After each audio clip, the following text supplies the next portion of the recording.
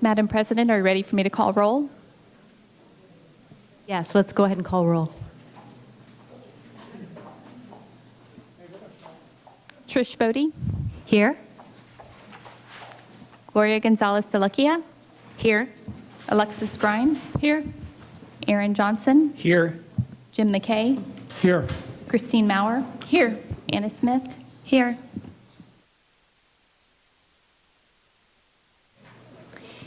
It's 6:15 p.m. with a quorum of the board present. I now call this meeting of the Leander ISD Board of Trustees to order. We will now go into our opening ceremony, which begins with our Pledge of Allegiance. Before we stand, I'd like to give you a small introduction to who will be leading our pledge this evening. Cadet Petty Officer First Class Parker Nunson of the Lone Star Company Navy Junior ROTC at Vista Ridge High School will lead the Pledge of Allegiance and Texas Pledge. He is a rising junior at Vista Ridge High School and third-year cadet. He is a member of the Color Guard, academic team, and team commander of the Cyber Patriot team. Cadet Nutson's leadership elevated the Navy JROTC Cyber Patriot team to this year's national semifinal round of the Global Cybersecurity Competition. He is now going to be traveling to Washington, D.C. in July with the academic team to compete in the College Options Academic Bowl Championship. The Navy JROTC program at Vista Ridge High School is one of 8 Navy JROTC programs nationally to actually qualify for the academic championship. Cadet Nutson has been awarded the Navy JROTC Outstanding Candidate, Exemplary Conduct, and Exemplary Personal Appearance Awards. He has been recognized by the United States Navy League with the Theodore Roosevelt Youth Medal for Leadership Award. He has actively participated in unit activities and committed to service directly contributed to the unit's format designation as Distinguished Unit with Academic Honors. Cadet Nutson's performance and dedication reflect most favorably on the Lone Star Company Navy Junior ROTC, his school, and the district. That is an outstanding background in history. We are so excited for him. Well done. And now, if you will please rise as we have our Pledge of Allegiance.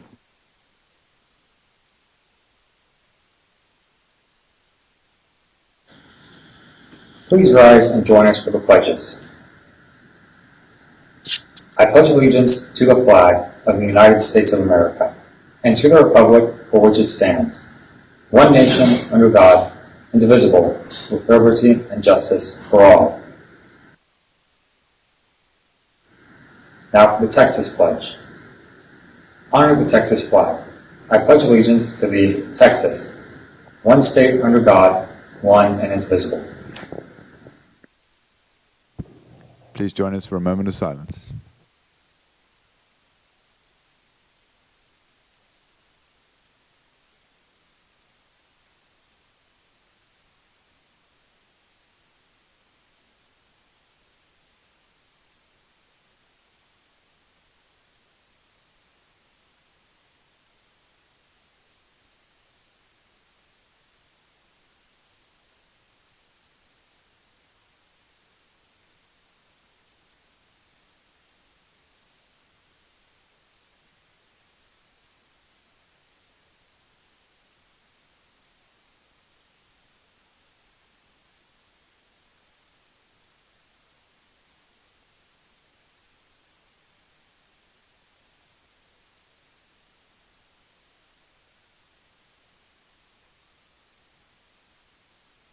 Thank you.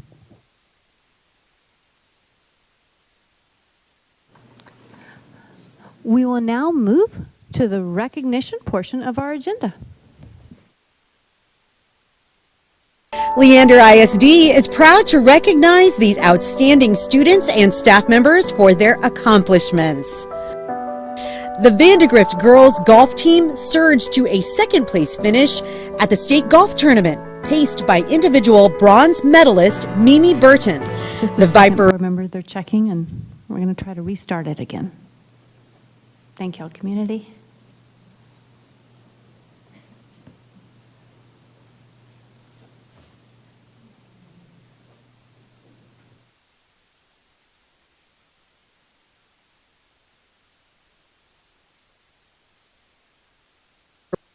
Leander ISD is proud to recognize these outstanding students and staff members for their accomplishments.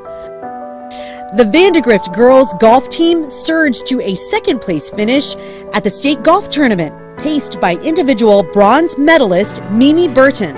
The Viper boys golf team also notched a podium finish, taking third place in state. Congratulations to these outstanding golfers for continuing the LISD tradition of excellence on the links. The Rouse baseball team made a spirited run to the state tournament to put an exclamation point on its best season ever. The Raiders made history by earning a medal at state for the first time, finishing with a sparkling record of 30 wins against just 11 losses. Congratulations to the RHS coaches, players, and supporters for setting a new standard for Raiders baseball. A talented trio of Vista Ridge High School artists placed in the Congressional Art Competition. Kyla Antonio, Sofia Reyes, and Mehak Gaba were recognized by our elected representatives in Congress for their artistic skills, with Mehak's work receiving the Best in Show Award.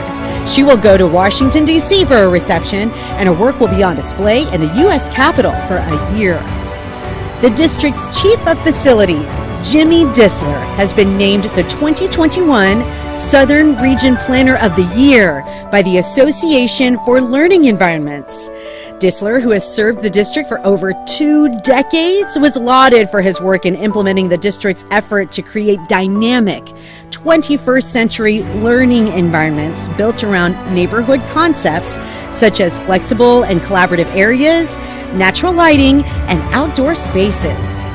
Congratulations to these deserving honorees for excelling at the highest levels and representing their schools and community with such distinction.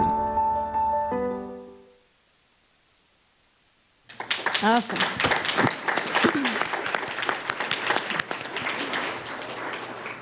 Congratulations to our students and, of course, to Jimmy Disler for being the 2021 Southern Regional Planner of the Year Associate for Learning Environments. Thank you so much. We will now move on to our communication and announcements. Superintendent remarks. We'll start with you, Dr. Gehring, if you have anything. Thank you, Madam President. I just wanted to thank Dr. Delakia for leading our board meeting last week. She did a fantastic job in your semi-absence because you were on that little square up there, but we're glad you're back. Thank you, Dr. Gehring. Board member remarks? I'm very glad you're back. So quickly, I was presented with this, and hopefully we'll be able to get it on camera. This was from last year's board appreciation, and somehow or other, with COVID and everything, it was misplaced and has finally made it to me, and I am just so grateful to the folks of Pleasant Hill for doing this for me last year, and I can tell you that it is going to hang in my home, and I'm very, very honored to have this. So thank you to Pleasant Hill staff and students, and this is pretty awesome.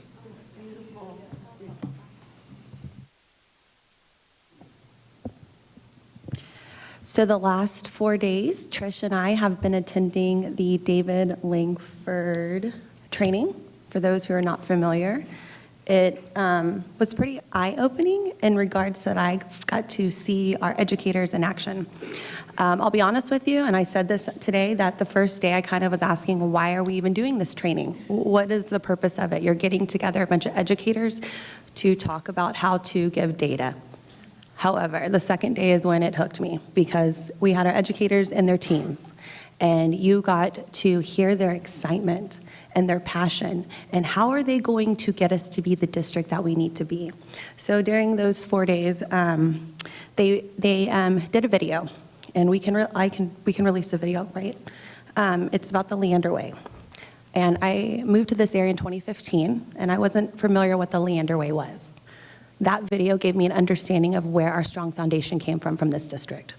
And it gave me a vision of where we are going, where we've been going, and how we need to get there. So thank you, admin and Dr. Gehring, for allowing me to be there. It was such a powerful experience just to be around our educators. And we brought some props. And as you see on the 4-day correlation chart, we were all about charts at this training, let me tell you. One example they used is, I'm going to use it in my everyday life. Everyone knows that I'm late to everything, and I'll be using this chart for my family.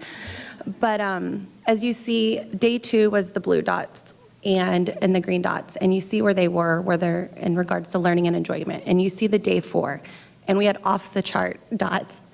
But it's because in that room today, what you heard and what you saw was magical education, is what I like to call it. I saw educators and heard educators living by our vision and mission that we approved. So thank you guys so much for allowing Trish and I to be there. It was truly eye-opening and amazing. So I think we're trying to get a fly here.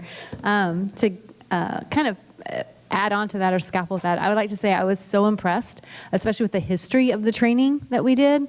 It answered that question of the why that is so important. I cannot tell you how many people came up and said, oh, this is why. And it clicked. We do have a video link that will be passed on to you on a Friday memo so y'all can see it.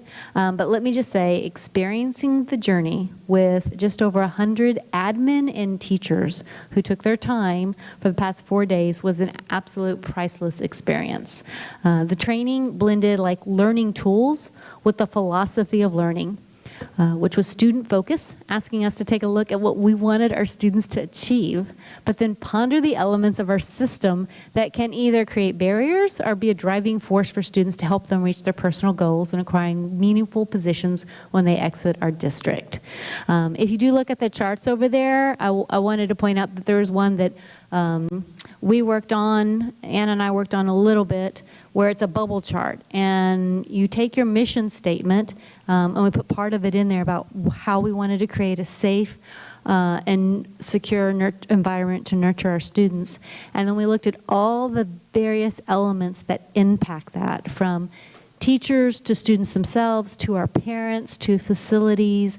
And the bubble chart is a way just to bring to life all the different elements that are impacting that part of our mission statement. So that was just a part of it that helped us look at our district and our system.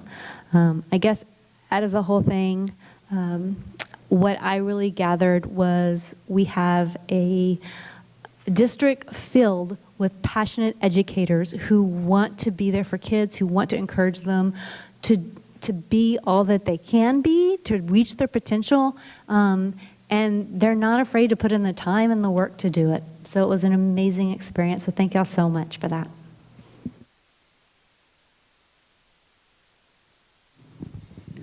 I'm just going to say, Leaf Mudstickle registration is open and campus competitions are happening. So register by August 20th to get your t-shirt and your credit for your campus. So that's on the Leander Educational Foundation page.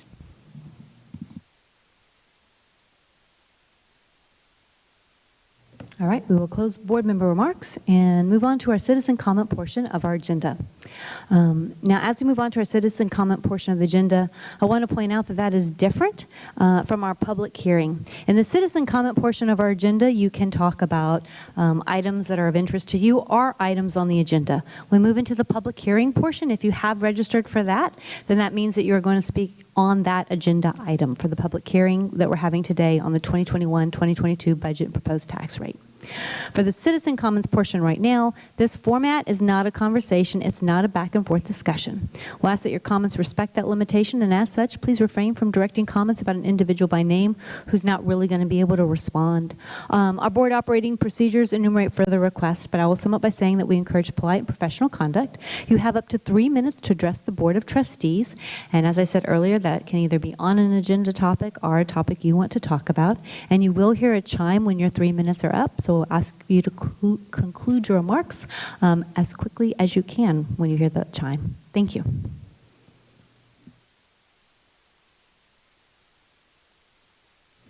All right, I'm going to call up our speakers, and we're going to go ahead and do 4 at a time for like a panel. So if Desiree can come up, Perla, Mara, if I'm saying that correctly, and Janessa.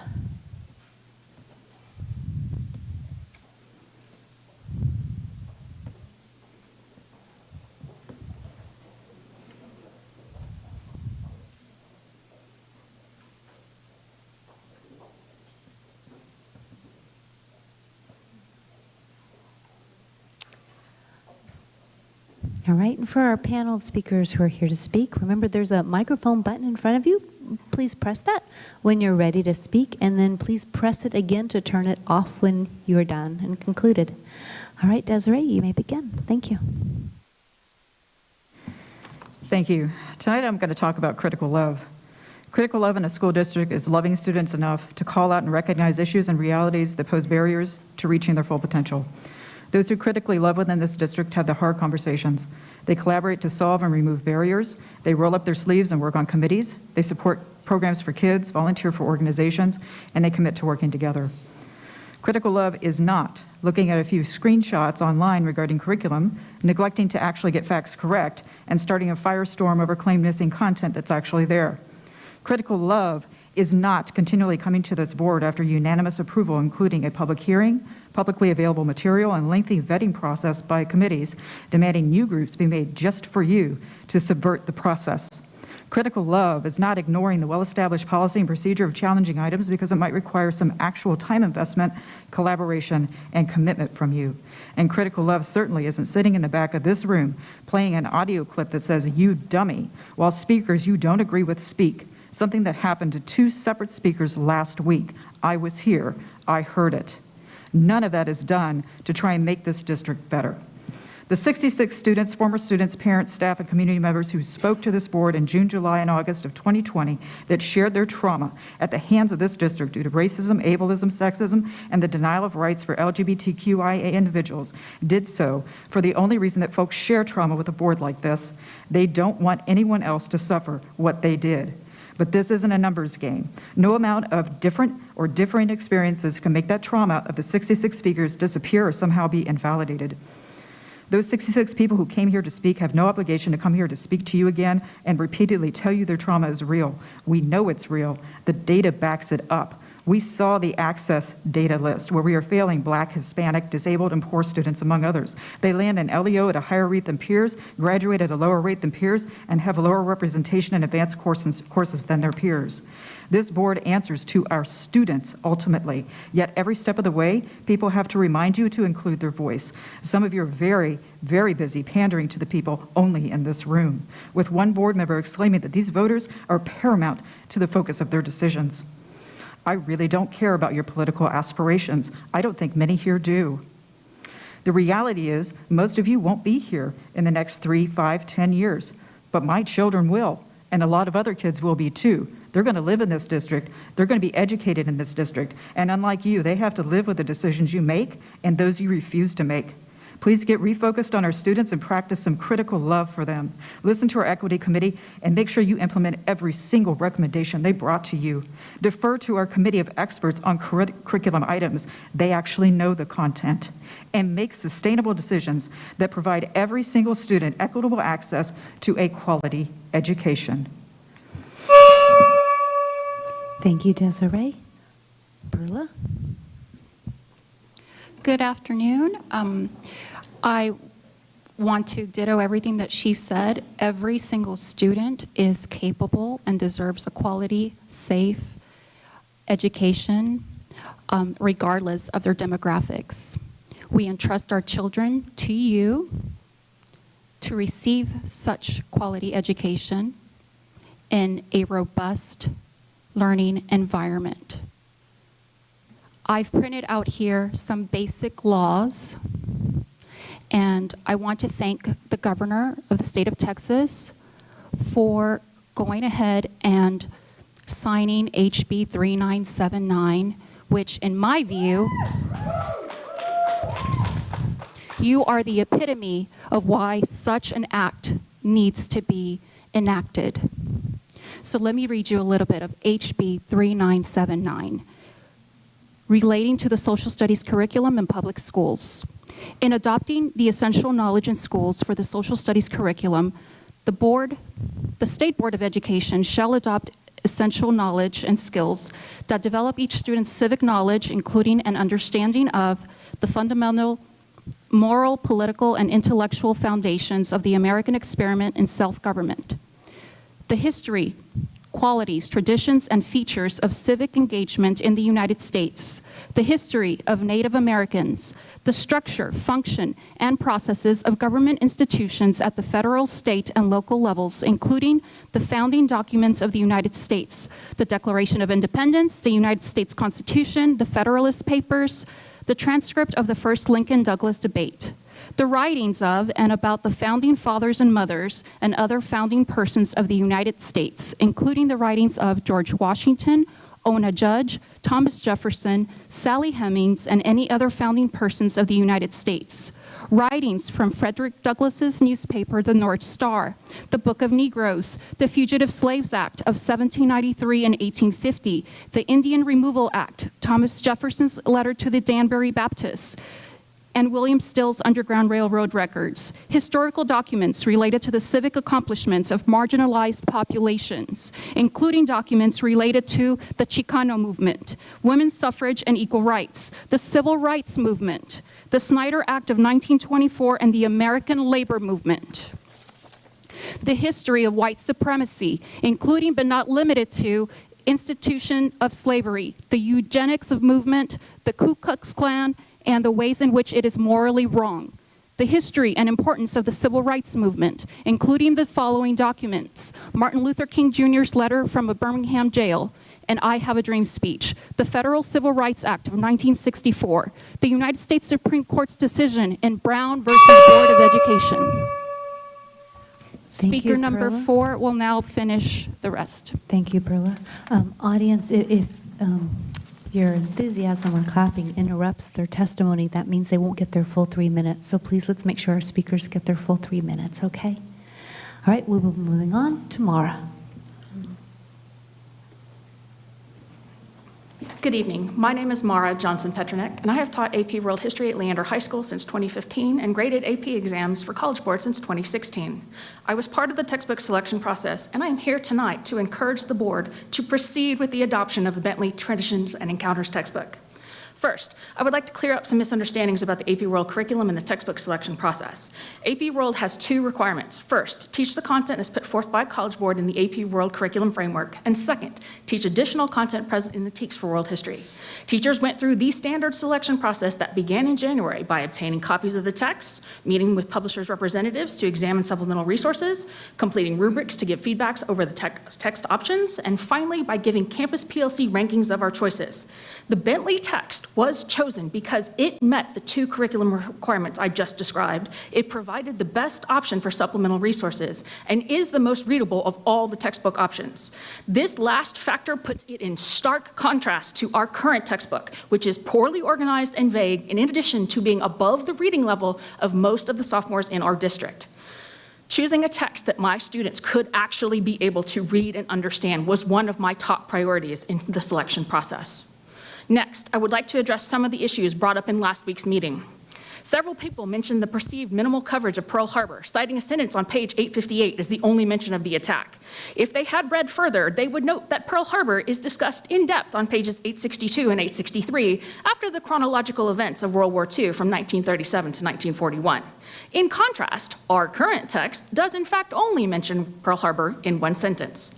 Another topic that was brought up was the term scientific racism. Scientific racism is one of the main justifications for Western imperialism from 1850 to 1950 and is therefore required by both the AP World Curriculum and the World History TEKS.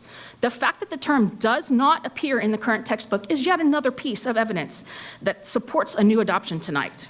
Finally, there was a claim that the coverage of U.S. society in the late 1900s on page 711 which states political and economic power rested almost entirely with white males of European power, violates HB 3979.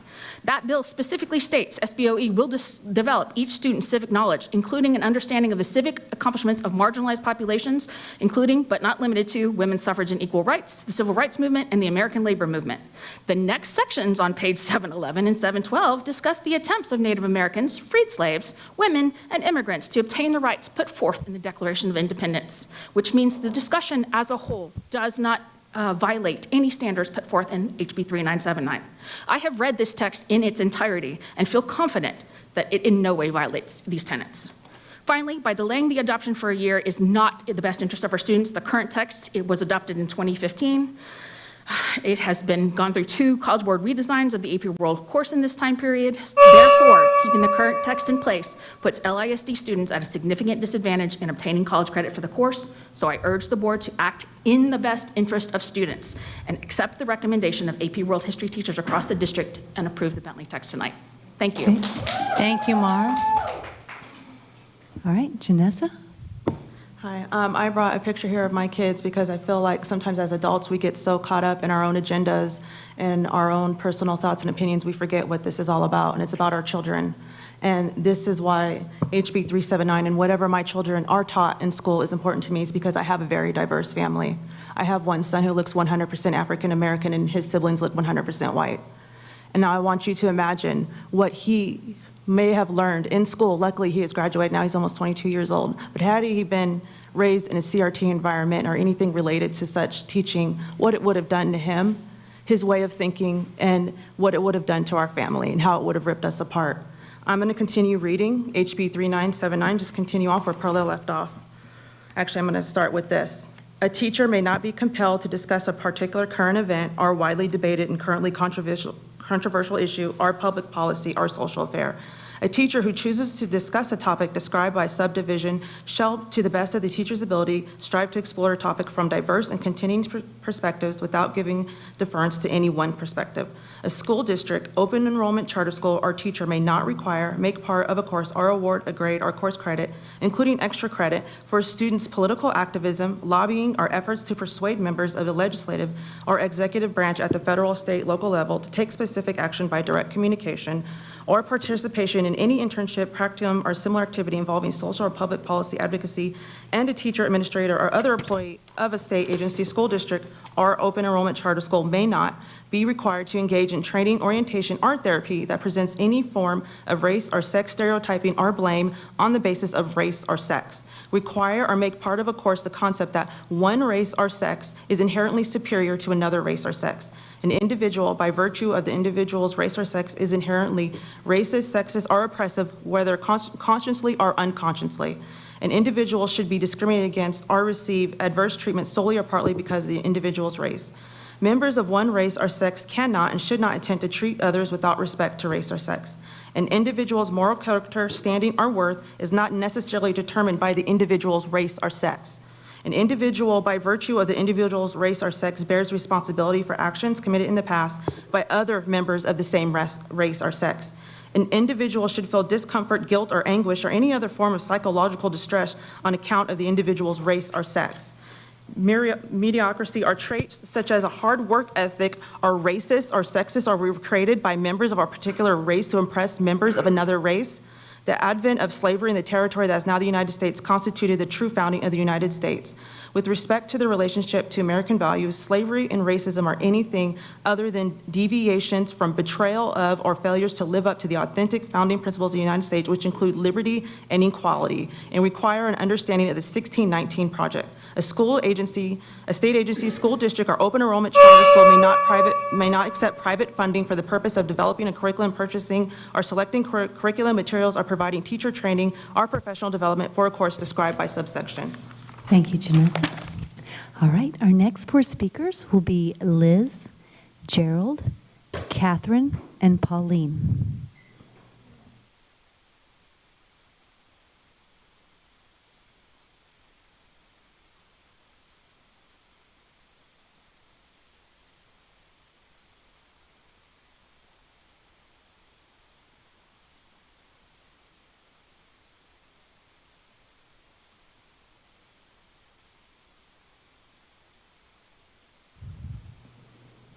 All right, speakers, and some of you have visited us before, but for those of you who I haven't seen before, if you look in front of you, there's a button, and when it comes time to speak, you'll press the button with the little microphone on it, and when you're done speaking, please turn it off. With that, we'll begin with Liz. Thank you. Good evening, board members and Dr. Gearing. I'm here to advocate for diversity, equity, and inclusion, DEI, in Leander ISD. I want to start off by saying an amazing historical event just happened recently. Juneteenth is now a recognized federal holiday, so happy Juneteenth to everyone here. It is right to celebrate the emancipation of those who had been enslaved in the United States. In light of this acknowledgement of Juneteenth, we as a district still have some work to do.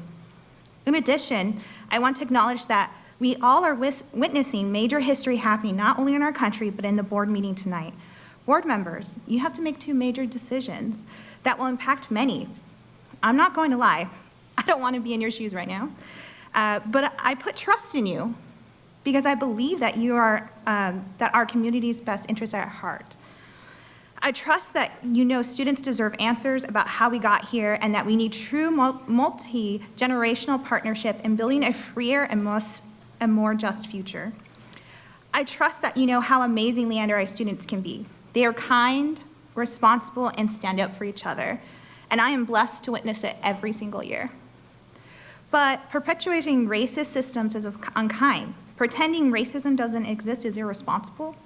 And refusing to stand up against injustice is in the opposite of standing up for others. I trust that you know history shows us the beauty and pain, the fear and horror, the courage and tenacity, the anger and betrayal, the injustice and struggle, the brilliance, the hope, and how far we still have to go. I trust that you know time and time again past histories and current have othered, erased, and excluded Black, Indigenous, people of color, and LGBTQIA+ voices. My parents weren't allowed to speak Spanish because if they did, they would be punished in school. Yet my family has served and died for this country. My grandfather and great-uncle joined the army during World War II. While my grandpa lived, my uncle is buried in France. Even though they fought for our country, they weren't treated right. And when my father proudly served the U.S. Air Force, he joined when many were drafted in the Vietnam War. He was treated better than my grandfather. And I'm extremely proud of my country. I have learned that I can be proud and recognize the harms of the past. Therefore, DEI is for the betterment of our community. It is a method that is saying we must know our past to create a better future. Do not let misinformation and fear cloud your judgment. We all know that you can't make everyone happy, but you know that DEI is needed in Leander ISD. So vote to approve a DEI officer. Vote to favor the history curriculum that experts, parents, teachers, and students have worked hard on. And I thank you for your time today. Thank you, Liz. Gerald? Good evening, board members, Dr. Gehring, Superintendent. The purpose of my presentation tonight is to encourage you to vote no on item 9A3, which is the approval of the technology and instructional materials, the two textbooks we talked about so much last week. The reason why I'm going to give you my support for that position, I've come to understand after a lot of consideration of all of our discussions over the past months that what we have between us is we have a difference in ideology. We try to approach it as a difference in philosophy, and that's just frustrating because it really is a difference in ideology. And I can tell that often by your body languages that I see when I observe you closely, by the way that you speak publicly, by the way I listen to teachers come in here and talk to parents like we're lower than they are, we're less educated than they are. We've read the books too, and we beg to disagree. We have an ideology that's being pushed on us. And we talk about the terms equity. 2 meetings ago, I came in here and gave you a reading of the Constitution, and then at part of that, I have a dream speech where Dr. King talked about what equality is. Equity and equality are two different things, and we're crossing them up. They don't mean the same thing. I do not want to live in a country that's equity, where there's no incentive to do anything to improve yourself because you're going to get the same. That's equity. That's tyranny. That's Marxism. That is what we see you trying to push here. And again, ideology or versus philosophy. You can't argue facts in an intelligent conversation if you're arguing over ideology, because what you'll get back is just that insulting comment or that dismissal, which is what I feel that we've received a lot. Now, public policy. We talked last week about the looming signing of this bill. It is now law. Again, anyone that looks at these materials, as the parents who are vested in our children, we see it. It's filled. Equity is a surname for CRT. We see it all through the materials. It is now law, and we're prepared to follow up on that because we can now present cases where we feel that our school district is breaking the law. Finally, this is not isolated. It's not just here in Leander. We see elements of this going on all around the country where parents are rising up and saying, stop this madness. It's not just us. We're not alone. Finally, I sent you guys an email last week. I didn't get to talk about my shirt. And in my closing point tonight as I close, I want to discuss, I picked this shirt out again today for a reason. The writing on this shirt says, freedom is not free. This is something that's going on all around the country, so people are prepared to stand up and fight. And this shirt, I want to acknowledge, was made for and given to me by my friend who's sitting back here with me, a retired Army colonel who made this shirt. There are people all around the country who are not prepared to stop this fight. It's ideological. Thank you, Gerald.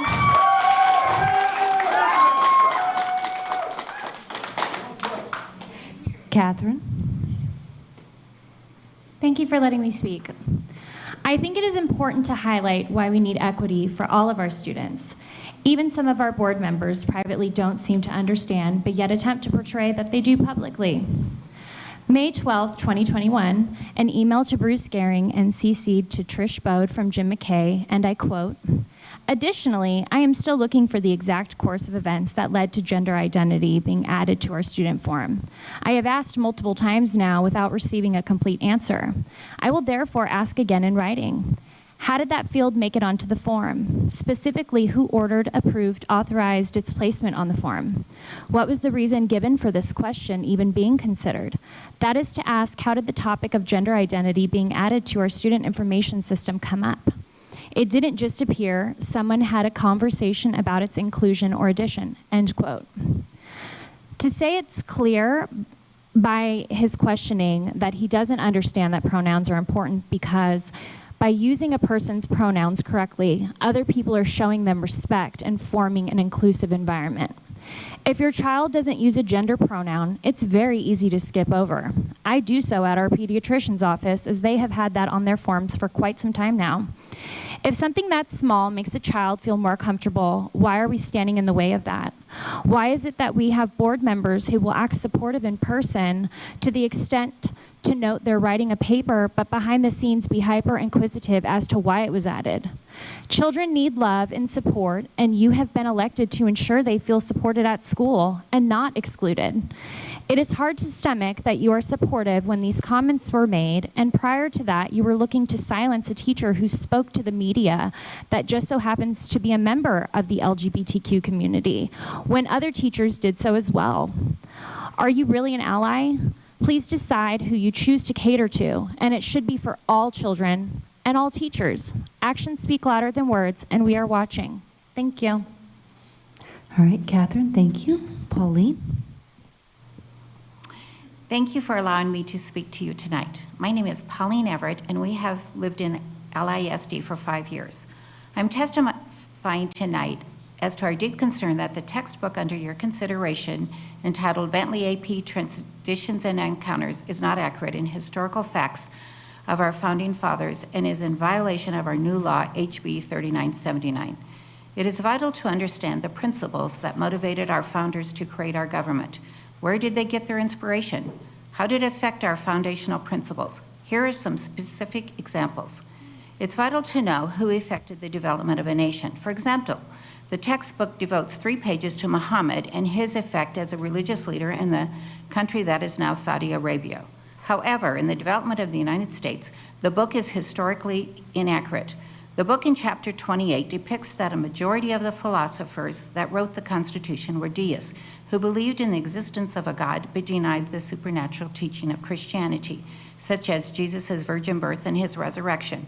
It goes on further to emphasize throughout the text that it was the Enlightenment period that primarily made up of deists that developed our nation. However, it has been historically proven that a majority of our founders were fundamental Christians.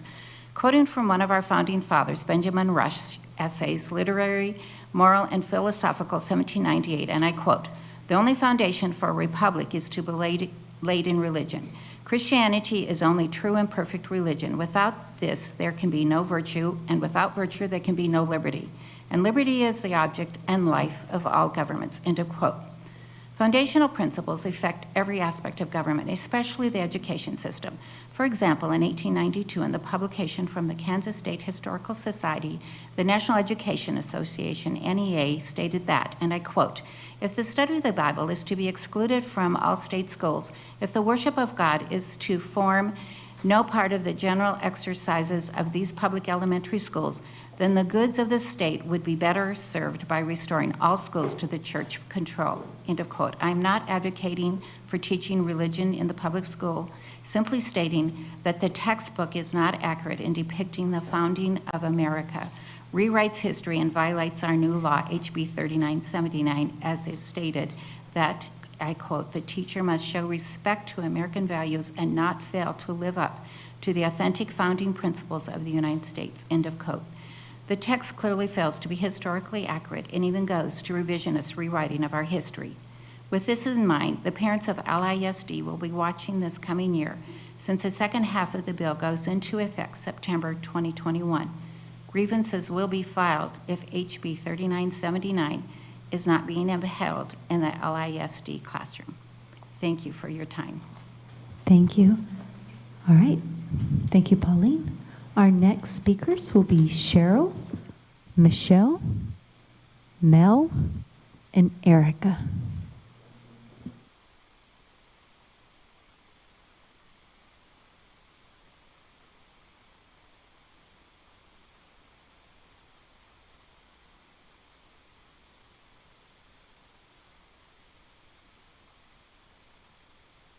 All right, speakers, and if you'll look at your table, if you see the microphone, you press that to speak. Please press it when you're done speaking, and we will start with Cheryl.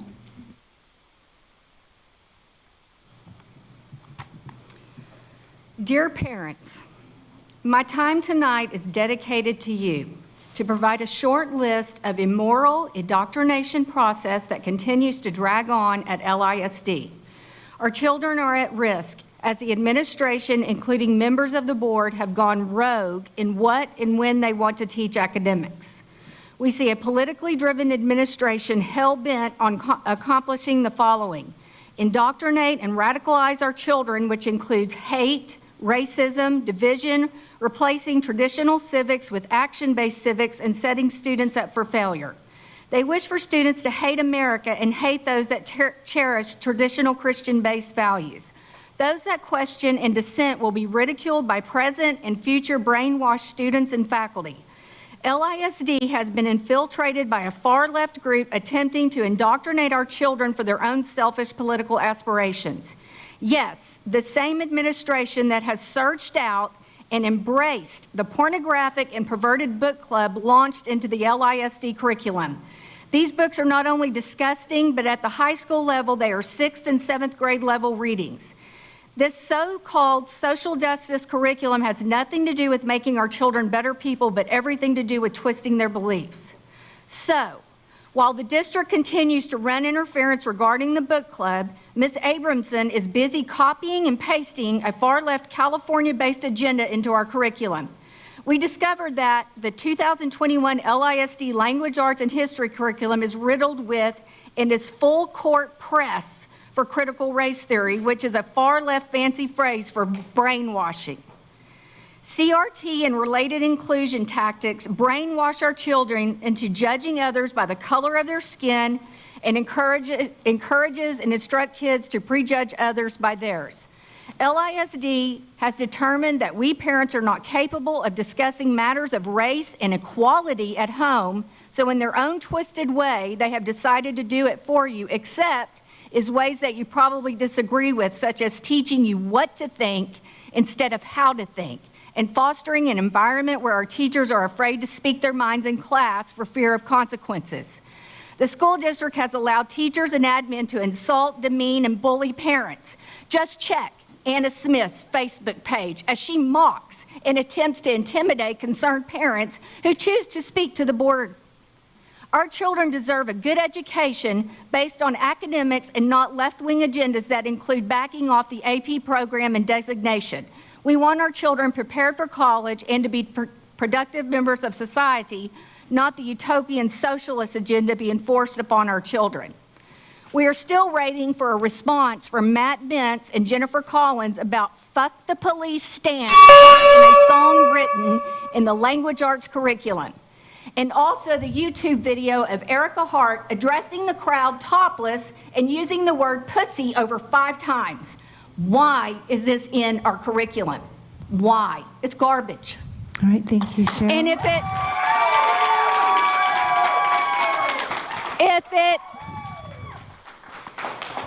it has been,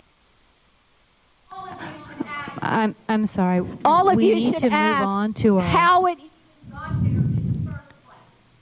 we need to move on to our next speaker. And I understand y'all want to support each other who are here, but there might be some people in our audience who feel different, and so we do want to respect everybody in this audience. Our next speaker that's coming up is Michelle. Michelle Reed, you will be our speaker. Audience, please, let's respect our speakers just like we respect you in your time.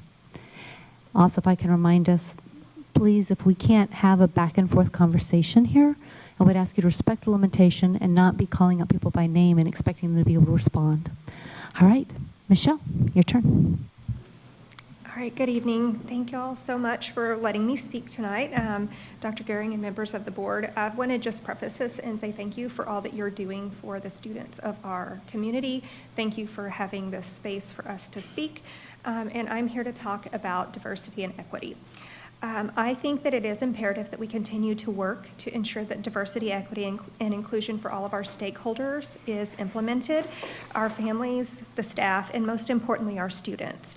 I appreciate the steps we've taken, but we need to go further. As a white woman, I've personally embarked on a journey to become an anti-racist, anti-biased person. I say journey because that's what it is. It does not happen immediately. It's not a standalone activity that I can check a box and say that I've done. I'll be 100% honest with you. It isn't an easy journey to take. I'm in the process of unlearning harmful ideology that I was taught to be facts when I was in school. I was taught that the Civil War was fought for states' rights. Very vague, and as an adult on my journey to become more inclusive, learned that those state rights really were rights to own slaves, other humans. I vividly remember in fourth grade having a lesson on Indians and pilgrims. Forgive my language, it's what the teacher used.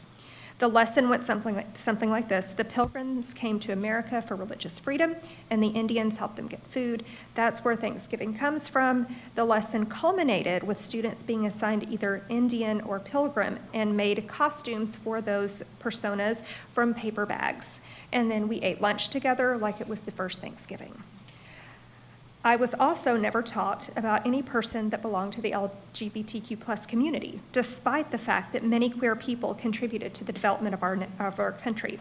People like Bayard Rustin, Marsha P. Johnson, Audre Lorde, the list goes on. As a white person, as an adult learning these things, it didn't make me hate white people or feel guilty of things of the past. Going through this process is helping me to understand the way our nation was founded and how it grew was not really matching what I had learned in school. History is not always happy. History is not always pretty. It is messy. It's okay to admit that our country's history is steeped in racism, sexism, and homophobia, while still loving and celebrating your country. As both a parent and a teacher of teenage humans, I can tell you that they are ready for these conversations. They want to have a part in the creation of the future, a diverse future with equitable systems for all. Please vote to hire a diversity, equity, and inclusion officer. Vote in favor of the text of the history curriculum that has been so carefully selected.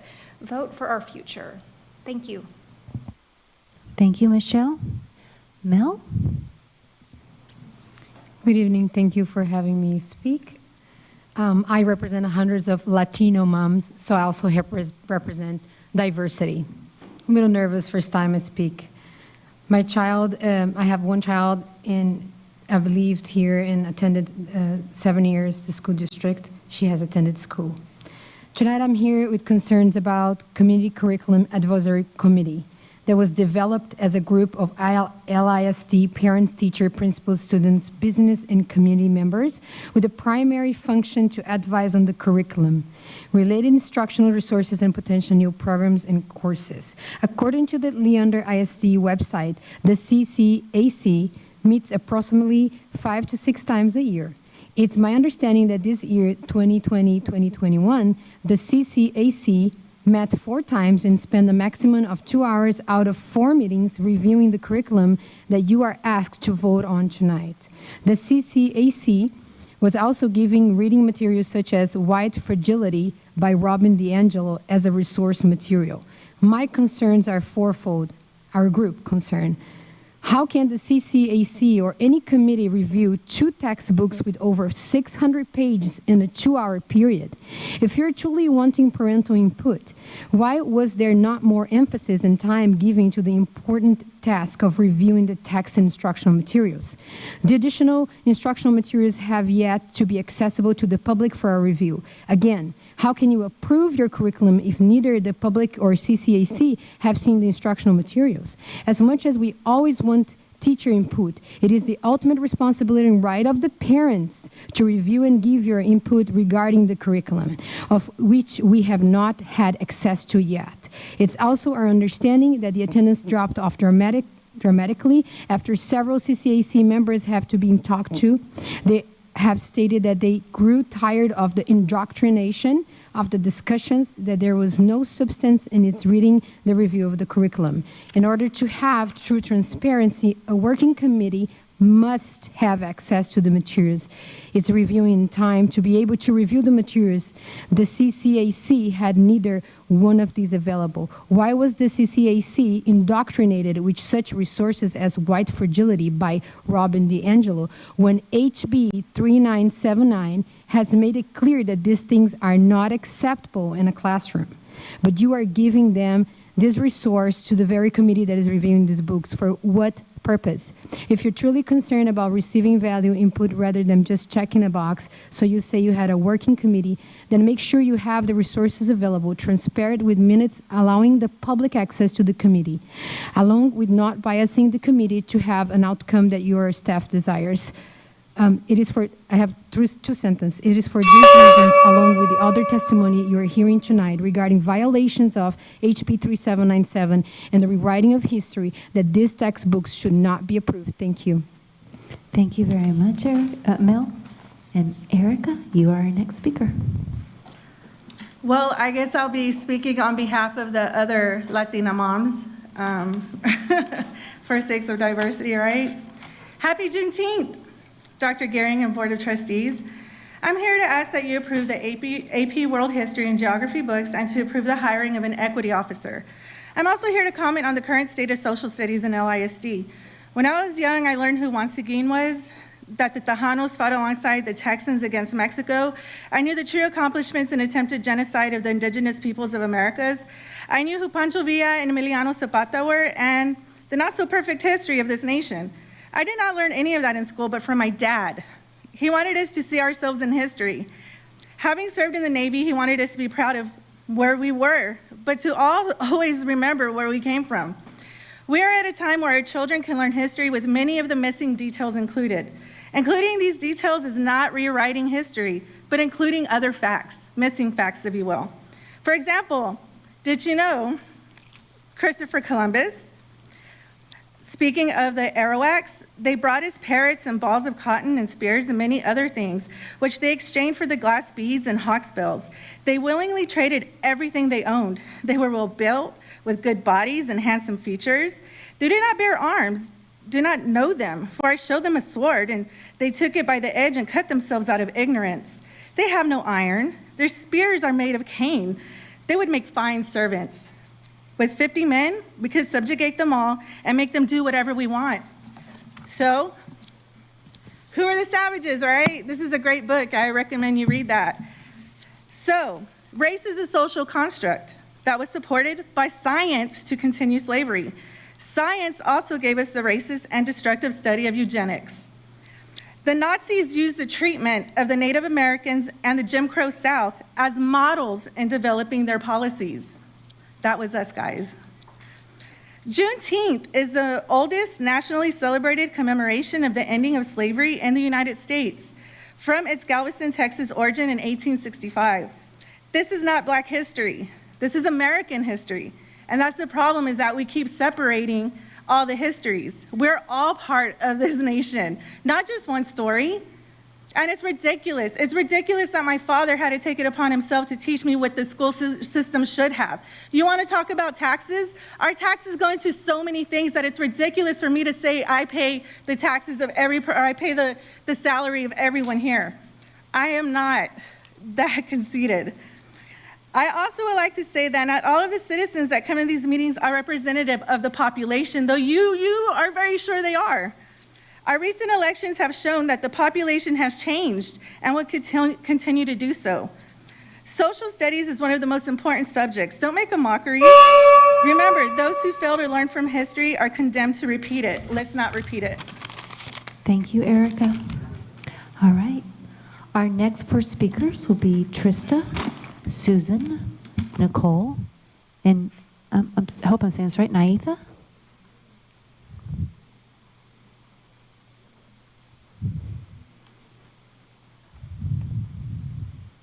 Trista, Susan, Nicole, and Naitha? Neitha? Okay. And then when you see, when you sit down, you see the little button in front of you. That's the microphone button. Please press it to speak, and please press it when you're done. Trista, you may start. Hey, I'm here tonight to read another letter from a teacher.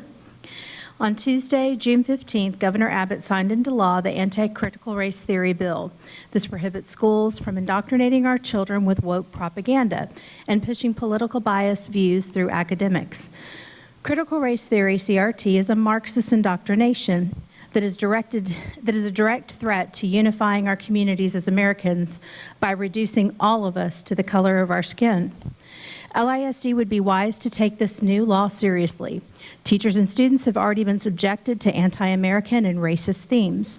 Teachers are reminded to check their bias and are required to attend keynote speakers who push racist agenda propaganda and trainings that blame white people and Christianity for all historic wrongs. Target concepts being pushed by LSD include social justice, equity, diversity, inclusion, and cultural responsive training. On the surface, these key concepts appear admirable and even honorable. They are not. These are euphemisms that have been twisted into a deceitful political agenda preying on our schools and our children's academics that have nothing to do with equality and everything to do with division. It is a systematic ideology preaching hatred of Americans' history while dividing people like cattle into two categories, the oppressed and the oppressor. The infiltration of this destructive ideology, disguised as equity, is here and has been. Teachers are injected with feelings of guilt and inadequacy through training such as white fragility and weekly emails featuring articles and book clubs by highly biased authors about checking our white privilege. Parents are even reminded of their bias by PTA, who offer trainings on, quote, how to raise non-racist children. Students are subjected to teachers who openly push political, radical agendas and personal views in the classroom. Secret classes are offered behind closed doors to only a few students in select ethnicities. These classes are known as an American experience. The district is developing an entire curriculum based on this, which categorizes Americans into oppressed groups and preaches how to make social change happen. We have history classes that promote assignments mocking early American exploration and American Revolution through cartoon memes. These were celebrated by the superintendent and the assistant superintendents. The director of humanities, who's been referred to by teachers as a bully, tells teachers to stop, quote, teaching dead white guys or find another job. While Trustee Place 2 has even publicly stated that teachers not on board with this agenda can see themselves to the door. We have Trustee Place 4 hosting podcasts, quote, Nice White Parents, which is a highly controversial documentary blaming white parents for all the wrongs in education, and Trustee Place 3 stating that churches can fuck all the way off. We have to assume she's referring to white Christians. In closing, she says, CRT is a twisted version of equity, dividing people according to skin color. It vilifies races, victimhood, damages relationships, and create a debilitating caste system. And we need to be careful about subjecting all teachers into ongoing mandatory trainings. The law protects us, and we will push back. Thank you, Trista. Susan?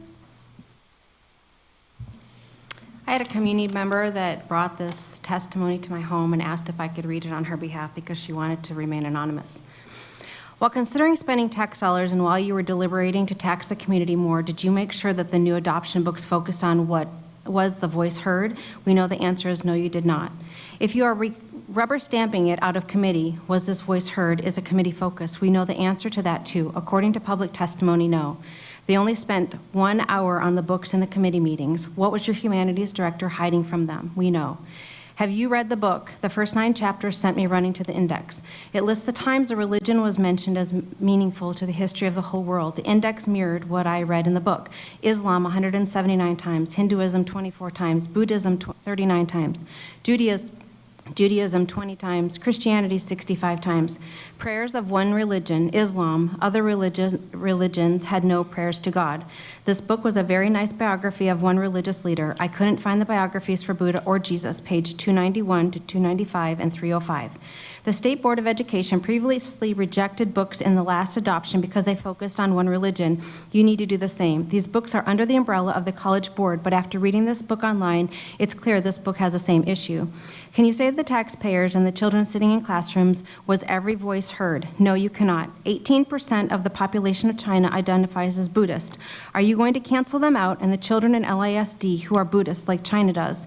It only mentions 39 times as a major point in the book. Appallingly, Hinduism is actually tied to the word cult in this book, not once, but multiple times. How will Hindu students in the LISD feel reading that? Page 325 and 326. If the objective is to provide a well-rounded view of world history, it is not. If you want every voice heard, this is not. If you want to show taxpayers you deserve to tax them more, this is not. If the superintendent wants to rebuild trust and he's not driving a radical leftist agenda with indoctrination, this is not it.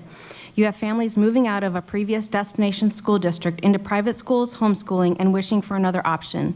At this point, you are responsible for not holding the superintendent responsible for the porn books, the medical treatment plan, this distortion of history, and teachers hiding in their classrooms. You are not impaired from removing him today with a simple vote. I filed a police report because I was targeted for speaking out against those who champion the porn. I actually was engaged with 3 activist LISD teachers at the time and didn't know it. I feel the superintendent is responsible for lacking leadership that enabled a segment of people attacking our voice of do no harm to children.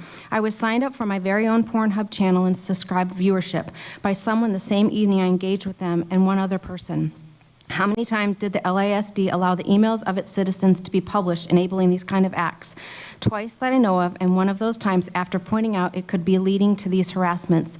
With a simple vote, you could remove him from our district. You are not impaired from removing him today, and you have the responsibility, the taxpayers, to do that. Thank you, Susan. Nicole? Hi, good evening. I graduated from LISD district in 1998 from Leander High School. I moved back to Leander in 2004, and now we're raising 2 thriving boys in the school district. Last Thursday, I spoke about some of the social studies curriculum videos and reading resources. And while speaking, a chunk of 20 seconds was cut out of the recorded live video of the LISD board meeting. Videos that were used to suggest curriculum as resources were Because I'm Latino, I Can't Have Money, Kids on Race, Waking Up White, and Finding Myself in the Story of Race, Blind Spot, Hidden Biases of Good People, White Fragility, Why It's So Hard for White People to Talk About Racism, and Kids Meet a Transgender Soldier.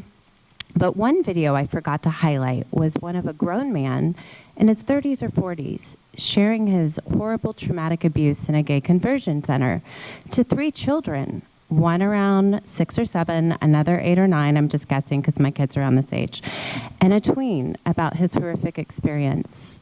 I wouldn't recommend any teacher to find that appropriate.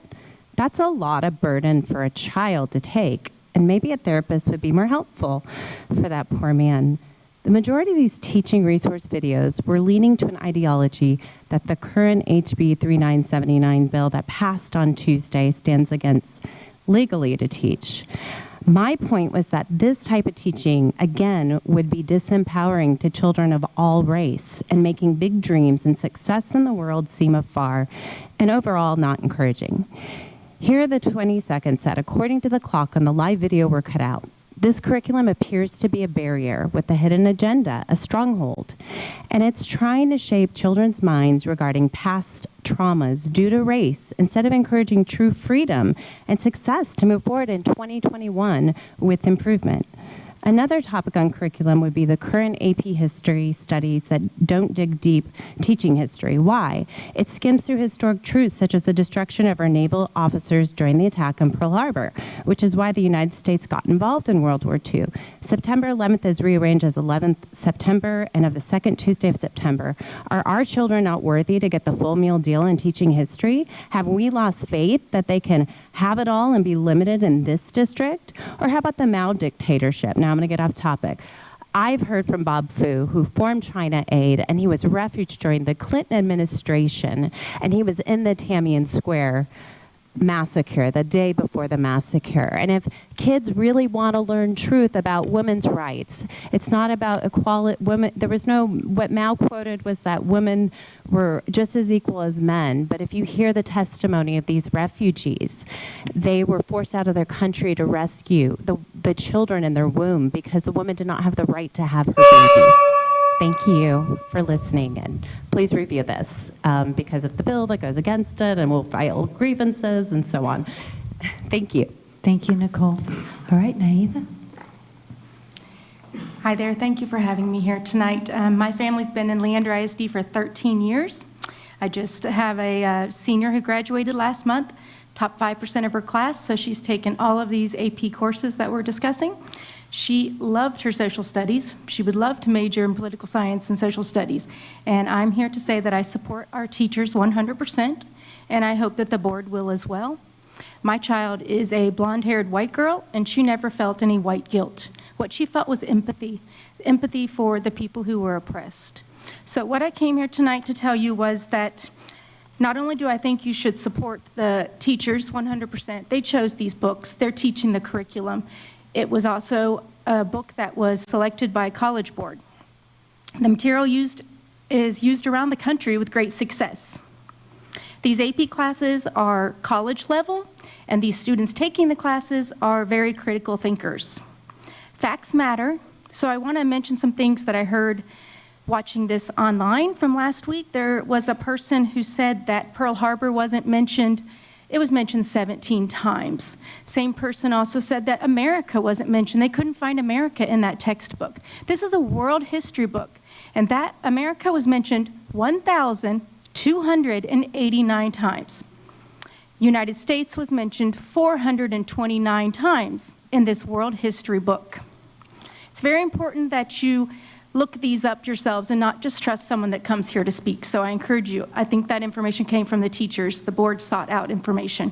And so I also wanted to talk to you about the response you received from the House Bill 3979.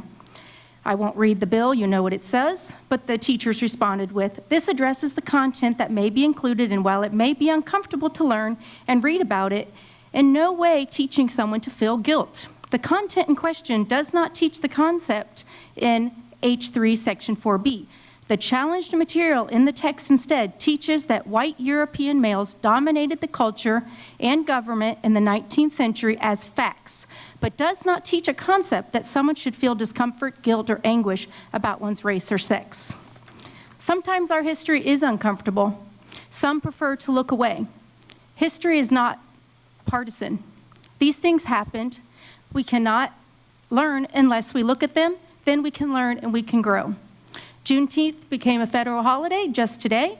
It's very confusing that some people want to remove this information from our textbooks rather than explain why this holiday should be celebrated, why it exists.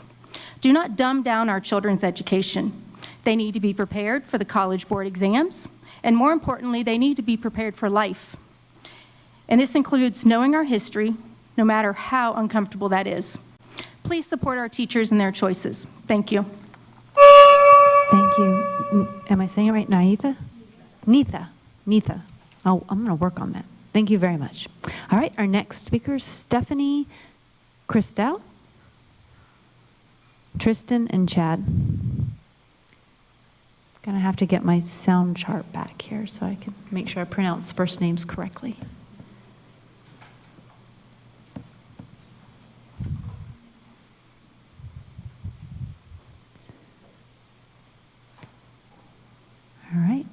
Stephanie, is it?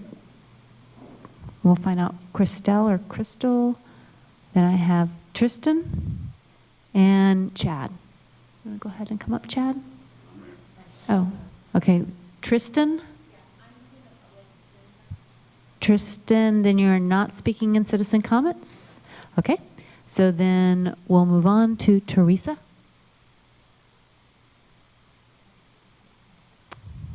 Teresa Blanton.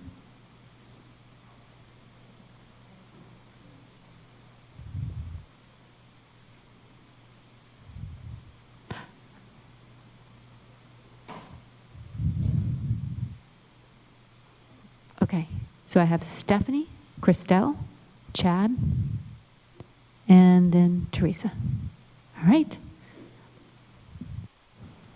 First of all, thank you for allowing so many of us to speak tonight. I know that you have a lot of big items on your agenda, so I really do appreciate that you guys give everyone their full 3 minutes, even when there are 17 plus people to speak.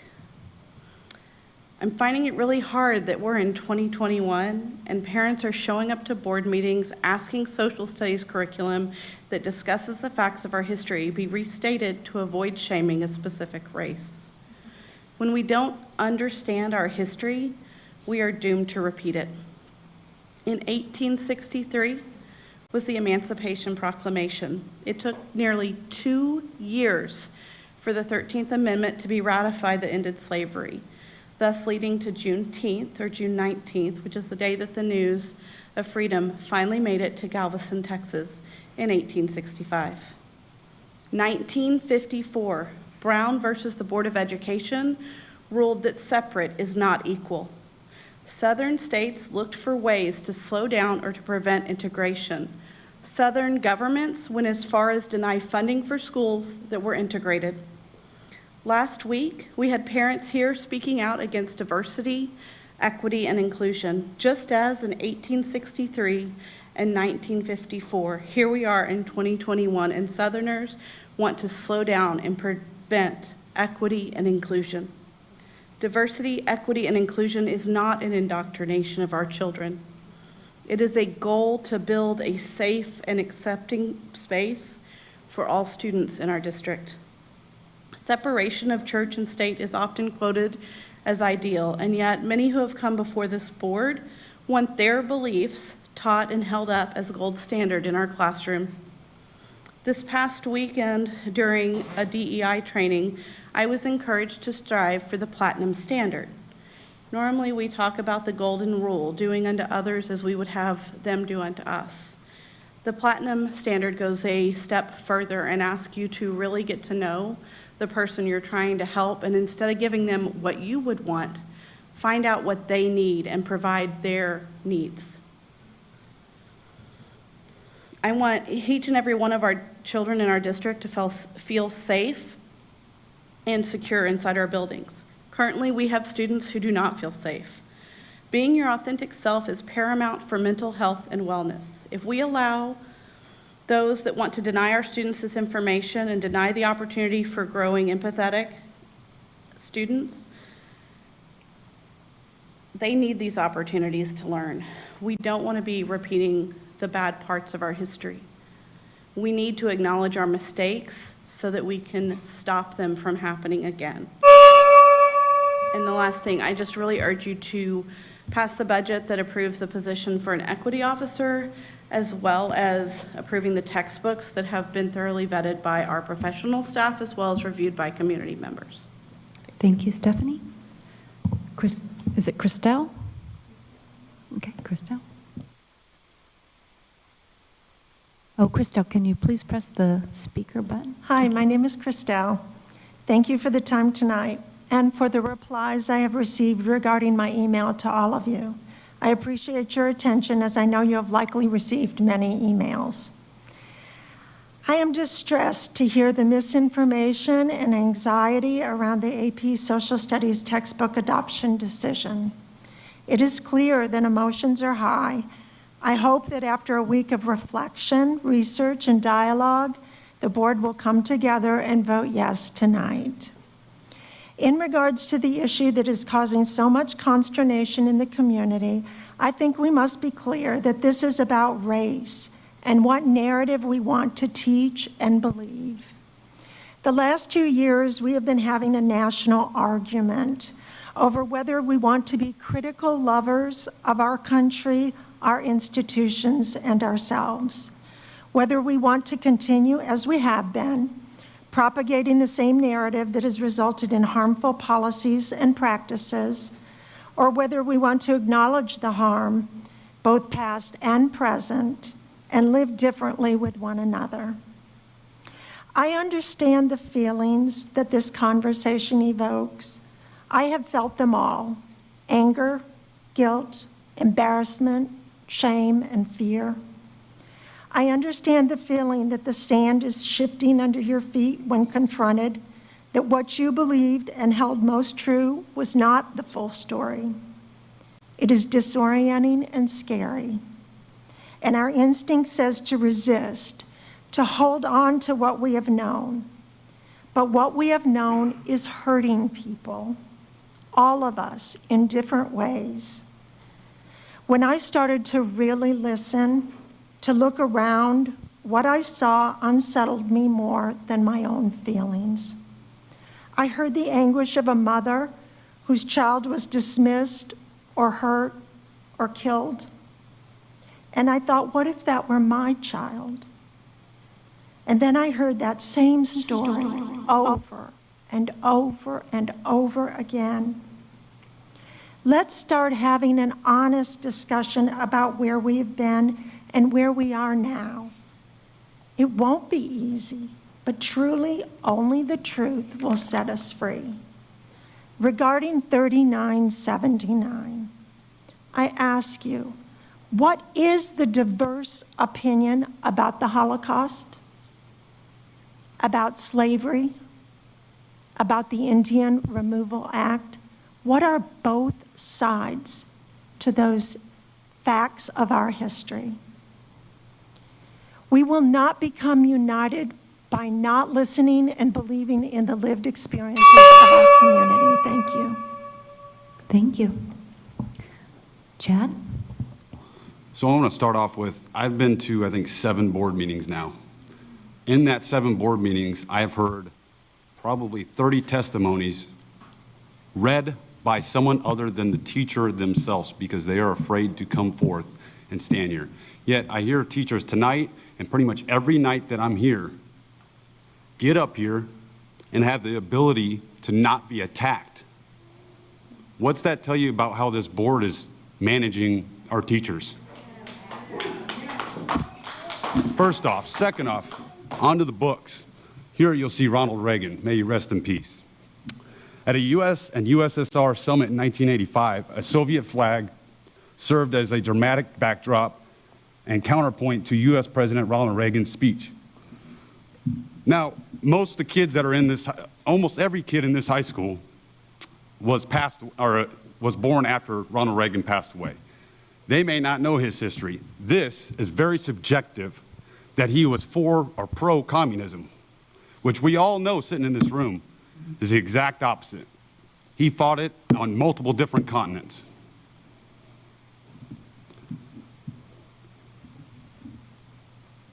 And as for the budget, why are we asking for more money?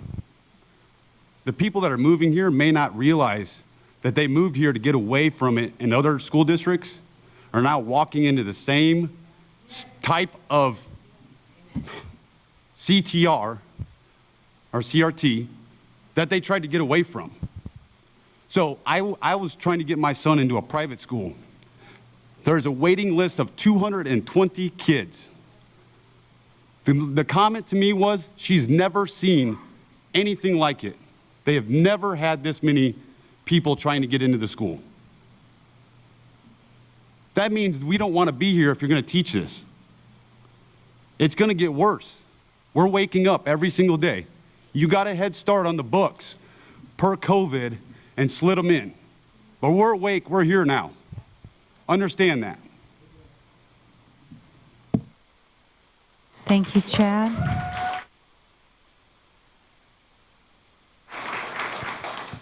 Teresa? Hi. My children have graduated. They have been graduated for quite some time. But when they were in school, I have biracial children, and my daughter was called the N-word by a child in an ag class. And she never reported that to the teacher. The ag teacher heard it and didn't say anything, and she never reported it to a teacher. But the kids took care of it with a fight off of a bus. And I only say that because I saw someone questioning why LISD needed equity training or diversity training. It's because, in my opinion, the kids never felt like they were heard or protected. More recently, I know that a few years ago, I had a friend at Leander High School, and the black and brown kids gravitated to her room because they felt safe there. And they needed a safe place because the Confederate flag was being flown from pickup trucks in the parking lot, and the principal at the time felt that she couldn't do anything because of First Amendment rights, and staff were taking pictures of themselves with the flag too. So we do have a problem. The kids have not felt safe to even say anything, that their voices were heard. And I applaud your idea of having diversity and equity training. And I'm appalled at the speakers tonight threatening the board with actions, legal actions, that can only take away from the money that's available to use for the students. But that's what they want to do because this is their new thing. This is what their masters have told them to do. Audience, please let's be respectful of speakers. If black and brown children can deal with racism as their lived experience, white students can hear the history. They can understand that perspective. They are not frail individuals. They're very resilient, just like the others. Thank you for your time. Thank you, Teresa. All right, we have one more panel of speakers this evening. It'll be Paul, Brandy, and Dylan. Please, let's remember when our speakers are speaking for 3 minutes, let's honor their 3 minutes.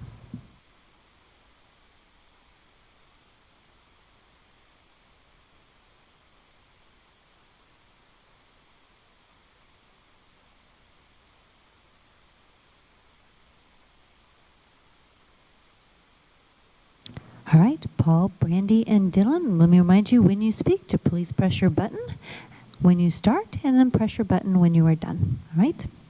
Paul? Good evening.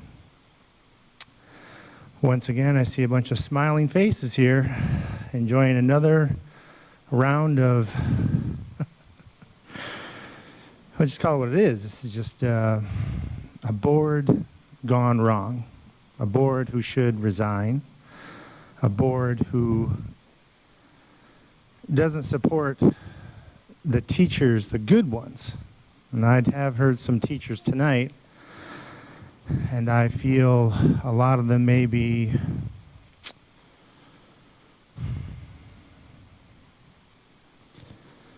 they're lost.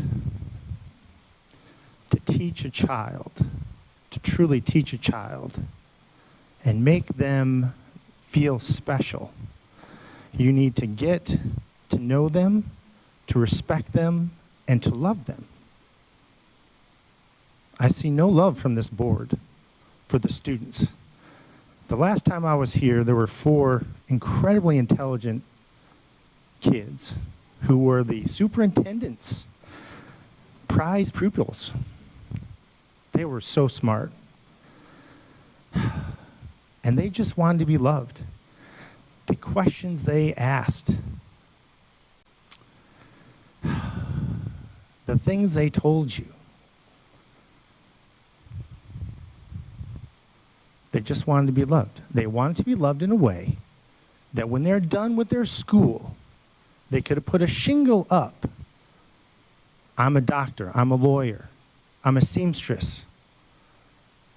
I'm so many bright, wonderful things, is what they were looking for. And I see this board failing them and failing this community everywhere I look. This CRT is a joke. It's racism. It's Chinese propaganda at its worst. And I applaud everyone of any color who rises up against it. America is about a melting pot. We are supposed to be allowed to melt, to gel together. You go to Little Italy, you go to Little Asia, you go to the Midwesternville of towns, and they were created because those people moved from those other places and they were proud of what they had. They're proud they made a choice. I will not live under a king or queen. I will live under my own rule.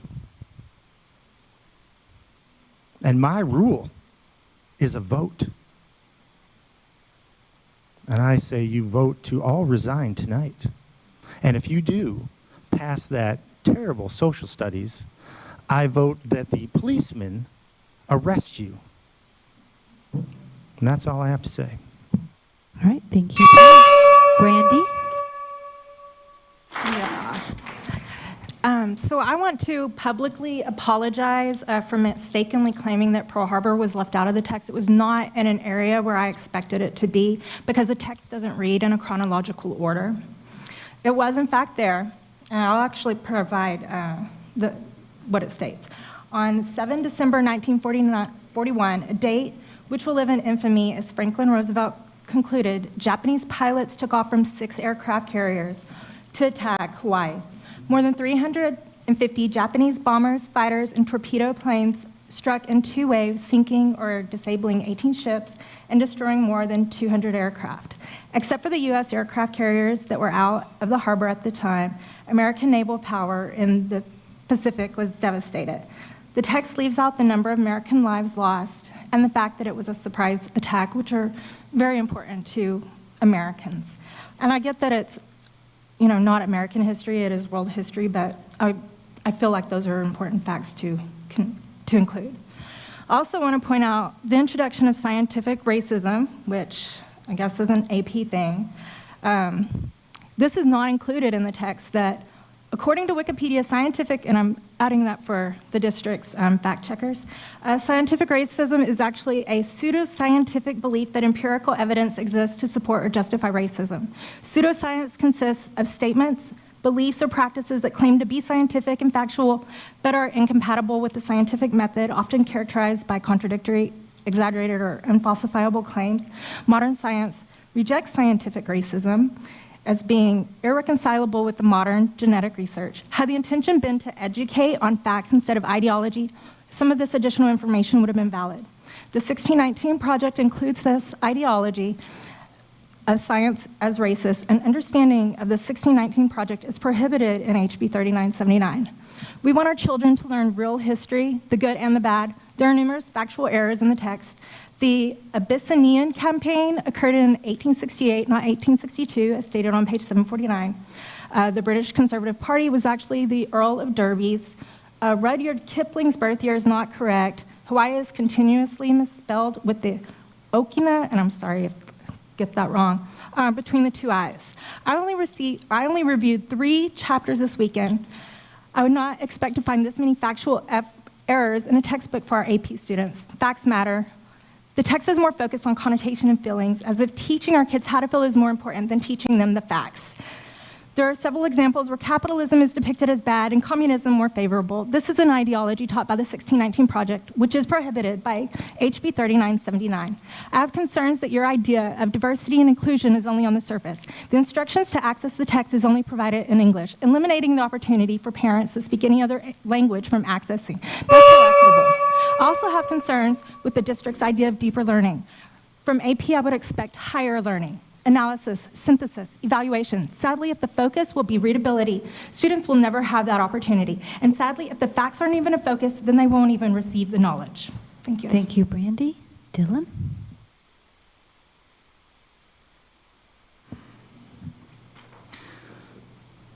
So yeah, I'm from this area.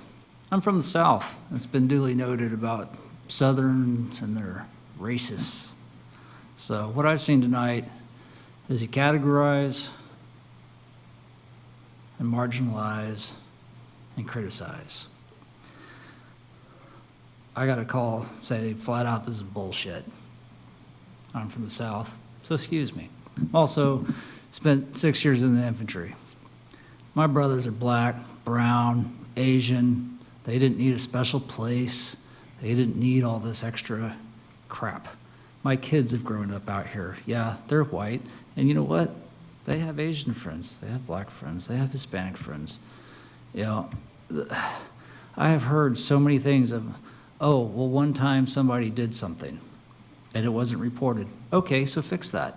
You know what? One time I was jumped when I went to a new school that was on the wrong side of town by 3 people that were not white and got my ass beat. Okay, yeah, things happen. Kids are jerks. It's your job to teach these kids not to be jerks. It's your job to teach them a proper education. I was going to read this part about, you know, the Twin Towers, but it's already been read. I've read parts of this history book. Yeah, there's facts in there, and yeah, there's some history in there, but it's completely watered down. And back to my original statement of categorizing and marginalizing, it's like, come on, nobody in here wants history not to be taught. Quite the opposite. We want history to be taught. I don't know where some of these people went to school. I went to Brentwood Christian School in North Austin. Yeah, my grandparents paid for it, but what I found interesting is we had a mix of color there, predominantly white, no issues. Imagine that. But the history I was taught, we were taught about a lot of history, about slaves, what right and wrong, like all the crap that's in our history. So looking at my kids' books, I'm going, well, where is this? So what I'm seeing is we really do want history taught in all its light without all this slanting and marginalizing and criticizing. And, you know, the world was in a different place in that time. Teach it from that light. You can't put today's standards on what things were done back then. That's not how this works. You know, so if those books are this bad from 2015, well, your board failed then. If they're that bad from 4 years before that, you failed there too. All I know is the books I learned from taught this stuff. And so if it goes back this far, you need to fix it and quit, not put a Band-Aid on it with this crap. That's all it is. So go back and fix it the correct way, find out what's going on and fix it. Hell, go get old reprints. They're better than this garbage. All right, thank you. Thank you, Dylan. Board members, that concludes our citizen comments. We have a public hearing portion next, and I was going to take a break after public hearing, or do y'all want a break now? A break now, a break now. Okay, we're going to go ahead and do a break now. Let's take a 5-minute break, and we'll see if we have a timer. They're going to put it on for us.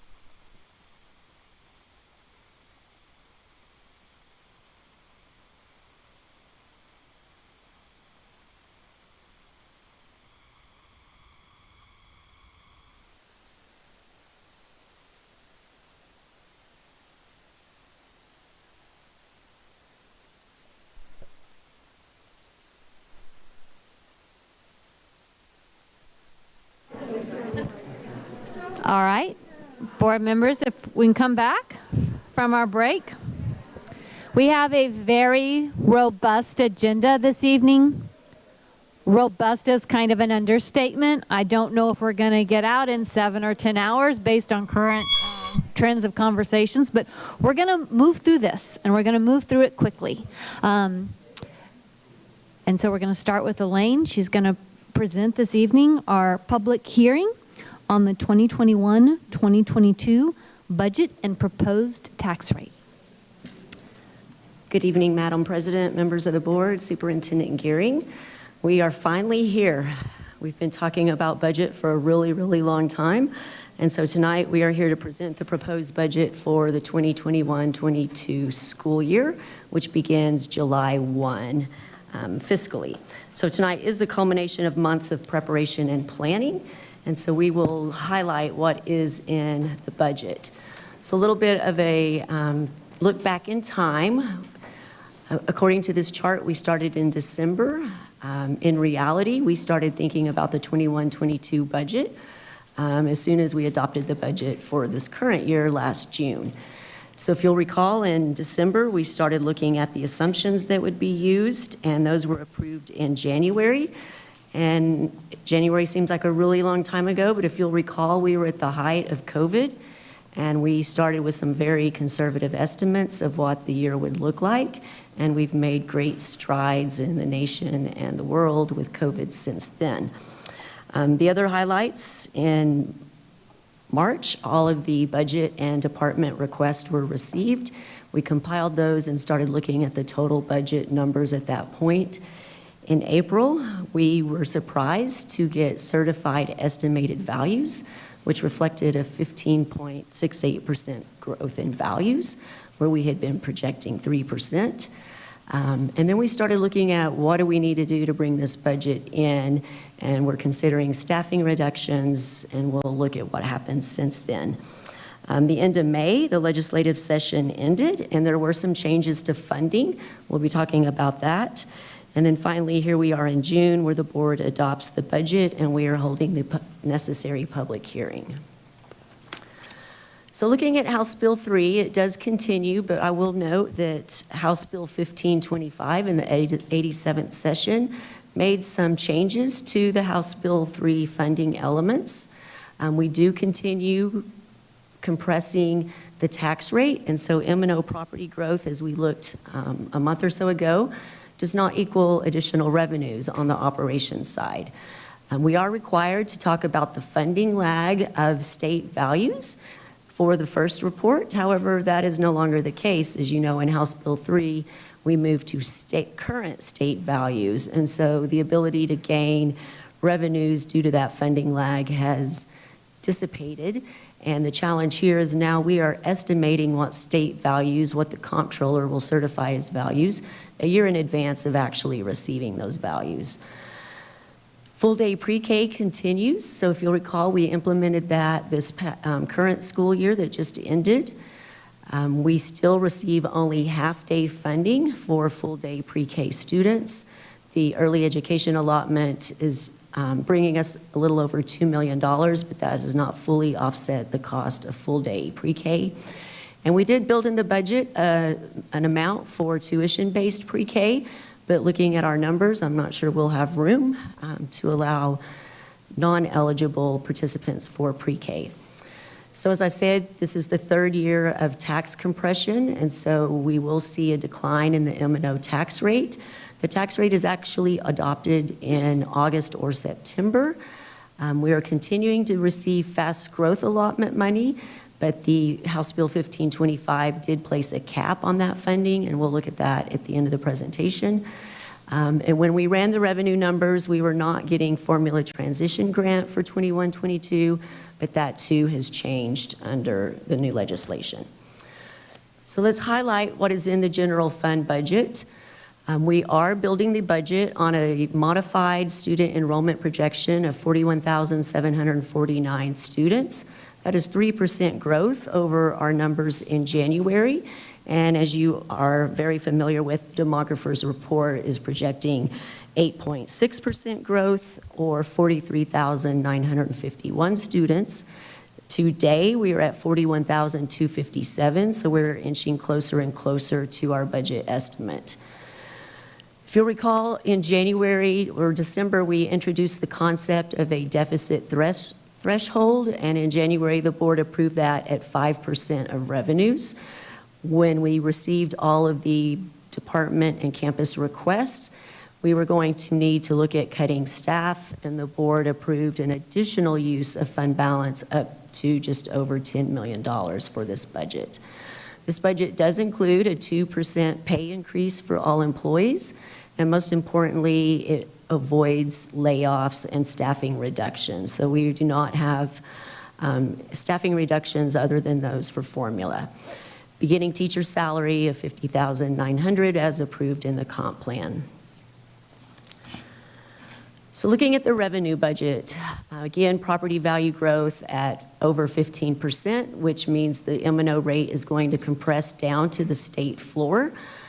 Revenues were built with 5 golden pennies and a disaster penny. The disaster penny for the pandemic was eliminated in the session. We are maintaining the local optional homestead exemption of $3,000 for disabled and over 65 taxpayers. That is on top of the state homestead exemption of $25,000. Tax collections budgeted at 99%. Our other revenue estimates are higher than what we initially budgeted for 2021, but remain conservative compared to prior years. And important to note here, there is no inclusion of ESSER 3 funding in these budget numbers as we are filing that application and working that spending plan. And so once those funds are included, it should improve the budget picture. Highlights on the expenditure side of life. Again, as I said, an increase for employees off of midpoint, which we were not able to give a raise in this current year, so that is good for staff. We're maintaining the staffing formulas, so we did have a reduction in overall teacher FTEs. That was due to vacancies and budgeting at that lower number of 41.7.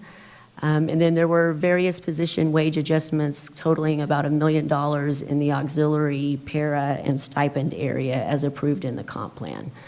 This budget does include positions to open Tarvin this coming August, and the positions that will be needed to start preparing for elementary 129 in August of 22. Another item to point out in the expenditure budget, and this is really important, we did adjust the allocations for fine arts. So at the elementary and middle school levels, fine arts allocations are now equitable and provide for consistent funding across all campuses in the area of PE, art, and the performing arts. And the middle school fine arts program will be managed centrally, as is the high school programs. So really pleased that we were able to do something in that area. We do not have COVID-related costs in this budget. We don't anticipate any, but this is also related to all of the federal grants that we received last year, clearly stated if it was not included in your budget. And so strategically, if you do not include that, if there are any additional funding opportunities, it provides more opportunity to qualify for those costs. We are maintaining the monthly contribution of $350 a month for full-time employees, but we did pause the additional $1 million contribution to the health care plan for 1 year. And we've had many discussions about major maintenance, and so we will not be allocating 2 pennies of the levy towards that. All right, so this just gives you a comparison of the parameters and where we've been and where we are budgeting for 21-22. So you can see the enrollment number for 21-22 is slightly above where we ended for 19-20. And if you look at the enrollment number for 2021, you do see the decline due to COVID. You can see on property value increases, a substantial growth there, higher than going back to 18-19. And then the M&O rate has been at $1.04 until House Bill 3, and then it was compressed down to 97 cents. And for budget purposes, we are at 88.47. But again, the legislature lowered that floor, so that will be a little bit lower than that. The INS rate, we are continuing the planned 0.25% reduction, and so the budget for debt service is at 46.25. You have these schedules in the full budget document that was included in the board packet, and so these are just highlighting that. For this presentation, we did throw in the projected actual for 2021 in addition to the amended budget for 2021. The amended budget for revenues is a bit misleading because at this point it had not been increased to reflect actuals. And so as you see on this slide, for local revenues, the amended budget at this point was $266 million. Our projections for 2021 are $276 million. So in local revenues, performing better than budget estimates, and then $289 million for proposed budget for 21-22, and that increase is coming in the area of tax collections. All right, it's not moving. Okay, when you look at state revenue, and we had a discussion on this, and you had more information in your Friday memo, the amended 2021 budget before final budget amendment was $98 million. Our actual projected is $89 million. And I'll remind you, for 2021, we're being funded on an ADA of 40,715 students. For the 2021 budget, we are budgeting on an ADA of 39,838. So that is fewer students for ADA purposes than what we're getting funding for this year. And so here is where you see a trade-off from the local, and that state aid is being reduced by $14 million over our current projected revenues. So overall, revenues are remaining flat. We started 2021 with about $368 million in total revenues. We're projecting just under 300, or just over $370 million. And we have $368.5 budgeted for 21-22. Graphically, you can see tax collections are the majority of our budget driver, with state aid only kicking in 21%. So as the district is able to fund the cost of education locally, the state is pitching in less to fund that cost.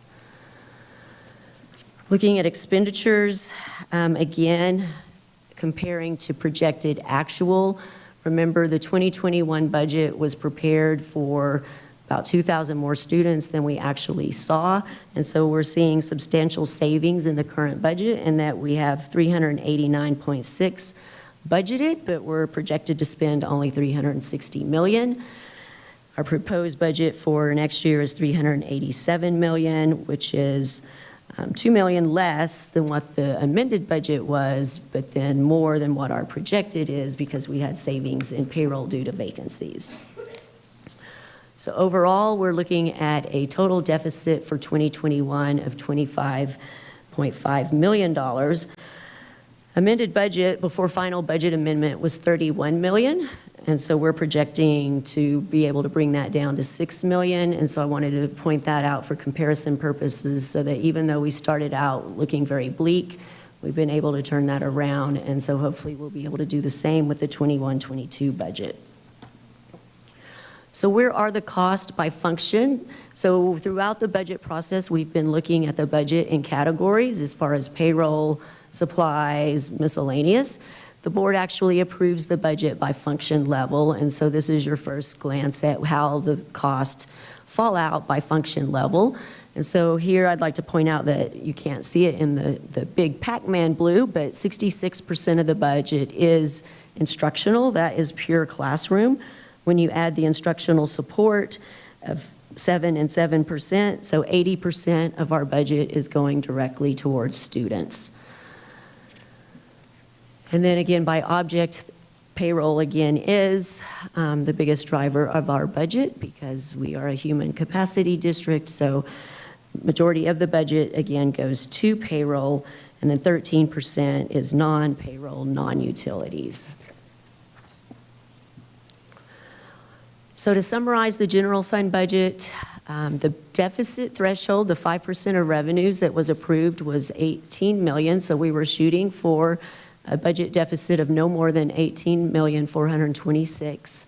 When we started looking at the staffing reductions that would be required to get there, the board approved the additional $10 million for this upcoming year. The actual deficit, so the board approved deficit would be up to $28 million. The actual deficit we're asking you for approval this evening is $25.5. Again, no inclusion of ESSER funds. Quickly looking at the debt service budget, and this is to service existing debt that has been issued, and this is where the INS rate comes into play. Again, we are budgeting revenues on the INS side of life at $46.25, and so you can see we have projected revenues of $150 million, debt service requirements of $113.6, which is slightly lower than our current year debt service requirements. And so that leaves $36 million available for the early repayment of debt at the end of the year. The other budget that the board is required to approve and adopt is the child nutrition budget. So you're not seeing a lot of difference in the total budget between 2021 and the upcoming 21-22 year. Slight increase in revenues and a slight increase in expenditures for a surplus budget of $416,000. You'll know this year, even though we're showing a surplus deficit, that the fund actually is going to see a deficit due to less participation, only having about 50% of our students in classes this current year. Okay, this is the hearing on the budget and the proposed tax rate. So just to show you, the tax rate will be going down about 7 cents. So the current total tax rate is $1.4184. Our projected rate is $1.3472. So I'll remind you, we do, once we get July certified values, have to submit that data to TEA. They will then certify our maximum compressed rate. And the state floor is now 82.27, I believe, from 47. So that did go down some. And the INS rate would step down 1/4 penny. And then just quickly, a legislative update. And so we were finalizing the budget right before the legislative session ended. So some of the changes that occurred, fast growth allotment, they are changing the way that is calculated, and so now it is a 6-year measure of growth rather than a 3. And then variable weights based on the size of growth. But I will point out the appropriations for this funding source are limited, and so there's very good chance we will be prorated in this area. And because of these new calculations for 21-22, what we were estimating for fast growth allotment is being cut by $3.3 million. But the way the formulas work, now we have formula transition grant money that is kicking in to make up that loss in the fast growth allotment. The important thing to know here, though, is formula transition grant goes away, so it's a less stable funding source. So the more you're relying on formula transition grant, the greater your risk of revenues in future years. There was an appropriations cap also put on formula transition grant, and the fun thing for us as an administration is we won't know what our total funding is in this area until final settle up in September of each year, when TEA has a chance to determine which school districts get formula transition grant, what has actually been earned, and then allocating the amount appropriated to the districts that qualify. So other changes, the floor for the Tier 1 tax rate was lowered to 82.20. It was 82.47, so the budget was built on 82.47, so the tax rate will compress even further. They did remove the ability to add pennies for a pandemic. They did restore the GT allotment. However, that appropriation is capped as well, and so it's not fully funded. And then this was a big surprise to everyone in House Bill 1525. Instructional materials allotment was cut by $620 million, which is about 62% of that total allocation. And so we're being told to plan for about 40% of what we've been receiving. And so the funds that we have available for instructional materials are going to be cut, and we'll have to determine the full impact of that, knowing what textbooks are up for adoption in future years.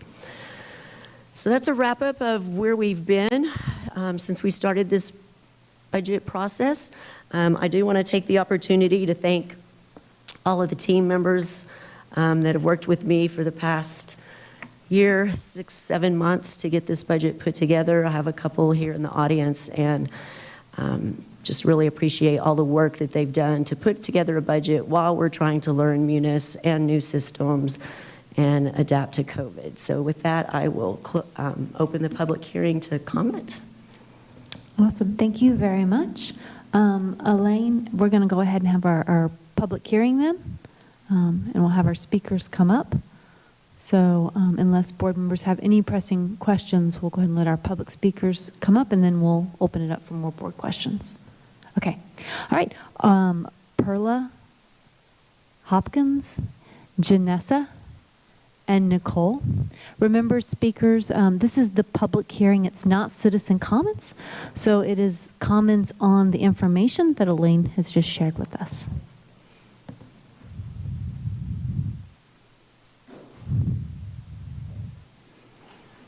And as I said before, you will have 3 minutes.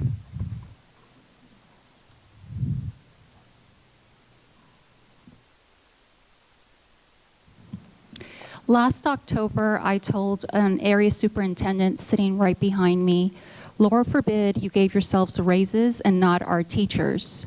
I was hoping to see up there more than a 2% pay raise for our teachers. I'm hoping that you even go further and hopefully try to get back a lot of the seasoned teachers that we have lost. Maybe that's something that can, I don't know how you're doing as far as staffing, but I'm hoping that everything you hear, again, you place student best interest first. I also saw that House Bill 1525, the allocation for GT is returned, because when I have questioned why does this district not have a district-wide QUEST program or REACH program or gifted and talented program, like every other school district that my family had been a part of, including an entire Title I district in South Carolina where we came from. The answers I got were, well, we don't get any funding now because of HB 3. But there was no such program prior to HB 3. And so when I've gone to the Capitol, you know, I've heard of HB 1525, so that, again, school districts that make decisions not to put back funding to directly impact students no longer have a loophole. This district also doesn't have an orchestra program. There are so many things that I feel you can decide that would be for the best interest of students and teachers. You could also implement a FLES program, foreign language in the elementary school.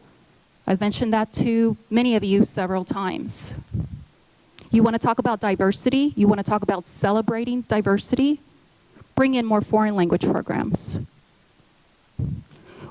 Again, when you're talking or discussing the HB 3979, I left off by saying that it would include the Emancipation Proclamation, the Universal Declaration of Human Rights, the 13th, 14th, 15th Amendments to the United States Constitution, the United States Court of Appeals for the Ninth Circuit decision in Mendes versus Westminster, Frederick Douglass's narrative of the life of Frederick Douglass and the American slave, the life and work of Cesar Chavez, and the life and work of Dolores Huerta, the history and importance of the women's suffrage movement, including the following documents: the Federal Voting Rights Act of 1965, the 15th, 19th, 26th Amendments to the United States Constitution, Carla. Abigail Addison's letter, Remember the Ladies, and so on.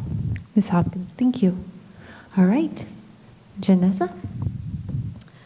Yes, so I came before you guys at the beginning of the school year. I don't know if you remember, there was a whole mask issue that we had. I received no response, no communication from you guys, so I did pull 3 of my 4 children from the school district and put them in private schooling. My daughter is currently a senior at Glen High School, and this is the only reason why she's still in the school here, because she's graduating next year. But I was so proud to be a part of this district. And I was so happy for my daughter to attend Glen High School, which I thought was a really good school. Over the past couple of years, I've watched it basically fall apart, and she doesn't even want to be on campus anymore. I have watched her mentor, that mentored her in debate for 3 years, leave this year. And that was a huge blow to her, and actually cost her a state tournament because the guy that took over did not know how to operate anything to do with the online debating. And she now has dropped out of debate because of it. She is also a thespian, and she's part of the International Honor Society with the musical theater, which struggles every single performance they have to bring in any money to do anything kind of performance. So I want to know, where's the funding for these programs, and how do we help them? How does the debate team get recognition when the football team is glorified and given awards, but yet the debate team, my daughter was the first person to make 3rd place in state ever at the school, and it was never announced, it was never recognized. Why is our funding not going to support every single child and in their achievements? That's all I have to say. Thank you, Janessa. Nicole? Hi, this is just regarding more of the history AP. I hope I'm allowed to read this during the hearing. I was asked to. If you can just tie it into the budget portion. Exactly.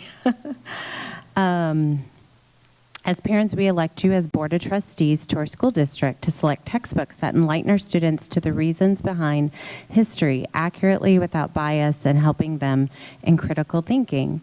I'm concerned tonight about the textbook you are considering, Bentley AP Traditions and Encounters.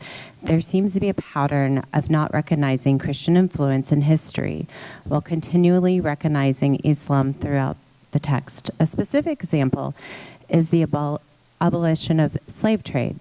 In chapter 29 of the text, it relates to the leading spokesman of the movement of the abolition of the slave trade was William Wilberforce, a prominent English philanthropist. Nicole, can you tie that into our budget Tie that into discussion? budget. Okay, Yes, how about somehow. this? How about the quality? Dig a little deeper, spend a little money if you have to. Someone was talking about just, the whole process of choosing a book and how that quality time was spent. Maybe just dig a little deeper for truth in these textbooks. And if it costs more money in your budget to do so, the kids deserve that 100%. Thank you. Thank you very much, Nicole.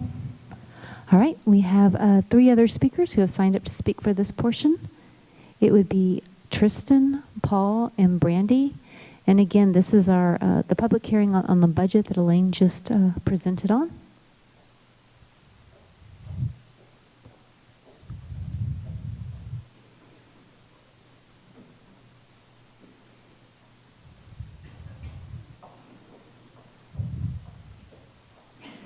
Okay, I see Tristan, and there's Paul and Brandy. Thank you.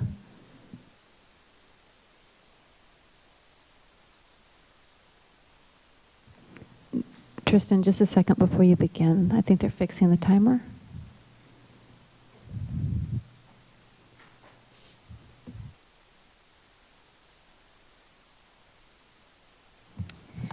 Can we afford to approve these books? I say this from both a financial standpoint, for obvious reasons, and from the time standpoint. As I stated last week, we, the parents, are watching. How much is this budget line item for these new books? We're awake. Parents are 100% prepared to monitor every assignment, every book read, video watched, and file a grievance for every single violation we witness from this point forward.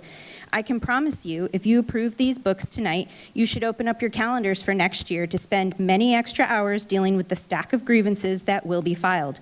Are you prepared to pay for the cost of that too, in terms of hours spent and possible lawsuits? We were asked to do our homework. Did you? We were given the opportunity to review the updates posted by Corey today at 2:44 p.m. Did you have the time to review those updates? With that said, As I sure hope that you have learned from the past year, administrators at LISD are not to be trusted as the final word on good curriculum decisions. An obvious example is the book club books, which we spent over $400,000 of taxpayer dollars on. Just like we can't trust your judgment to spend our tax dollars to hire critical thinking employees to choose appropriate material to spend more on content, how can we trust you? As I hope you also learned this past year, there are administrators who are making decisions based on pushing their own political agenda, which is harming our children and their education.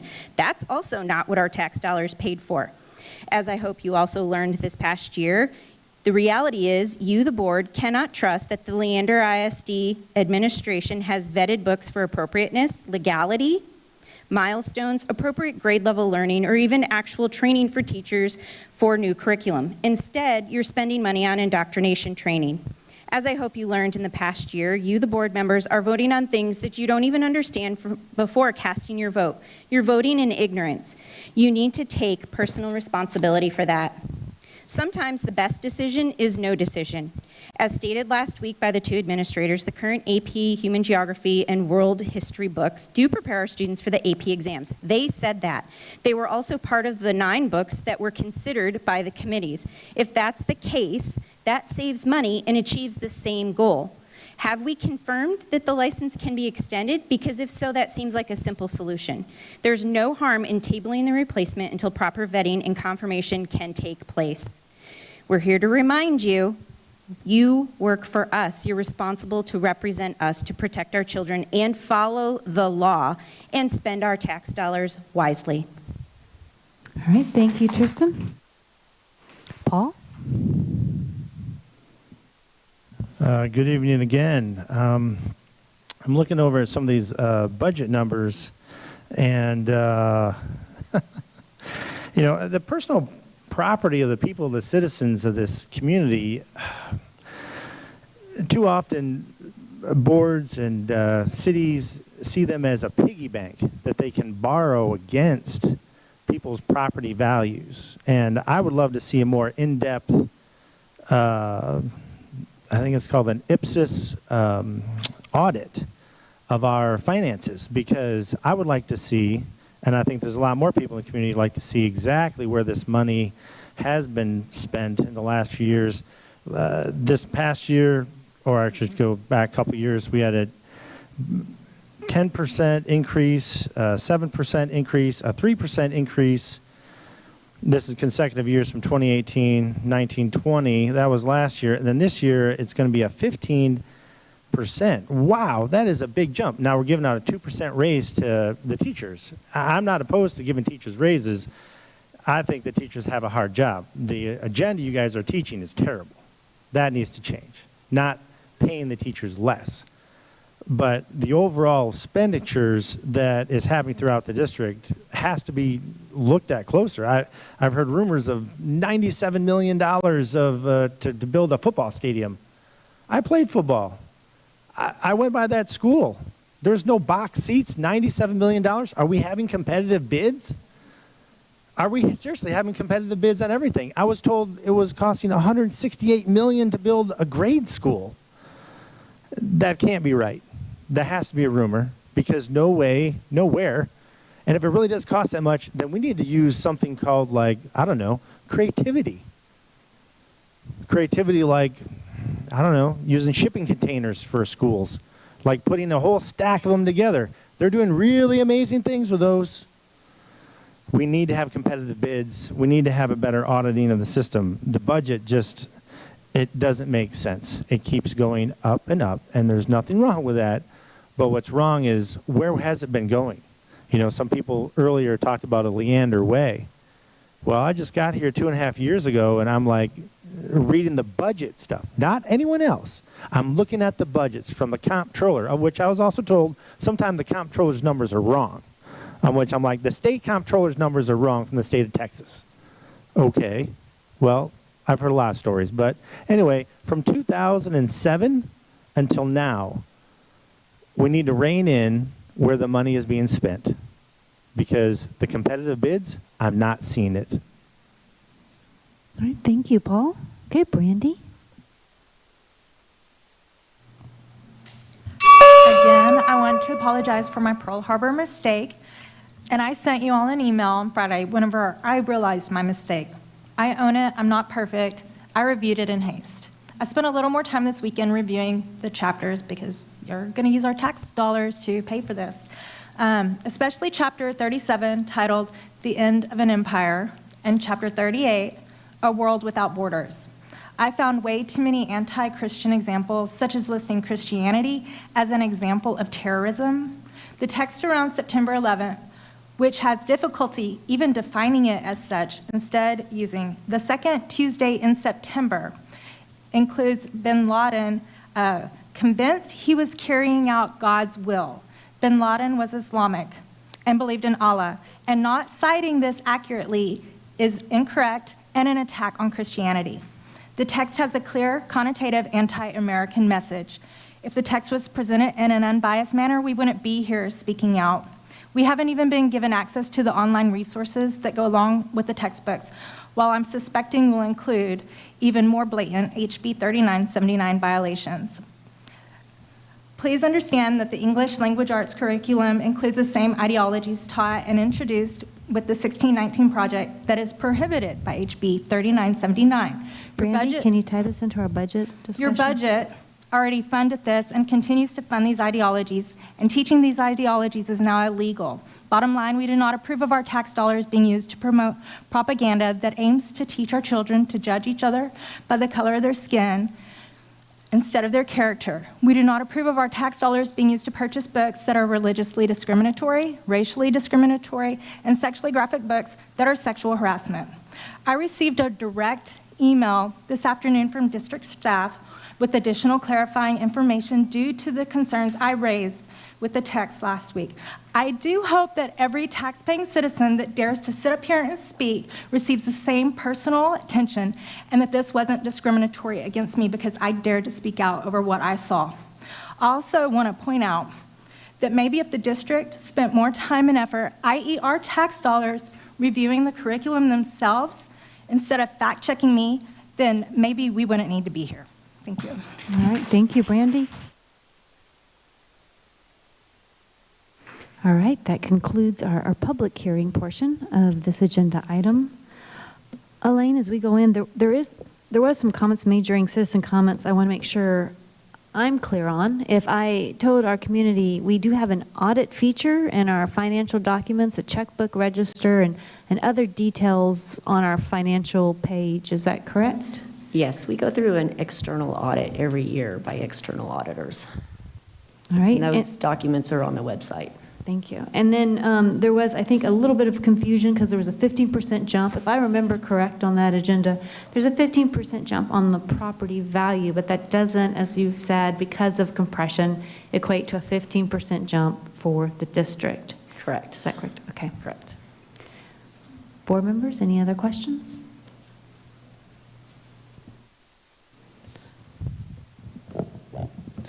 I asked about this just a little bit last week. I wanted to clarify. We have another agenda item 9C2 this evening where we would potentially, if that item is approved, commit about $17 million in fund balance against some specified expenditures. How does that $17 million play into the budget as presented here? It is not as completely separate and apart. It is showing that we have a justification for our fund balance, and the only way that is used is for us to come back to you with an amendment to access those funds if needed. Okay, so it is not indicated in the current budget. Right. It is separate and apart. But I believe you indicated last week that you expected, or you thought it was likely, that we would use the funds that are committed there pending future board approval in the next budget cycle. Is that also accurate? It is possible that we will be coming to you for additional teaching FTEs because of the enrollment numbers. If we have higher enrollment than the 41,749, that would also mean that we are getting more revenues. And so we will bring you an amendment to add more positions as we need. but we're also using ESSER funds for positions, so that may not be needed in the general fund. I guess I'm not sure how you're hoping to structure the discussion here. I'll make one other comment, and I think I'm probably done on this topic for tonight. You and I've had numerous conversations. I remain concerned about the trend of our budget deficits. In spite of the hold harmless from the state this year, causing us to be funded by the state at a level that exceeds our actual enrollment, we still will run a deficit this year. And we're projecting a deficit that is 7% of revenues for this budget cycle. And we're also considering committing another $17 million, which could be additional deficits on top of that $26 million. Admittedly, there's a sort of potential offset in the ESSER 3 funds, but I remain concerned about the level of deficit spending and the trend of deficit spending. And so I'm still very concerned about where this budget is landing. I have a quick question about the enrollment numbers. Maybe you can tell me, so right now you said the current is 41,257. And when typically do we see the biggest jump in enrollment numbers? I know that we opened it early this year to give folks a chance to register prior to the end of the school year. When do we typically see that normal jump in enrollment? Is it over the summer? Is it now? It's usually in the summer, right before school starts. Okay, so then that's when we would need to make sure that we have enough teachers for those students that arrive. Correct. Got it. Thank you so much.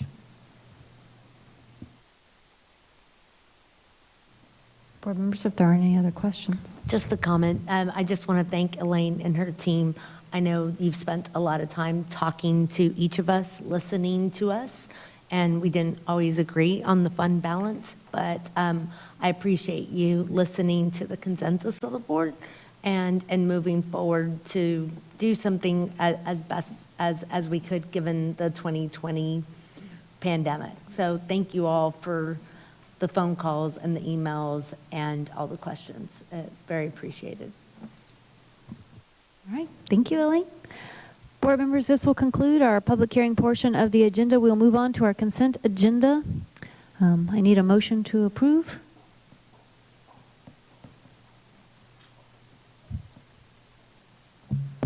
Madam President, I move that we approve the consent agenda as presented. I have a motion from Jim. Second. Second from Christine. All those in favor, please raise your hand. 7 ayes, no nays, motion carries. We'll move on to the superintendent's report. Thank you, Madam President.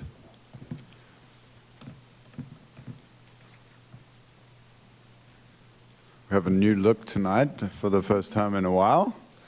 So that makes me happy, as it really bodes as the change of season as we head towards preparing for an exciting new school year. We're hoping mostly in person, as opposed to some of what we've had to deal with in the last 15 to 18 months. So we're excited about moving forward. Very brief presentation for you tonight. You've already heard these enrollment numbers, so I'm not going to belabor them. But just take note of the green additions in parentheses, because that is just since this time last week. And so we continue to see that growth. We're focused, of course, on pre-K, kindergarten, and first grade, because those numbers are the ones that we saw the biggest hit on during COVID. And so we're watching that recovery. That 970 in pre-kindergarten is, of course, the biggest number we've ever seen in the district. Partially because we have full-day four-year-old pre-K. We've also added half-day eligible 3-year-old pre-K, and we continue to see those numbers grow. This is an important trend because, as was just pointed out in the discussion, we see the majority of our growth as we head through the months of July and August as we get into the start of school. So we'll continue to watch these numbers carefully. The only other comment I'll make is that because of House Bill 3 and now House Bill 1525, the majority of our revenue is driven by this right here. And so things have shifted a little bit from pre-House Bill 3 times. So you've seen this already, so I'm not going to belabor the point, but lots of great things happening as we prepare for the new year and the excitement that that brings for student learning in our district. And so with that, I'd be happy to answer any questions that you might have. Board members? Real quickly, a little more detail on the District Culture and Vision Day. Do you have a place and a time on that? We will make sure to get you all those details. As we mentioned, there'll be a great opportunity for you to attend. Thank you. I have one quick question. What does our high school enrollment look like right now? Are we plus, minus, even?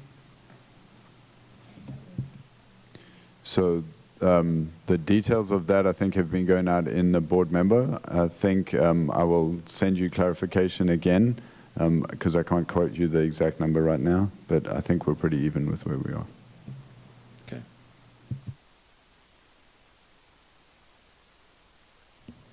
Dr. Gehring, I'm going to ask you, as we kind of progress into the summer a bit, and we have this vision coming up, I guess your overall vision for what you see for our students coming back from COVID. I noticed the word at one point was learning loss. We were concerned about learning loss. That was out in the community. And I think our district made a concerted effort to say learning loss doesn't really get at what we need to address with our students. I actually heard we're going to be looking at unfinished learning. And then during our training, Anna and I both heard a lot about learning gaps that we're going to want to address. We don't necessarily know where there are different learning areas for the students. So can you help us understand a bit about that vision? Yes, ma'am. Thank you. That's a great question. So I think we have to beware of deficit mindsets and deficit thinking because our job is to do the two things that we're going to focus on over the summer, which is to cultivate and connect. This word cultivate has come up significantly many times in the work that we've been doing in developing our core beliefs and our vision and our mission statement. And as we head towards priority goal areas and then towards a 5-year strategic plan, we're really thinking about what does it mean to connect with all of the individuals in our system. And how do we do that, especially as we come back from a global pandemic? How do we make sure that we're really connecting individuals back to the system? How do we make sure that we're connecting them to each other? How do we make sure that our teachers understand where each and every individual student is? Once we know and understand that, then we can pick them up from where they are and accelerate them forward. And if we think about their strengths and the opportunities for maximizing their potential, connecting them to their interests and passions, then that's when we can create true wins for our kids. Thank you, Dr. Gehring. Okay, we'll move on to our next agenda item, discussion action items under student experience. We have our Citizens Facility Advisory Committee update.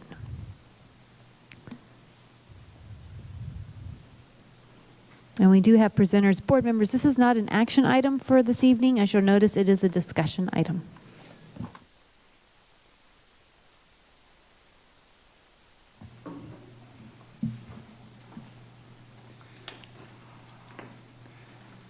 Madam President, board members, Dr. Gehring, the Citizen Facilities Advisory Committee recently completed their study of all the recommendations from the subcommittee, and they do have a recommendation for you tonight. The co-chairs, Sean Cranston and Jeremy Trimble, are here tonight to present their recommendation. Good evening. Madam President, Trustees, Superintendent Dr. Gehring, my name is Sean Cranston, and with Jeremy Trimble, we had the honor to be the 2021 co-chairs for the Bond Advisory Facility Advisory Committee. We had honor of doing this. I am a longtime Leander ISD resident for 17 years, 4 children through the district. Jeremy is also a longtime resident and also is a graduate of the Leander ISD system, graduating from Leander High School and moving on to a career where he currently works in the education I hate to use the word industry, institution, so with one of our neighboring districts. So we're here today to walk you through hours and hours and hours of work we did collectively as a community, and to make some recommendations for you to consider, amend, or pass on. So. Thank you, Sean. And one thing to point out, this is a recommendation, and so the board does, you could accept it, you could reject it, you could amend it along the process as we move forward. So what we're trying to do is bring a recommendation from our committee made up of about 150 community members put effort into this entire process. And so what we're here to do is represent what they gave to us and what we were able to discuss. I'm going to focus real quick. Is my mic going in and out? It sound like, okay. Sounds like it to me. So what I'm going to focus on is, I know Elaine did a lot of this just in that budget update. So we didn't coordinate our presentation, so that it may be redundant a little bit, because I still want to put a bow around our package in what we did as a committee. So looking at bond elections just in general and explaining what's involved there. As you know, as a board, but also our community needs to understand that just our Leander ISD tax rate is made up of two parts. One part being our maintenance and operations, the M&O tax rate, that budget being kind of our general operating budget, where we pay people and where we operate daily. The other part is the interest and sinking, the INS portion of that. INS funds can only be used to service our debt. It also, the only way to borrow money is to get voter approval. So that's very important to understand. And as Elaine described, House Bill 3 a couple of years ago put us, I guess now we're in year 3, so we have that tax rate compression on the M&O side. So one thing to understand is the INS is not subject to that tax compression. What that means is it's an opportunity to take one-time expenses and also capital expenditures, move them to the INS side, and that can potentially free up dollars to pay our teachers and our support staff, the ones that are in our campuses every single day, doing a great job. And so that's where I want to make sure that we understand those two parts of the funding model. And you've seen the property values increasing. And one thing to understand is we think that, well, just use the INS money to pay people, pay our teachers. We can't do that. As a district, you can't do that. It doesn't go to pay people. It goes towards construction, major renovations, equipment, technology, big systems like HVAC in the roofs. So those, it's limited there, that we can't pay teachers and staff. I know y'all want to. I think we all would want to do that. Legally, we can't do that as a district. Moving on to bond capacity, another thing that we needed as a committee to educate us on what the parameters were that we're going to be working with once we see these needs. And Elaine Cogburn, but also the district's financial advisor, presented to the steering committee, walked us through this. This is based on those certified values and the increase there, representing a bond capacity between $600 and $1 billion. Again, a lot of that attributed to the increase in certified values, but also we'd be remiss without mentioning the prudent fiscal management here in the district that attributes to that as well. You can see here reducing those cabs from 75% to 36%, also reducing our principal and interest significantly, and then reducing repayment terms of all debt by 5 years. All that package gives the committee a range between $600 million and $1 billion without a tax rate increase. And one thing I want you to understand is the committee did not get a number. We didn't get a number. We didn't get a threshold. What we were asked to do is to listen and then understand and then discuss those needs as a committee and make a final recommendation. And whether you've been in this district for 3 weeks or 35 years that I've been in this district, I actually went to kindergarten and first grade right down that hallway here when it was Giddens Elementary. So I've been in this district for a long time. I've seen a lot of growth. And you can see it here. In order to know where we're going, we have to know where we've been. And this tells that story. We're not only starting from today looking 10 years forward, we are looking 10 years back. And you can see the growth. The growth is actually projected to be more than what happened over the last 10 years. So we know it's coming. We have to be prepared for that. Because if we don't prepare for the growth, we're going to get so far behind and we're not going to be able to catch up. And that could be, that could be critical to the success of this district. A big bond like what we're presenting today it's inevitable. Because, like I was talking with Jimmy, that back in 04 and 05, we opened 3 schools. 05, 06, we opened 3 schools in those 2. So in 2 years, we opened 6 schools. Guess what happens 20 years from then? You need new paint. You need new flooring. You need new carpet. You need new HVAC. So that bubble, it's here. It's arrived, and just that kind of gave us our floor as a committee, understanding that there's a lot of things that just, they have to happen. And there's a lot of things that we need as a district to improve that student experience. And this is just a quick slide on that growth. You can see in the next 10 years, 9 new schools, 12,000 new students, 20,000 new homes. And what you see outside right now, it kind of aligns with what we can expect if that growth continues, which it has in the past, and we should respect that moving forward. Looking at the timeline on the committee and just the work, there's 5 subcommittees, about 150 volunteers. All that work came to us as a steering committee. We had approximately $1.5 billion in total projects that were brought to us, all within 3 tiers. So they ranked them by tier, and that came to us as priorities, and then we discussed those and worked through those. Educated us ourselves on some things like schools of choice, educated us on the technology needs. So we took the time to understand what was in front of us. And they were very transparent. We've probably been able to connect with more community members than ever to this point. So typically, this would be the first time that our community would be hearing from representatives here.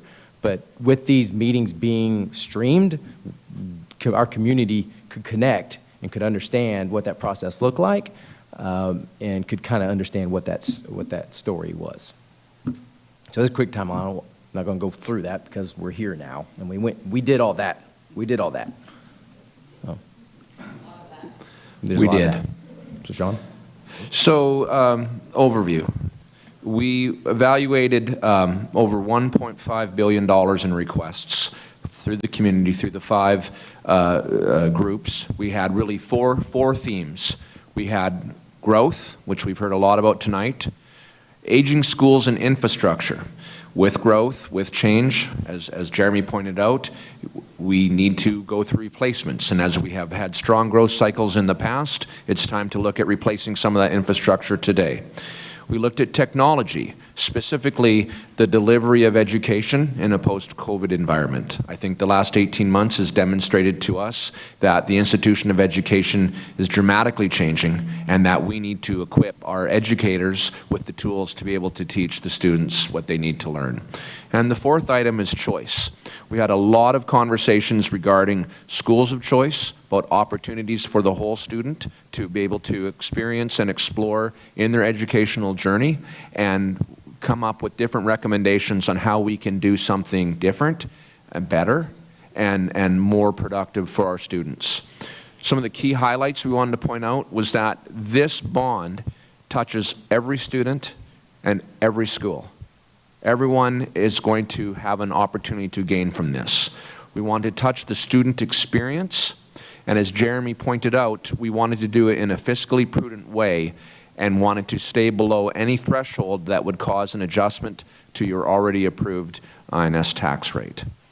So the overview shows a recommendation of approximately $933.4 million in new projects.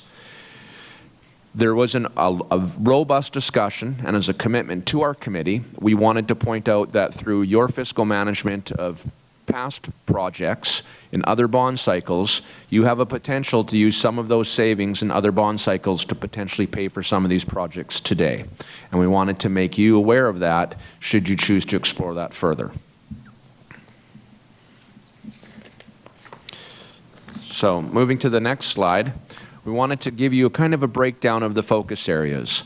While they were not evenly distributed, we can see that the majority of the recommendation falls in the area of growth, specifically in the elementary school, which is really the foundation for our students moving into the district and creating the basis for their lifelong education. We also looked at the aging schools and infrastructure. We have a lot of schools here that need some work, and I'm going to just kind of go make a point. I had the privilege of being in this position in the 2017 bond cycle. And at that time, coming into the system, we had $1.2 billion worth of requests. And we had a bonding capacity that was quite small. We made a recommendation to the board at that time of roughly $450 million. And a lot of the items that we wanted to pass back then and recommend to you, we couldn't. We had to delay. This is the result of the delay. In fact, the number one cost for any type of major project is delay. So we have an opportunity here to make up for some of the delay that we've incurred in the past and in effect get back up to speed with where we need to be. The third item, choice. A lot of conversation at the high school level, specifically about schools of choice. We have a number of remarkable comprehensive high schools here in our district. We also know that comprehensive high schools are incredibly expensive. And we were challenged, encouraged, and advised to dig deep and be bold in the schools of choice arena. We spent a significant amount of time talking about this, publicly streamed to the community, talking about how we can focus on specific opportunities that the students are looking for to allow to channel education dollars more precisely into the experience of the students. And lastly, technology. If this last 18 months has proven to anything, it is that technology plays a key role in how we deliver.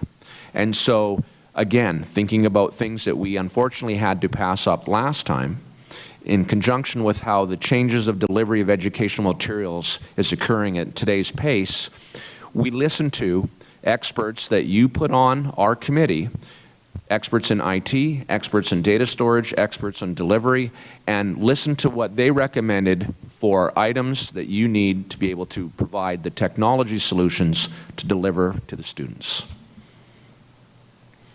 We wanted to show this a different way, and this really shows we think is an equitable distribution of the 5 core areas of elementary, middle school, high school, technology, and ancillary services. As we said, this touches every student in every campus. And as you can see, the foundation to that is the investment that's needed in the elementary schools. But none of the 5 have been left out in our discussion and in our recommendations. And one thing to point out here on elementary schools, you see a large number of $350 million, but a lot of that is attributed to 5 new elementary schools. Again, renovations and updates at 11 aging schools. Again, you can see the numbers that we're dealing with. One thing I want to represent here, again, this goes to choice as well. So addressing some of the needs that we have. We have a couple of underutilized elementary schools at Fabian and Nauman. Those are currently housing the ECE program, Early Childhood Education Program. There are items within this.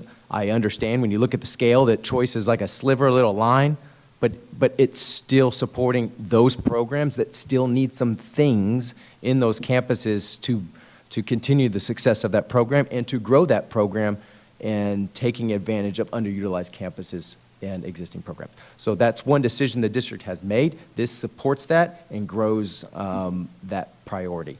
And again, playground improvements, yes, very important. Kind of getting us all back centered and equitable in how we treat the playgrounds across all of our elementaries and make sure that they all have kind of the same things amongst each other.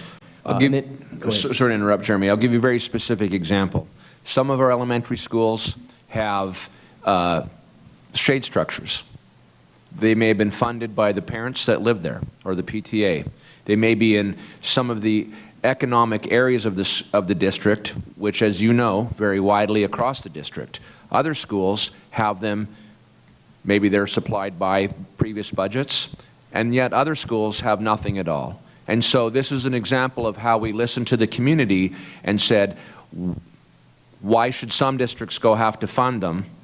Why can't we find a way just to provide it for everybody? And so equity and inclusion was in a lot of our conversations regarding the infrastructure and the improvements across all of the physical campus space. One thing I will point you to is the bottom of these slides. You'll see current enrollment as of 2021 and the projected increase in enrollment over the next 10 years are those two numbers at the bottom. I think that's important as we're going through the different grade levels, elementary, middle, and high. That's something to draw your attention to as well. While these pages that we move through are just a summary of the recommendation for each of the 5, your packet does have detailed information regarding each of the specific items that we're recommending. And with us tonight, we do have staff and administration available to answer specific questions about individual projects if you want to get to that level this evening. Yeah, and the community has access to that as well, that breakdown. So that detailed report is within Board Book on the district webpage, so our community, anybody can access that to get a little bit more the detail on those specific projects. Moving to middle schools, recommending projects totaling $143.1 million. Again, the emphasis is on the growth. As you can see, over almost 10,000 middle school students currently in the system, with a projected additional 2,300 students, or roughly a 20% increase to your existing population. We're recommending one new middle school number 10, but more importantly, updates and improvements to 5 of your oldest middle schools, bringing them up to current standards, providing major maintenance and infrastructure repair and replacement. And one specific thing that we wanted to point out was cafeteria lighting and sound updates. As you know, the cafeteria in our middle schools is really our town square. They're not only there eating, they're there doing everything from drama plays to PTA meetings in the evening to student activities, and it is the center of the life at that school. We heard and were recommended by the subcommittee from the middle schools that one of the key things for quality of life within the school systems at the middle school level is to have appropriate lighting and sound. And we wanted to have that, something that we take for granted, lighting and sound, until you don't have it. And so we wanted to make sure that that was identified as a key opportunity to improve the lives of the middle school students. Moving to the third item, high schools, roughly $252.6 million. As you can see, the band changes a bit. While we have 13,000 high school students bringing in approximately 2,700 new students, what we emphasized was not necessarily new growth, i.e. a new comprehensive high school, which you will require in the future from your own demographer's conclusions, but really a focus on 2 big things: the aging school and infrastructure, which we are touching Cedar Park, Leander, and Vista Ridge High Schools, and then also the schools of choice. As I said earlier, we had a rigorous debate about schools of choice, and this package that we brought before you recommends several new schools of choice, including the New Hope High School, giving it a better facility that it can operate more effectively and efficiently in, as well as an early college high school where children can go into the school system and graduate with a high school degree and an associate's degree from the community college at the same time. And the third thing is to give you funds for an additional school of choice, if this is a decision that you want to go. Lots of conversation around what that could be, whether it's a STEM field, whether it's a medical field, whether it's something else. But we wanted to give you the opportunities to be able to have that in your toolkit. The last thing we had in there, we wanted to point out specifically, was an additional $10 million for the fine arts. So not just band, but also for the drama, for the choir, for everything else. A lot of people talk about STEM. However, the reality is it's really STEAM, which includes the arts in that calculation. And part of well-rounded student is having access to the arts, and we believe that you have a tremendous arts program in the school, a passionate group of people supporting it, and we wanted to be able to give them the things that they're looking for. The result is that this would delay the need for High School 7 out of this bond cycle, which we looked over the next 5 years. Does not eliminate it, but if you were to not do the schools of choice, you would be required to build High School 7 in this cycle time in order to have room for your projected student population. And how we did that was through going through the schools of choice that would alleviate some of that enrollment. Another way is in that $92.2 million at Vista Ridge in making additions to fine arts supports and CTE spaces that would increase the capacity to accommodate those projected students in the future years. Fourth item is technology, roughly $94.3 million, of which 1/3 of this is really improvements to your core infrastructure, and another third of this is for interactive panels or for really transformational learning. One of the things that we heard is that your students and your teachers can't talk to each other with the devices that they have and with the devices that they're learning on. And so the technology subcommittee came up with a recommendation that would create an interactive flat screen computer system to be placed in every classroom across the district that would allow seamless connectivity between the student, the teacher, the classroom to give a better learning experience. Under the infrastructure number, we had a large conversation regarding the need to improve and secure our technology needs, specifically around data and how you consume data and how you use data. We learned from your experts that you put on the committee that if Leander ISD was an internet service provider or an ISP provider, you would be one of the largest ISP providers in the United States. So you are, the service you're providing, telephone, internet, communications, all of that is larger than some of the communities in the state and certainly in the country. We think about the delivery of what that means. The days of a custodial staff with a ring of keys on their waist, opening and closing doors, is over. Your security systems, your HVAC and climate systems, your educational systems, everything is run online. And we were shown in robust detail the need for you to improve the systems that you have. And we took on we did a large debate versus rent versus own, lease versus buy, and for you to maximize the dollars that the taxpayers would be voting for you to spend, the conclusion was that you need to invest in a physical system that you would own, operate, maintain, and improve, rather than a third-party vendor.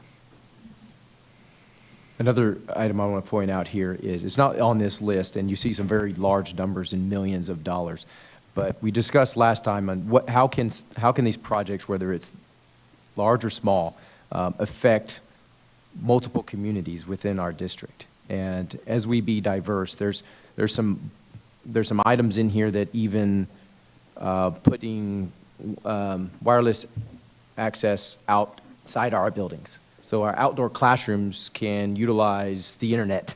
But also, if we have areas of our district, if we have homes that may not have internet service, that they can get that driving to our schools and have that in our parking lot. And so it's trying to serve as many students as we can, whether they're in our buildings or outside of our buildings. We provide resources to those students in order to serve them with these bond dollars. The last item, ancillary services, roughly $93 million, really around the two areas of growth and aging schools and infrastructure. We talked earlier about the technology, how it controls every aspect of the school physical plant, and so you need some security and safety updates for your school systems. You also have major maintenance required in the central administration. That building was built in 2001. If it was a child, it would just have graduated from community college. Think about that. It was now 20 years old. In that time, your district has more than doubled. You need 139 new buses to accommodate the growth that's happening, as well as to replace the buses that you have put the thousands and tens of thousands and hundreds of thousands of miles on, from moving students to and from school, to moving students to educational opportunities, field trips, and everything else. Your team has done a remarkable job of keeping them alive, but some of them, it's time for them to go away. And of course, with the buses, the support behind that, including a South Transportation Terminal, PAC improvements, and a Science Materials Center. One of the things I was personally surprised to learn is that you are so overcrowded in your science material centers is that you keep things in boxes and sometimes you keep them outside. And you hope it doesn't rain. And so let's end that. Give you the opportunity. You're using taxpayer dollars to buy the materials. Let's spend a little bit of money to protect the materials. Again, an item that is affecting and benefiting every student in the district.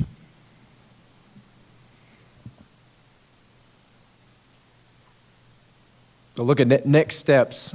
These are for you as a board and as a district in what considerations do we accept for next steps. Using those previous project savings that Sean mentioned. We have projects that are in the same essence of the 2017 bond included here that it could be contributed to. And then community and voters poll or survey. Very useful to us and to within our own steering committee to get answers and try to see where everyone stands on where we want to be as a committee on just the number and the projects. And then administration answering project questions. Me and Sean are here tonight to answer questions on process and the work of the committee.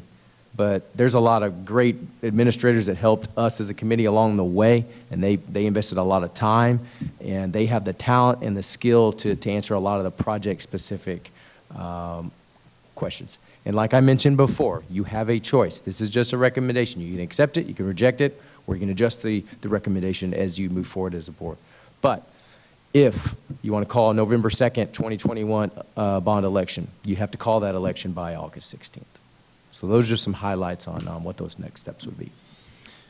So that concludes our prepared remarks, and we would now open it for any questions that you may have for us or for your administration staff.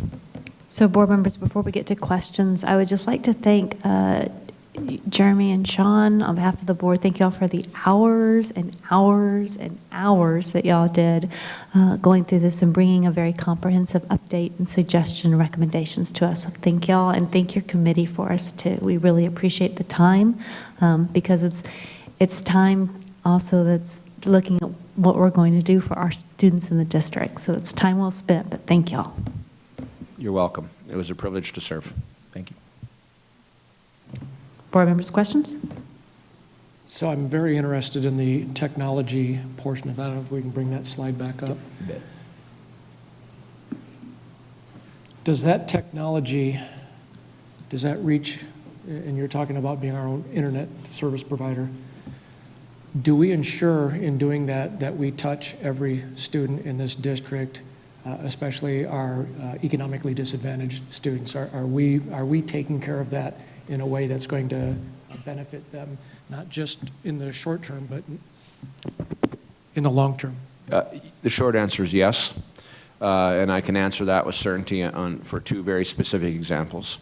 Number one is the concept of I'm going to use the word wrong, and I'm going to apologize. I always referred to your redundant systems as a data center. It's much more than a data center. It's much more than a disaster recovery center. It is the in and out. It is the heartbeat of how you pull data in and breathe it out, how you get things into the hands of the students, how it flows back to you.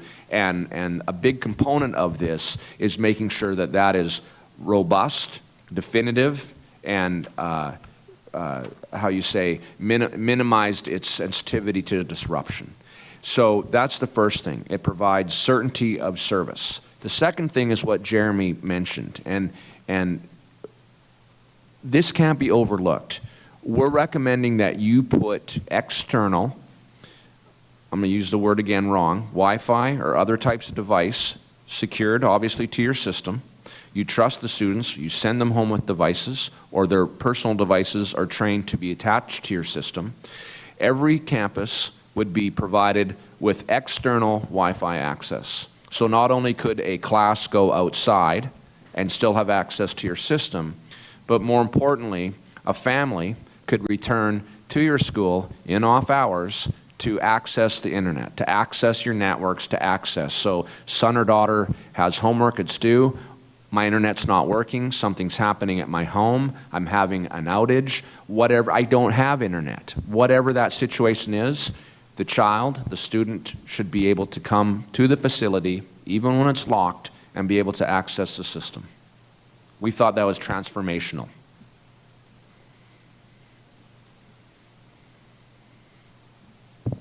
Anna? If I want to start getting into the weeds of all the individual things, like the playground and equipment upgrades and whatnot, who should I reach out to? Well, Jeremy and I, we decided that we will take, between the two of us, we can answer everything. So I will answer the easy ones, and Jeremy answers the hard ones. All right. So you ask, and then we'll let you know which one it is. Is this an easy one or a hard one? I have I want to get into it, but I'd like to. We have, seriously, we have both Mr. Disler here, as well as we have staff that supported us along the way, and I think anything that you need to be answered can probably be answered by Jimmy, and I'll get with you. would be very appropriate. We'll be providing a complete list of the detail of every project in this recommendation to the board. Thank you so much. And because we have y'all this evening, I just wanted to clarify for our community, for board members later, the process that kind of y'all went through. So you had subcommittees that met, and you said you weren't given a number, so just tell me the methodology of how y'all did like a needs assessment and said, these are the things we need. How did these needs rise to the top? For sure, great question. So we started in March with a I'm going to call it a global presentation from administration, saying these are the things that we need to look at. They were very precise and specific in not giving us leading recommendations or directions.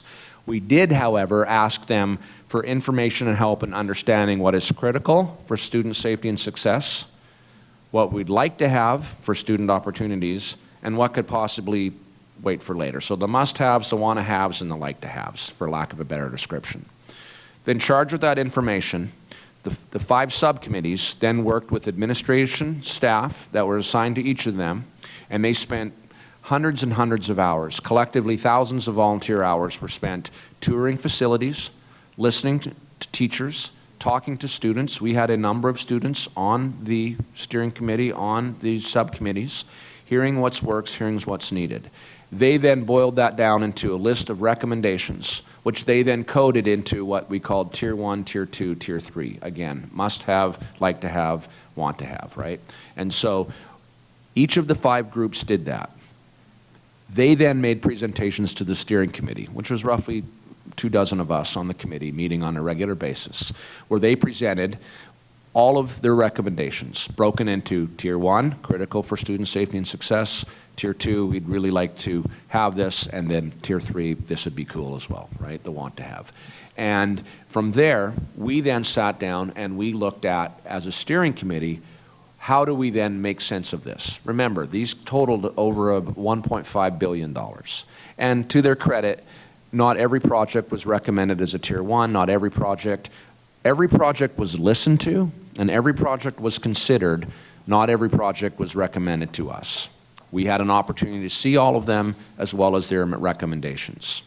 We then met twice a week for several weeks as we digested each of the 5 sets of subcommittee presentations.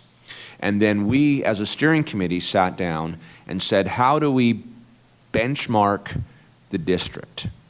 How do we remove the emotionality of the child and understand what is best for the district? And one of the things that we stressed is that it's important to understand that you are a concerned parent, as am I, and I'd really like this thing for my kid. And if you approved it today, by the time it gets built, my kid's not at that school anymore. He's now moved on to middle school, to high school, or maybe graduated from the system. So how do we step back and how do we look at and benchmark the projects and the requests with the benefit of the district? We then further broke it down into our own, call it mix of Tier 1, Tier 2, Tier 3. And then we adopted a system of voting. We did this at the sub-district or at the subcommittee level, and we did this at the steering committee level, which is you got a series, for lack of a technical description, dots. And dots had value. And if you liked something a lot, you could put more of your dots next to it. And if you thought that wasn't something that you needed, you would put less. Some got a lot of dots. Some got no dots. And at the end, we were able to sit in this room in a streaming meeting and look at a list on that wall and say there's a clear cutoff between what we think is critical and what maybe can be delayed to next time. We also worked with your district, and just as they did in 2017, and saying, you know, these are things that we need, but we could maybe delay them so that more money could be available for student opportunities, putting that into the education, into the classroom, into the hands of the student. We took that advice and we immediately rolled those off. Now the flip side of that coin is that they gave us a list of things that they said we could wait last cycle that we couldn't wait for this time. And in the end, we came up with the list with a robust conversation that totaled the roughly $930 million.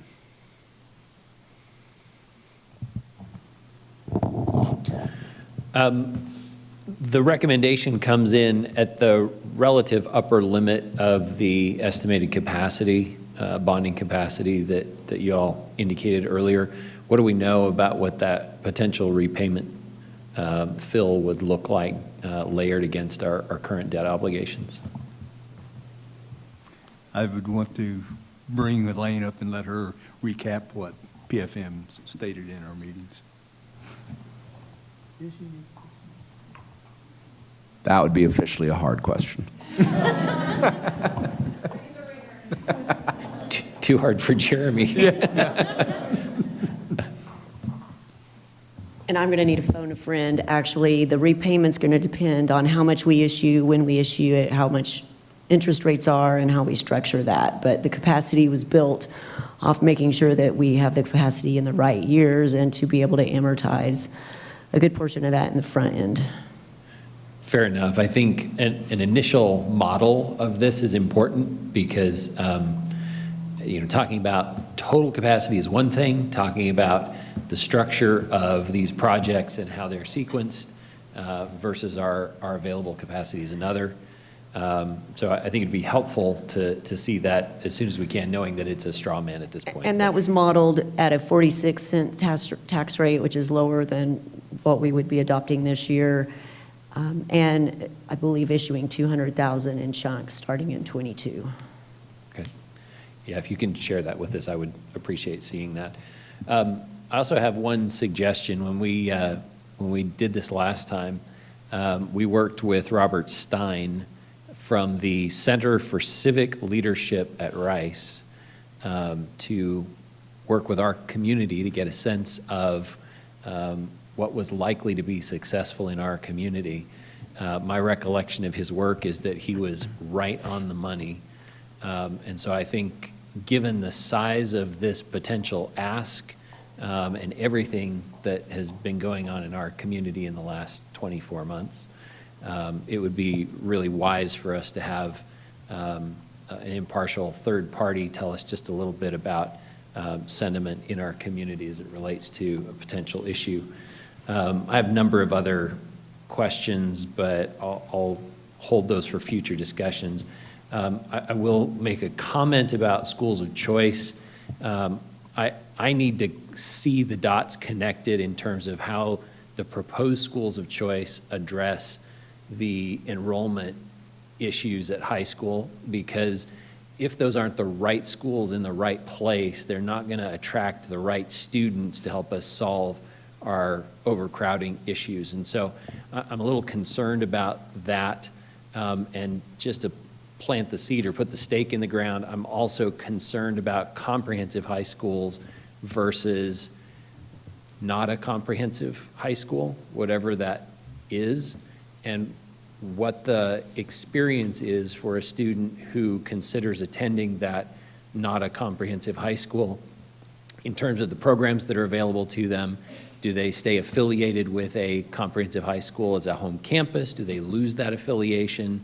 I think those details make schools of choice at the high school level particularly complex, and it makes the question of supply and demand really complex for us too, in terms of what we're offering and what our students and our community will demand in return from us. So I think those are very good questions. If I can address the survey first, we do concur as a committee, steering committee, that you should be polling the community. The $930 million that we settled on was as a result of our own internal polling, very, very unscientific, straw polls. We started with giving no information. How much would you be comfortable? And the number that they came up with would be less than to pay for the bare minimum that absolutely has to be required, most of that due to delay from the last cycle.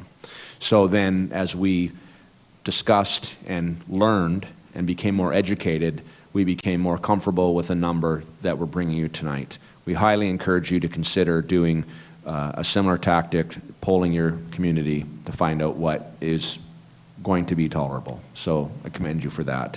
In terms of the conversation around schools of choice and specifically how they sit in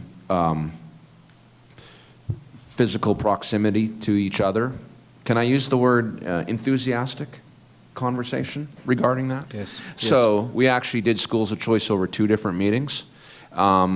We heard loud and clear that the schools of choice should not impact the, call it conventional high school experience, nor should it cause a detriment to that school. And so, i.e., these are important and we recognize them, but there was a bit of, can I say, NIMBYism, not in my backyard, where I think this is great, but I don't know how it's going to affect my kids. There's a great example of benchmarking my kid, right? So what we did specifically, and when you look into the recommendations, we recommended that you specifically co-locate 3 schools of choice on property that you already own, and that you address overcrowding with some of the other funds, the roughly $100 million in the high school budget that are not associated with schools of choice, to deal with how you can improve student outcomes, student population, and student accommodations at some of your more robustly crowded schools. So we heard that committee loud and clear. We want schools of choice, but we want it to give it every opportunity for success. And the recommendation shows that. Follow-up question on the technology, and there was that 139 buses in there, and this is probably an Elaine question, but we are looking to, because we got in trouble several years ago by financing computers that have a 3-year shelf life and financing them for 40 years. All of this has been factored into how we're going to structure the repayment of these bonds. Is that correct? Yes. We had a long conversation about, the equivalent of mortgaging money, using mortgage money to buy groceries. Not a great idea.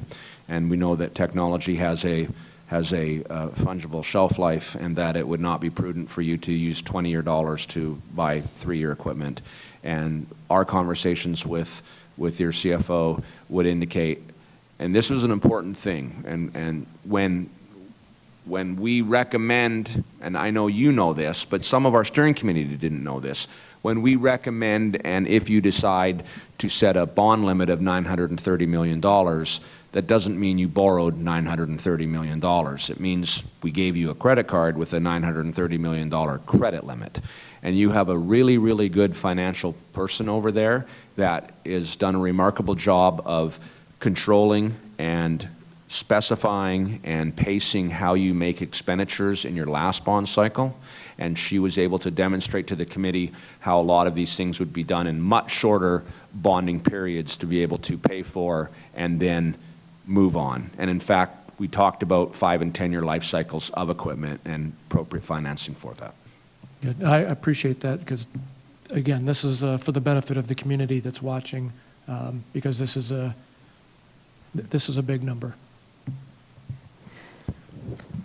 One thing I noticed was you mentioned consider using previous project savings that brings us just under 9. Is that correct?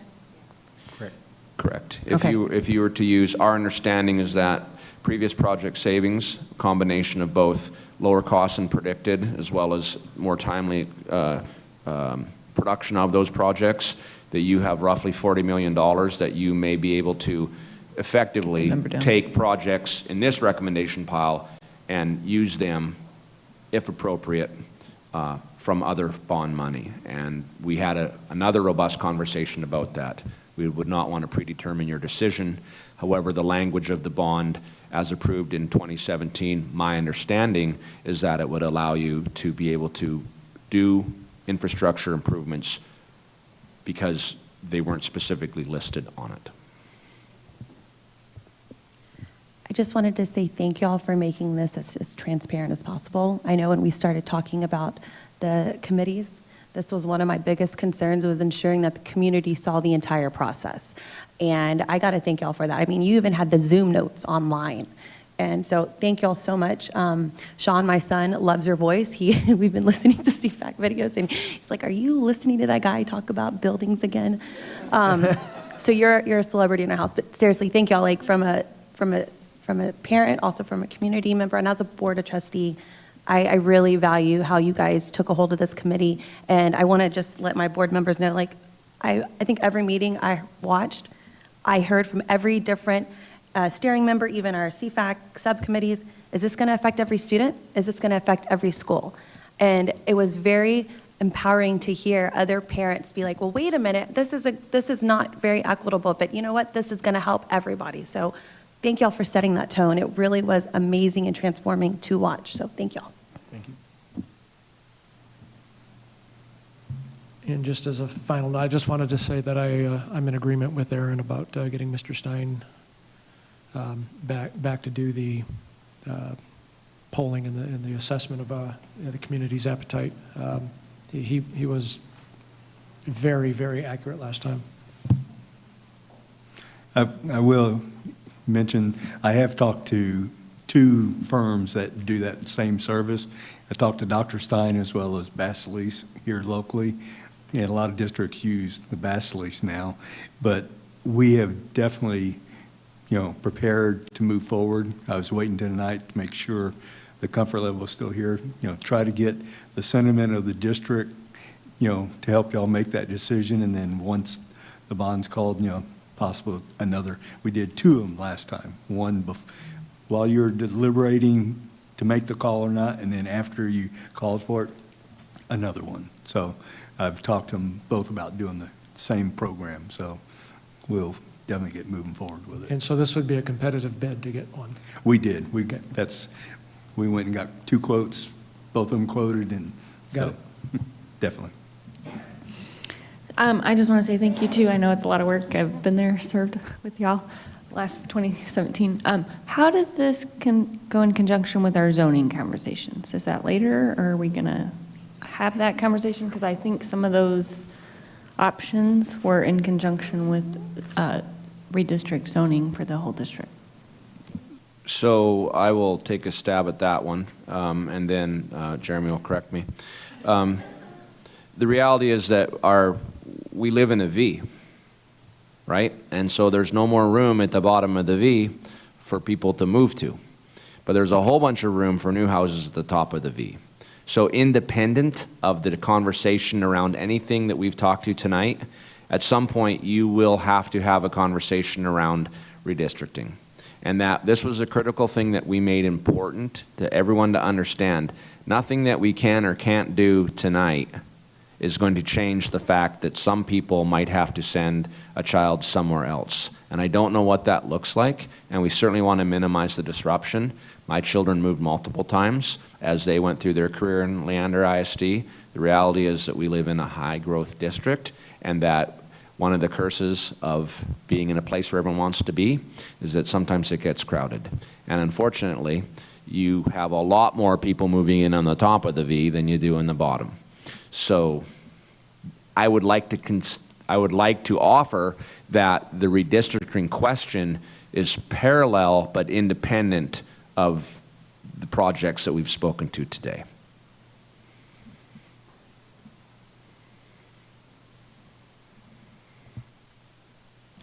Well, thank you all again very much. We appreciate the time and for the great presentation you brought to us this evening. Board members, if y'all have any questions between now and our next discussion, please reach out to Jimmy, and Jimmy will connect you. And I understand there'll be some more information, I guess, coming our way. Thank you all so much for staying with us this evening, too. So thank you, Scott and Jeremy. We appreciate it. Thank y'all so much. Sean. Thank you. Yeah. Sorry, I'm getting whispers in my ears. Are we taking a break? Yes, we are going to take a 5-minute break before we move into our graduate profile design.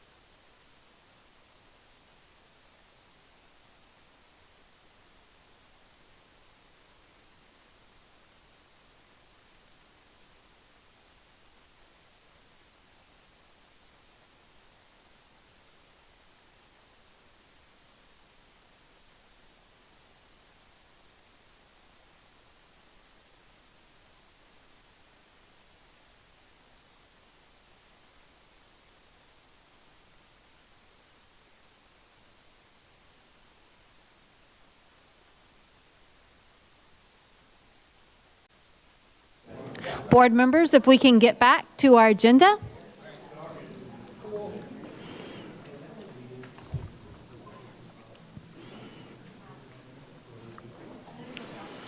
We will now move on to our graduate profile design team update.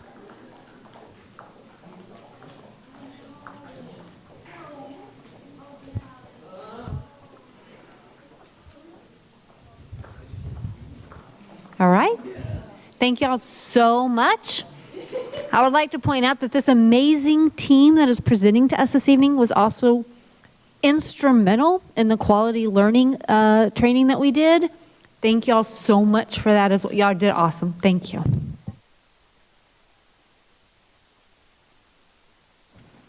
You ready? Awesome. Thank you. So I want to just start by thanking the board for the opportunity to come back and talk to you and update you about the graduate profile refinement process that we've been engaging in, as you know, since January. I'm going to go ahead and start with this slide. I am conscious of your time, but we are also going to try to get you up and engage and get feedback from you tonight. So this slide is one you have seen before.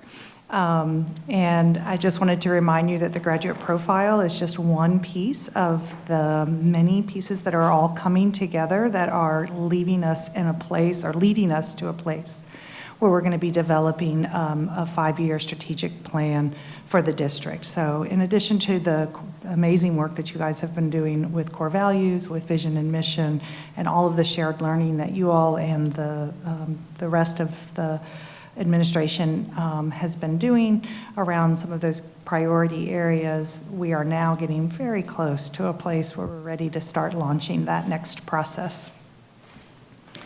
So we are here today, or tonight, to update you on the progress that we've made on the LISD graduate profile refinement process and to gather some additional input from each and every one of you as we move forward. So I just want to begin, as we have worked through this process, we have learned a lot about the purpose of a graduate profile and how it might impact the work of this district.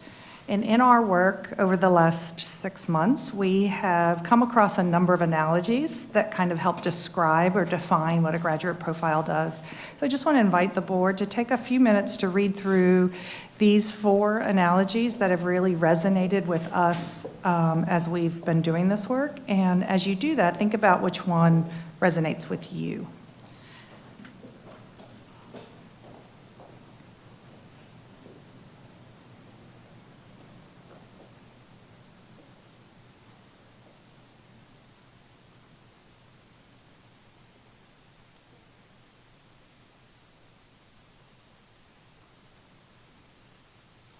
So do you want us to go? Or? Yeah, I want you to read them first. I was practicing my wait time. So at this point, if any of you would like to share, we would love to hear about which of these, if any of these analogies sort of speak to you and why. I like a promise to the students of LISD about what they can expect from their education. So much. It speaks to core beliefs, where we say that a student is going to be at the heart of all of our decisions, each and every student, right? And it also kind of speaks to some of what we talked about during the quality learning training that is just fresh on my mind right now, about students buying into their education, being a part of the process, being engaged so they can reach their maximum potential. Thank you. Anyone else? So she stole my first one, but I really like the last one with the roadmap. For the members of our community, so that, you know, one of the things that we were very aware of and keenly aware of is to make sure that our community felt involved and engaged. And I really like that we've included this in the graduate profile, because it does give our parents a chance to see, you know, where are the kids headed and what paths they can take. I really like that one. Thank you. Is there anyone else that would like to share one that resonates with them? I like a lot of them, but the one that really stuck out with me was the promise of what they can expect from their education. And I think it's a promise to our students, but I think it can also serve, when I think of that promise to students, at the same time, it can serve as a promise to all the members of our community of what they can expect from an LISD student's education. I was drawn towards the North Star item for a lot of the same reasons that have been expressed. I think others connected with other language, but for similar reasons. For me, it's the standard, right? And it's what we're always striving to sail toward. And so for me, that directional metaphor struck home. I can't pick one. So I like the bottom two because I feel like this is a roadmap for parents and the community members, but we're also promising our students. So I don't know if that's even allowed, but I like the both of them together. Mm-hmm.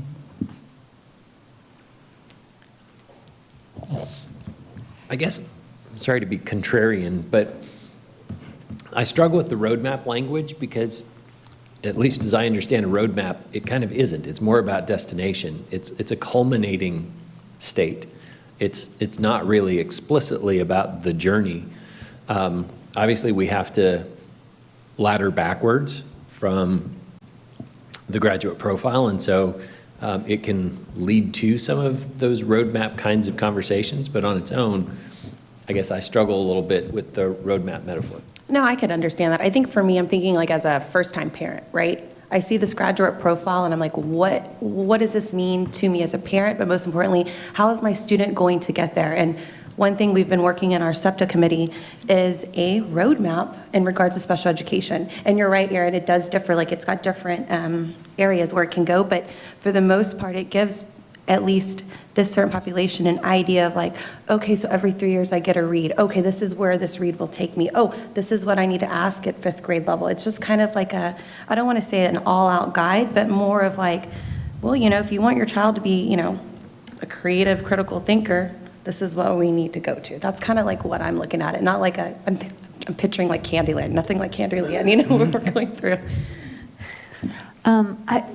And maybe, Erin, this wasn't what you were saying, but when you said it, this is what triggered for me as I'm hearing, or what I heard was, this really is looking at our graduates, and so you don't see it as a roadmap. And yet, it might not have been what you said, but that's what triggered in my head. And what I love about this graduate profile is when I go open up the indicators, to me, I feel like, and y'all had told me about this, it's similar in my head to a roadmap in that we have I can see's or indicators, right? Starting from our early childhood, K through 2, 3 through 5. So although we're calling it a graduate profile, and that's true, that's what we want them to accomplish when they exit the system. This has been y'all been so intentional and well thought out and getting so much input that I see this where you're trying the thing we talked about when we were looking at goals, are we intentional? Is this going to be across the district? And I think I see that here, and I think that's phenomenal. So that might not have been what you were talking about, Erin, but that's just kind of where my brain went, and I'm so excited to see that here. So thank you. Well, I agree with Anna that especially our new families coming into the district, they can look at this profile and say, here's what the finish line looks like. I agree with Erin that it's probably not, we can wordsmith it. Roadmap may not be the right choice of words, but that's the one that causes me a little bit of concern.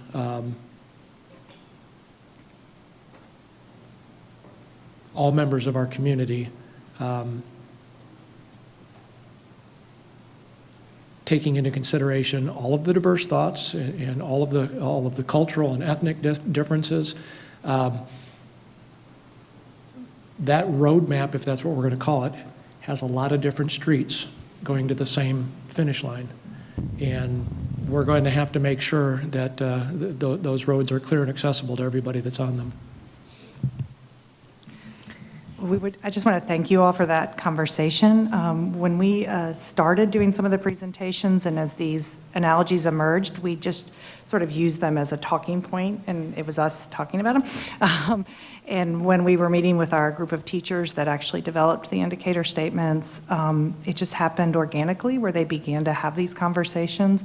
And we were just fascinated by the richness of those conversations. And so we took it last week to our administration team, to the leadership, the district full leadership team that meets on Tuesdays, and had very similar experience where it's okay. Initially, we were thinking, oh, we'll just straw poll and we'll figure out which analogy is going to be the one we'll use. And it really, each of them do speak to different people different ways, and they are all legitimate ways to be thinking about what a graduate profile is. And Aaron, I appreciate that perspective about the roadmap, and we hope that by the time you finish engaging with this work today, you can see how that analogy kind of came to be, and the work in the indicators really shows specifically how it could look like a roadmap. So thank you all so much.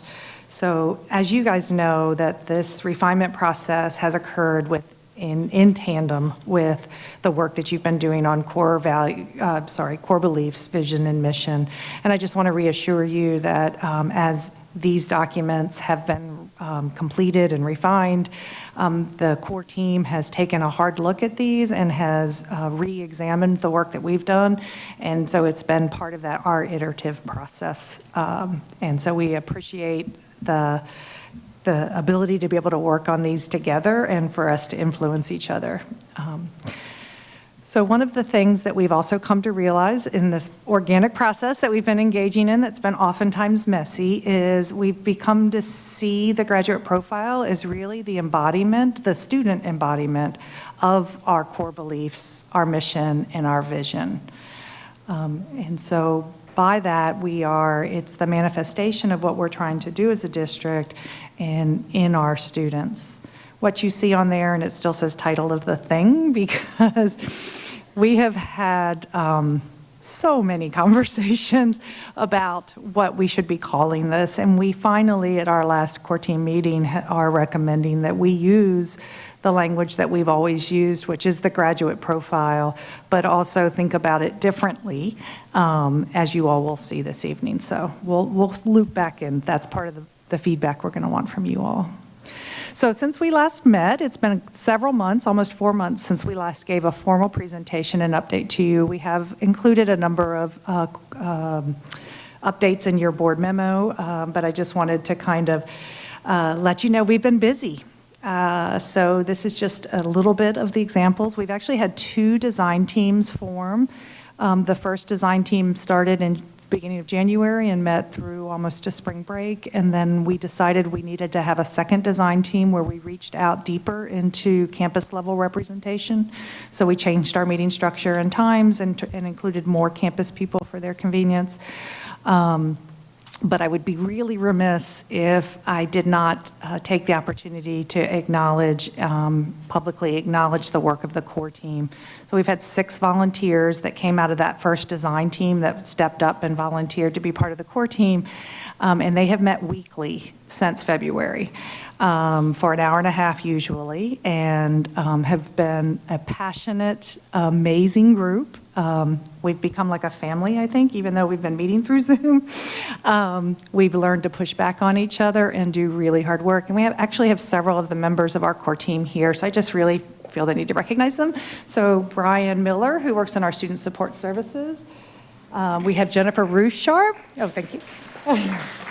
Jennifer Rusharp, who we commonly call J Fresh, who is a member of our curriculum team. She's an elementary math specialist in the district. And then we also have Jennifer Freeman in the room, who works in our special programs office. And I think, is Christine here?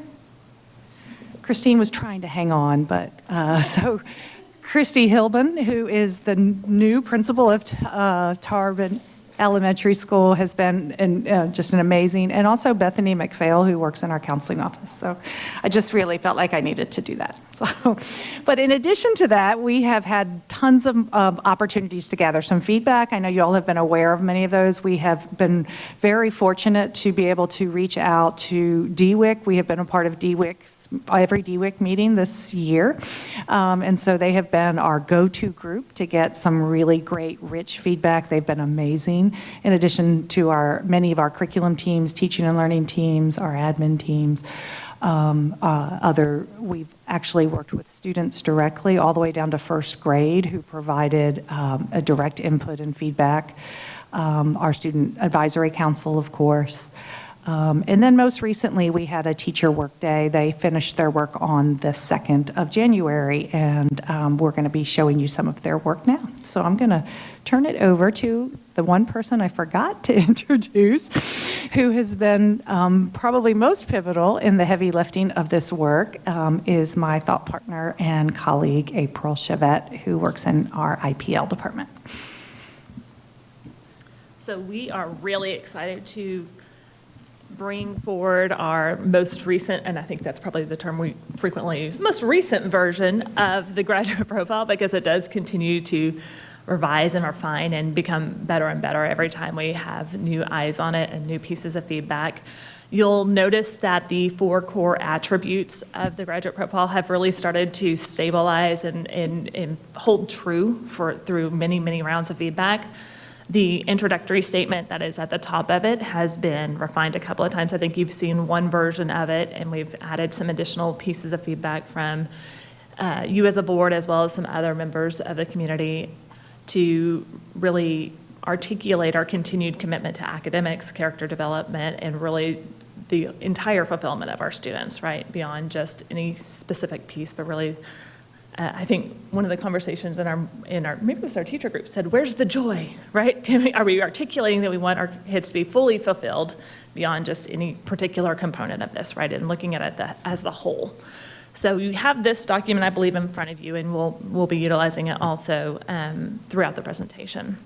But what we are most excited to bring forward to you today is the work of that teacher development committee, who worked on the grade band indicators, the ICANN statements that Trish mentioned, that really articulate what it looks like to see this graduate profile at all levels of our system, from early childhood all the way through our high school seniors. And also we have a row of adult indicators. What does it look like for us as adults in the system to model and live this out? And so you'll see the names of the teacher committee members that were from all different campuses and grade levels and grade bands that really were the voice of what can this look like for the students that I serve, and who better to tell us what it looks like, what this profile looks like at those levels. So we are going to get you guys into these indicators and ask for your feedback on them. And so we are going to have you do a little bit of gallery walking at these tables. And we'll have you partner up and use some tools. We'll use a plus delta for my super tool friendly friends here.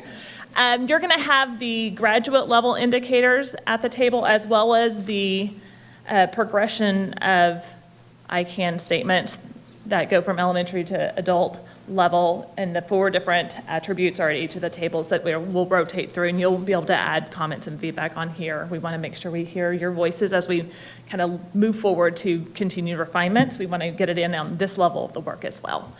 So I think we're going to give about 2 or 3 minutes per poster. I know that you've had a chance to see some of this in advance, but we want you to be able to talk about it and have those conversations and capture that feedback. So we're going to get you guys up and moving. And just for clarification, when we're done with the posters, we all put them up over there so we can see them later, or we're just... We will be taking these and combining it with some of our student, our higher ed, our business and community partners to really consolidate this feedback to look at the next steps for this. But we also have some additional connection activities we want to do after this. So yes, we're going to leave. So for the open meetings, we're going to have you guys come and work at each table where there's a microphone available. And then we will be hanging them up so that you can see them all together. Any questions? Any thoughts? So we want you to look. You are welcome to give, yes, thank you. So you can bring the header statement with you. What you're going to see on the posters is going to be each of the indicators, or I'm sorry, each of the attributes of the 4 main attributes, and then the graduate level indicators for that attribute. And so we want you to kind of just take a couple of minutes and think about what does it mean to be a compassionate community contributor, see whether or not you have any feedback on the specific I can statements.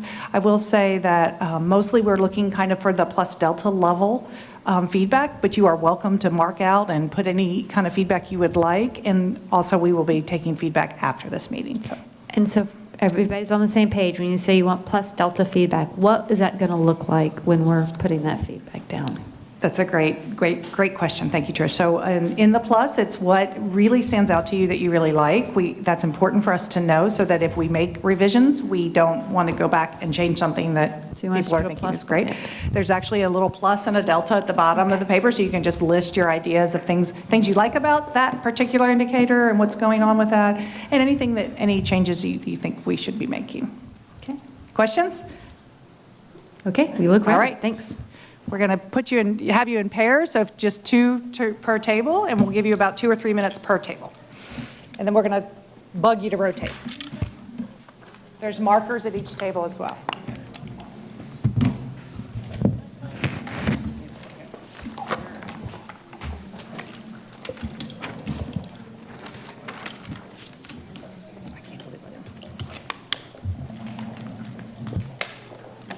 Move this down a little bit.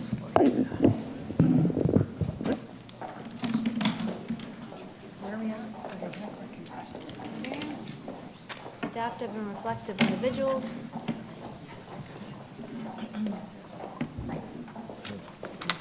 We didn't have this level of detail, did we? It's in the second part of that. Okay, I missed it. It's, Yeah. This is what this is. Yeah. Okay. Kind of like to be able to underline that. So I like.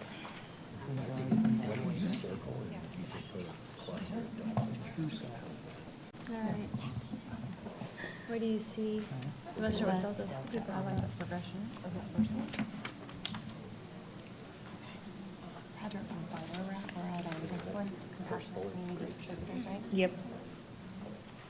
Well, and I like us bring the help forward, which is what we've talked about before in our meetings. We're saying what we like. This is on. That's okay. Yeah, we're starting here. This is pretty cool. That has all of it right there. So this to me is this. Yeah, That does. But this is where we start. I love it. Yeah. It's really cool. And people are Yeah. like, that's engaging. Well, and I saw it. maybe it's a plus. No, that's okay, but you have, so the advocate. This part, I think. No, I was thinking if we say that one's gonna just cause. I like this one right But I here. think that one's like sweet and Boston and has all the things. They can advocate for themselves. Oh, I like that one. What do you like? I apologize, it's just I put them in. No, I think it's, the advocacy thing is it's like powerful. This is my, I just like, I really like. Right, and so like, know how to email your teachers, know how to advocate for your own needs, right? Well, I think it also like takes away the negative connotation of advocate, where many people feel like it's bad to be an advocate. They need to learn how to advocate. I don't know. Is that here? Right. Not there. And then us, you're empowered. I'm like, yeah, I think it's. Leave it to board members. Yeah. If you want me to listen to this. Okay, continuously improve. And I like the No, balance of strengths I and think that would just, I'm saying, no, I'm just going, I think that one is like all the things, all wrapped up. This covers, this is it. just about following the flow. Yeah, I love it all, really. I mean, it's all, but I feel like this one kind of sums it up best. Yeah. And I think these are better than those. and I'd like them to like this says it more to me than respectful. I mean, this is what it is. We're gonna, compassionate community contributions. And This is how we do yes, it. Right. This is how we do it, by fostering a culture of acceptance. I do and like safety, by listening advocating and valuing. Do we have to put a delta? No, okay. I think that's huge. Yeah. Oh my gosh. Because I guess for personalized learning, Important to me, value assessment. Other feel safe by being kind, so then it goes directly all the way across until you get to Right. I love it. That's the word that's The only strategies requires that we develop there. a list of strategies first. I think that requires an amount of creativity. Consolidation. I don't know that I've ever lived exactly this way, but that's a very good thing if we ever put them in. We'll do that. We're jumping to the end. Go, jump where? Now we're in McKay. Let's assign our name. Oh, I don't know. I thought we were supposed to pick one. Brainstorming or? No? Oh, wait, we just did this one, right? No, this is different. I'm sorry, guys. This is where we were. Sorry. Do you want us to? Yeah, I didn't see what the sign was. Whatever works for you. Okay. You want to just look like really look and Okay, all wordsmith right. those. I like this. I'm not sure if I like the way it's The last one or the explained. third one? I'm looking at the last one. Okay. I jumped ahead. That's right. This one has more. Yeah. I think it's important for kids to be able to balance those things and figure that out, but I'm just not sure if that actually.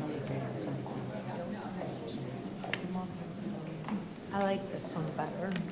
I think Yeah, maybe it's I can evaluating see a lot of this in this with less words and less. Same. But I like this, because like title, but Of course we like, are. I like these words. Like Okay. I really listen, We'll just do the. and I can express what I'm thinking, and I can also listen, which I think is different than, right? Okay, compassionate community. So, you're right. Okay, so For kids, I'd like. Oh, I see what you said. They put lessons on the statement, like they did with Okay. Yeah. Yeah, keep your purple marker. Explain. Okay, so oh, okay. Okay, so we're not gonna. I want to get in. Okay. if there's anything. We really like this part. Develop.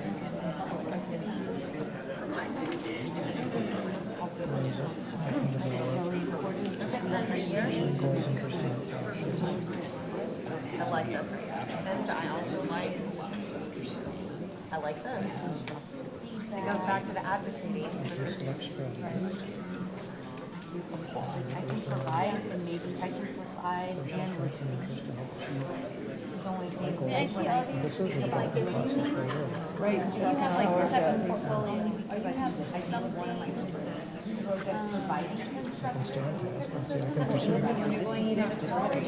You can't list all of this in one, right? So it's gotta have a.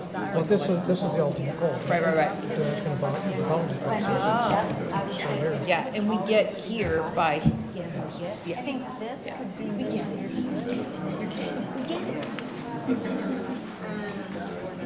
I'm not going to list it as a topic, but the only, we talked about it before, flip flop it when you read it, so that it. because this is where we start, and this is where we end.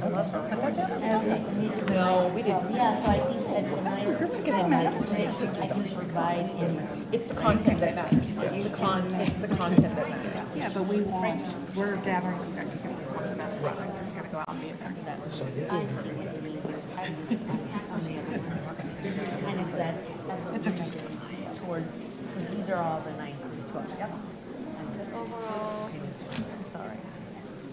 We're gonna the next one. Yeah. This subject on the first one, I just. Critical thinkers.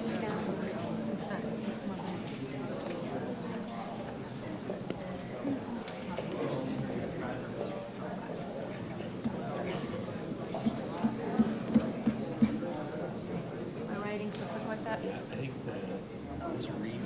I love it. what it looks like. I can ask questions, yes. I like how it goes, I can ask questions, so I can be curious by asking questions. The amazing thing, this might not be good. I'm so impressed. Like, it's so beautiful. I see, I love it. You know, the absolutely is very intentional from this like Yes. early childhood, right? But I think the operational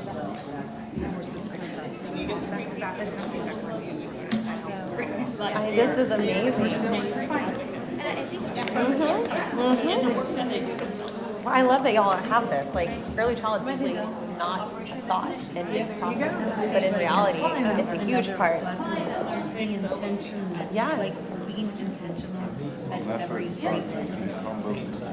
Bingo. You're gonna, bingo. Bingo.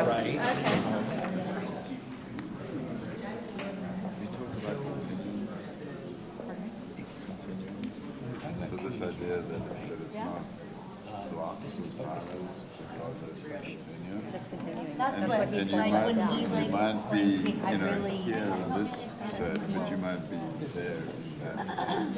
And how do you make sure So that it might be the people way don't we say, present it needs to look more I think so, because Yeah. I mean, that's really hard. But you have to pick the kid up where they are. Yep. And that's jagged, because it's not. Absolutely. We're never all in one column, so No, let's like, finish up it's all. constant. So make sure you capture those ideas. Yeah, please do, yes. Right, yes, like they're great, so this is where I am. Someone did it on there. And you might even be back here some a little bit, huh? I don't know. We'll likely all address it. No spelling. Okay. So there is no spell check on chart papers. It's fine. If y'all could take about 2 more minutes, we just because we know. Delta on here is missing communicators, missing the communication aspects of interacting, something like that. Yeah.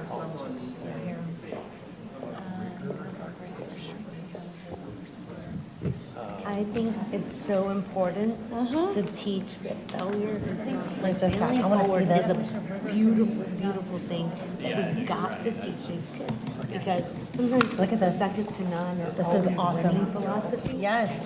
like hurts them in life, like letting them fail and letting them own their failures and learn from their failures, right? I love it. I And love if you this. look at the, Yes, the read this part. statements for what that Yes. looks like in action, as I keep trying to encourage others to do the same.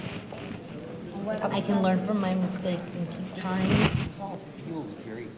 I can work through the challenges or setbacks and help others to do the same. I accept feedback and use it to create learning. I can work through challenges or setbacks. I mean, this is, I think it's so important. I think sometimes, especially in highly competitive environments, we don't allow this to happen. Bingo. You know? We talked about that today at our training. I think, so how do we say, like, this is the best place for them to come? Right.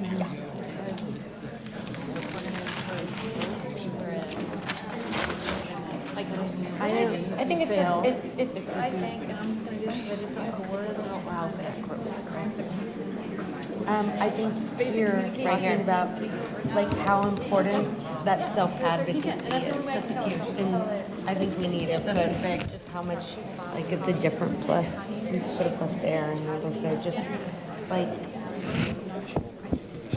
like my oldest who's very successful still has challenges with that and like asking me or wanting me to, and I'm like, you graduated top in your class, like you should be able to do this.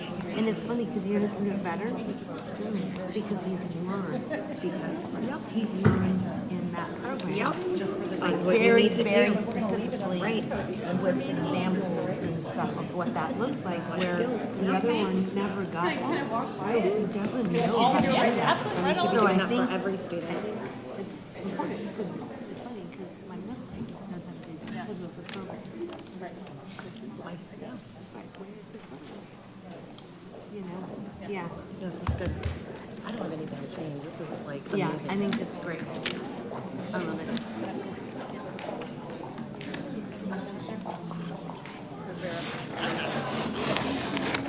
Thank you.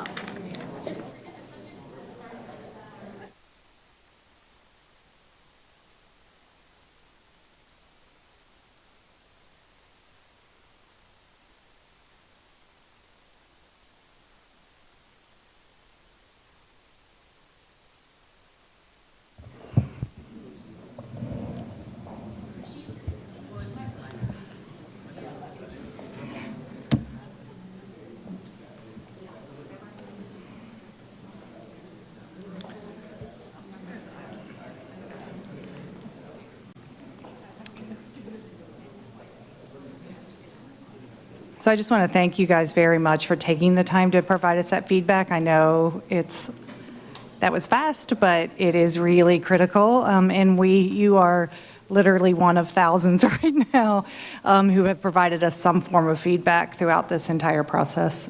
So I do want to make a commitment to you right now that we're taking this feedback back to the next core team meeting. And in fact, we will be locked in a room all day on Tuesday, incorporating your feedback as well as the feedback that some additional feedback that we're collecting this week. So.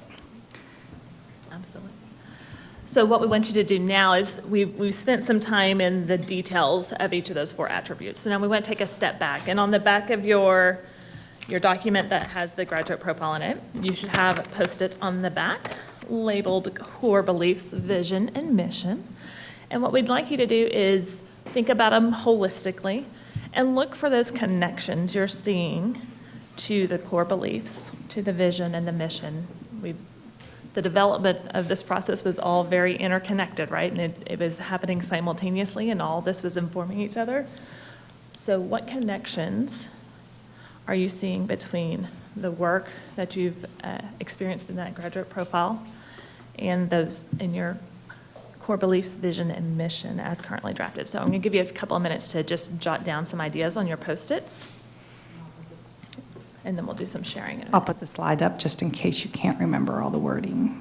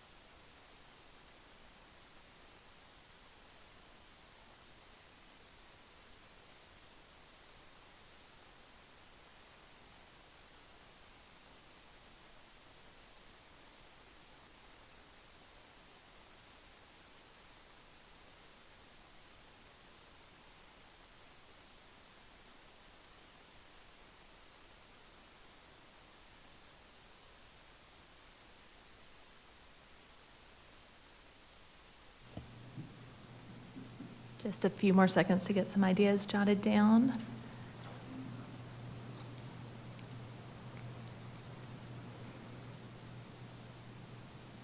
And we'd love to have some of you share some of your connections you are making. And I think let's start, I think the first Post-it on your document is core beliefs. So if anyone could share out some of the connections you are making between the graduate profile work and the core beliefs. I'll start. For core beliefs, we talk about deeper learning, and we talk about personal growth, and the graduate profile really it starts with the critical and creative thinkers, and I think that lines in with the deeper learning. Also, we talk about collaborators, and then in our vision, in our core beliefs, those collaborative relationships. I'm really impressed, I have to tell you. Like, I can't even hold it in. I'm really impressed, like, looking through. It was just so intentionally, like, at each level and that continuum. It was, and so I saw it just really well aligned. I love it. The piece of core beliefs, when we talk about whole child, I feel like it's ingrained in each of the four. Like, I feel like it's not just one, right? It sort of, they mesh together really well, and they fit in a puzzle piece really well together. They overlap without stepping on each other's toes, if that makes sense. So for me, that whole child piece is really, really important. And I'm again, I think seeing the progression from little kid age in simple sentences and simple words and to all the way up, just it does align and it all makes sense.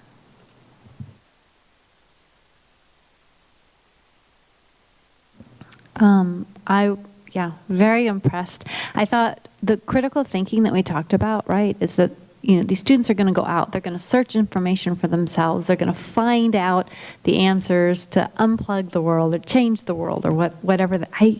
I thought it came to life, core beliefs in these statements. I was just very impressed. I love the intentionality between our younger grades all the way through. So what I saw is when we talk about each and every student as the heart of a decision, you see every student. That's not just your graduates. You see that at the elementary age going up.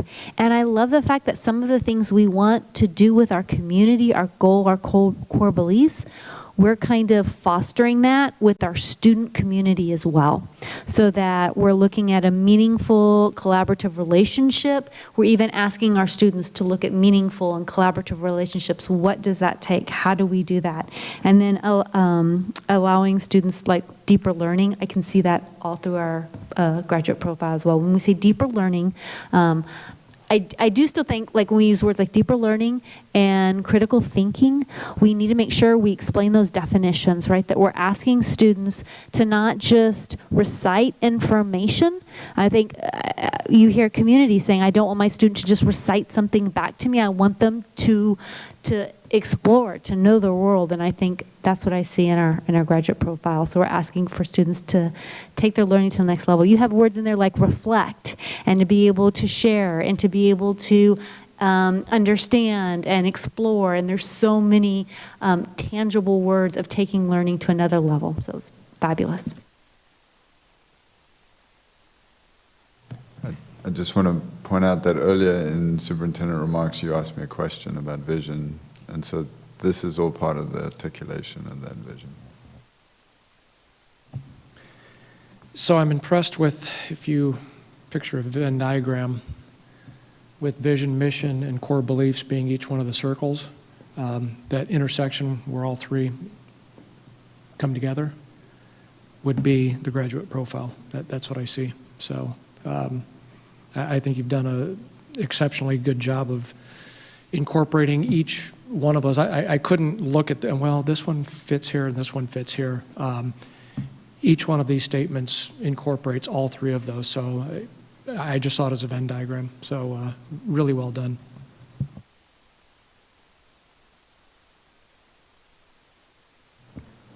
If anyone would like to share anything specific to vision and mission, we'd love to let you have the floor as well.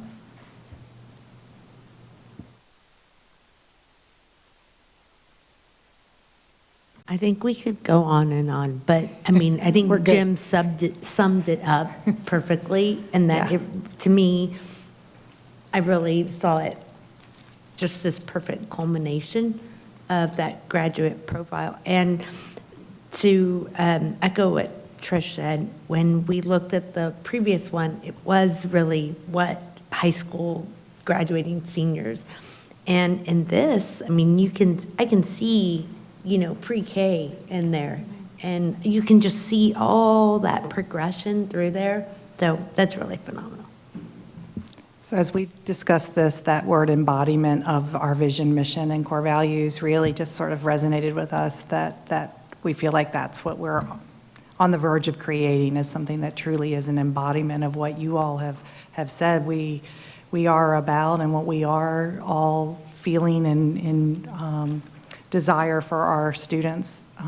I think the other piece that has been a driving force for us is that this is very accessible in terms of no matter what type of student you are, what age you are, that every student in Leander ISD can see themselves in this document and in the progressions. I think Dr. Gearing brought up a great point, though, which is that that students are jagged, right? So I might be great at this communication side, but not so great, on the being adaptive or reflective. And so figuring out a way that we might be able to communicate that in that way. So we're going to talk a little bit about how now, once we do have these finalized, the types of things that we are hoping the tools and resources we're trying to create for our campuses so that students, parents, administrators can all be interacting with this. So I'm not going to take a lot of time on this, but we were able to get some feedback. We just last Tuesday presented the ICANN statements. We unveiled the ICANN statements, if you will, to our administrators, and this is the kind of feedback that we got. It's very similar to what we're hearing from you all tonight, so that's very reassuring that we're on the right track here. And I know these are in your packet, so I won't belabor them, but our teachers also had the teachers that engaged in that, they were able to accomplish this vertical alignment document in one day. And they worked really, really hard. It was the second day of summer, so they were amazing. But their perspective and their feedback, all of the credit goes to them right now. The other thing we wanted to make sure that you knew that we were doing is that we are reaching out now to the chambers, to ACC, and to representatives at Concordia, which is right here in our neighborhood. As well as we have gotten similar feedback that you all gave us tonight from our Student Advisory Council, the wonderful students that you all saw a few weeks ago. But this is a quote from the head of the master's program in education at Concordia, and it, again, has all been very reassuring that we are on the right track here.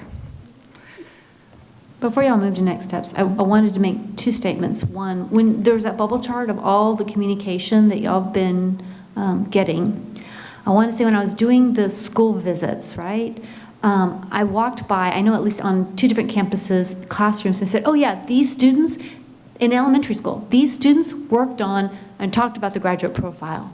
How exciting is that we had our younger students talk about what they want their lives, what they want it to look like, what they see themselves being as a graduate of Leander ISD.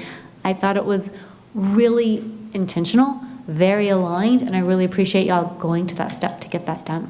And the other thing is, and I've seen it in the remarks that you're saying, but I just want to say, even Aaron and I were looking at something that says, like, look, if I had a student come to me and bring in a portfolio, because that's what we're talking about, is how they develop their portfolio, some of these things that they had accomplished, and to show us some of this, they would be very sought after in the workforce. I could also see them being sought after on their college applications. So we're setting our students up for success. So it's great. Thank you.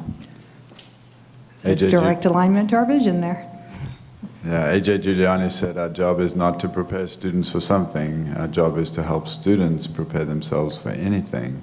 And when you look at our core beliefs, our vision, and our mission statement, and then you tie it to this graduate profile, what you see very clearly is that there's a very subtle paradigm shift in the responsibility for learning, and that shifts to the learner. And so we need to really pay attention to that piece, because it's easily overlooked, and it's easy to go back to using these very nice words and doing the old thing again, because that shift is subtle enough but important enough that we have to keep reminding ourselves of that. I think I really appreciate the sentiment, I really do. I think there's a interesting tension in that sentiment, though, and our desire to help every student be successful. Because if a student is empowered to serve themselves in their own educational interests, and they don't, or they don't do it very well, what do we do? If they're not successful, we can't simply blame them because we empowered them and they didn't take the opportunity. So I think there's still an important tension that we need to make sure we're considering in terms of how we support students in that environment. Yeah, I think you make a great point, Aaron, and that's what empowerment means to me, is that we're really ensuring that they make those connections to their interests and passions and igniting, because if they're not, then we're not truly empowering them, in my opinion. All right, next steps. All right. So we are really excited to be able to take your feedback, combine it with what we're seeing from our community and business partners, our higher ed, our students that have given us some feedback, teachers that are continuing, and leaders who are giving us feedback. So we're really excited to start locking ourselves in a room and really trying to finalize these statements. From that same work, we'll be working on the graphic design, so it's not going to say title of the thing at the top anymore, and the tools and the resources that are going to help support our campuses bring this to life. We heard loud and clear from our leaders as we unveiled it Tuesday. I can see they were imagining it, right? That what students self-assessing on this and better understanding where they are, and tools for the students and the leaders. And so we've got some ideas of things that we'd like to develop to support campuses, but we were also looking to them to take it and make it what makes sense for their campus and really own, bring it to life and making it fit their needs. So we're going to hopefully get some things out in their hands at their leadership retreat in July to help them, set them up for success to launch this work. So if there's not further discussion, what we would like to do is ask you to, we're going to use a consensogram, which is another one of the tools that we've tend to use pretty regularly. And the way it works is in from 0 to 100% in units of 10%. If you could think about how comfortable are you with the current state of this refined graduate profile. So what we're trying to sort of get a sense and a gauge from you all is how close to the finish line are we? Are we on the right track? Are you feeling good about what we have brought you tonight, with knowing that there's going to be further refinement? And then we're going to go ahead and collect your Post-its and put them up on our consensogram. So between 0 to 100%, you should have a second sticky note on the last one. You used it. Okay, that's all right.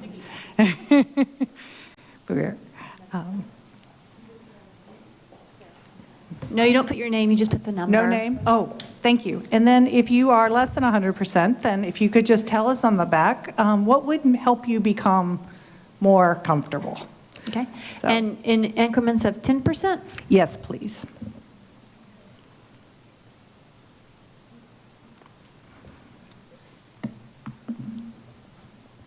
And as we're collecting these, you guys can continue your conversation if there's more that you all want to need to talk about or want to talk about.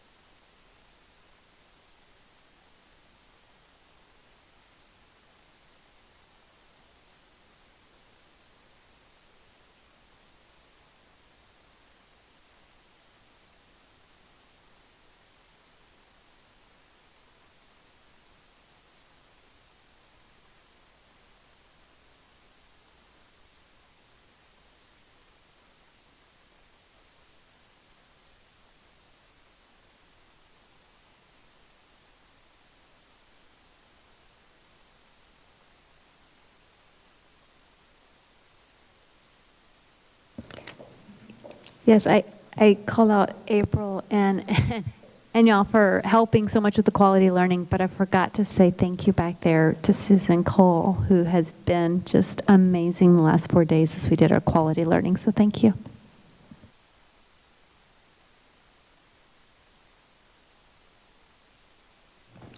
Can I just say that I've never had board members attend 4 days of training anywhere ever. I'll just say that. Sign me up for some more. I get a break from my kids. I do have a comment on the graduate profile. One thing I noticed in my many school visits, a lot of our campuses are adopting their own graduate profile, which is just pertain to their community and their campus. So I think that that is really cool. So did we fell over there in the consensogram, or how did we do? So we are 70 and above. So that tells us, that gives us some feedback and some indication that we are certainly on the right track, but there is still some work to be done, and that's exactly what we needed to know.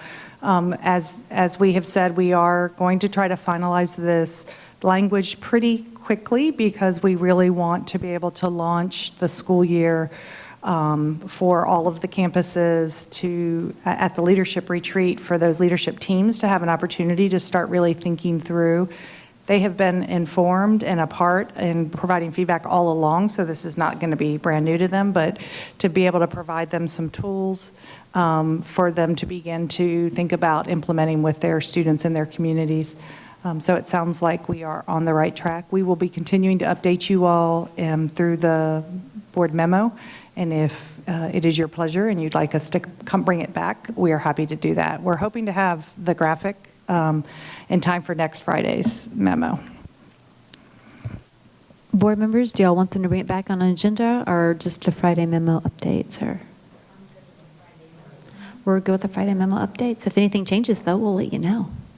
All right, thank you. That concludes that agenda item. We'll be moving on to consider approval of the Technology and Instructional Materials Allotment, AP Human Geography, and the AP World History. Good news, it's not a midnight yet.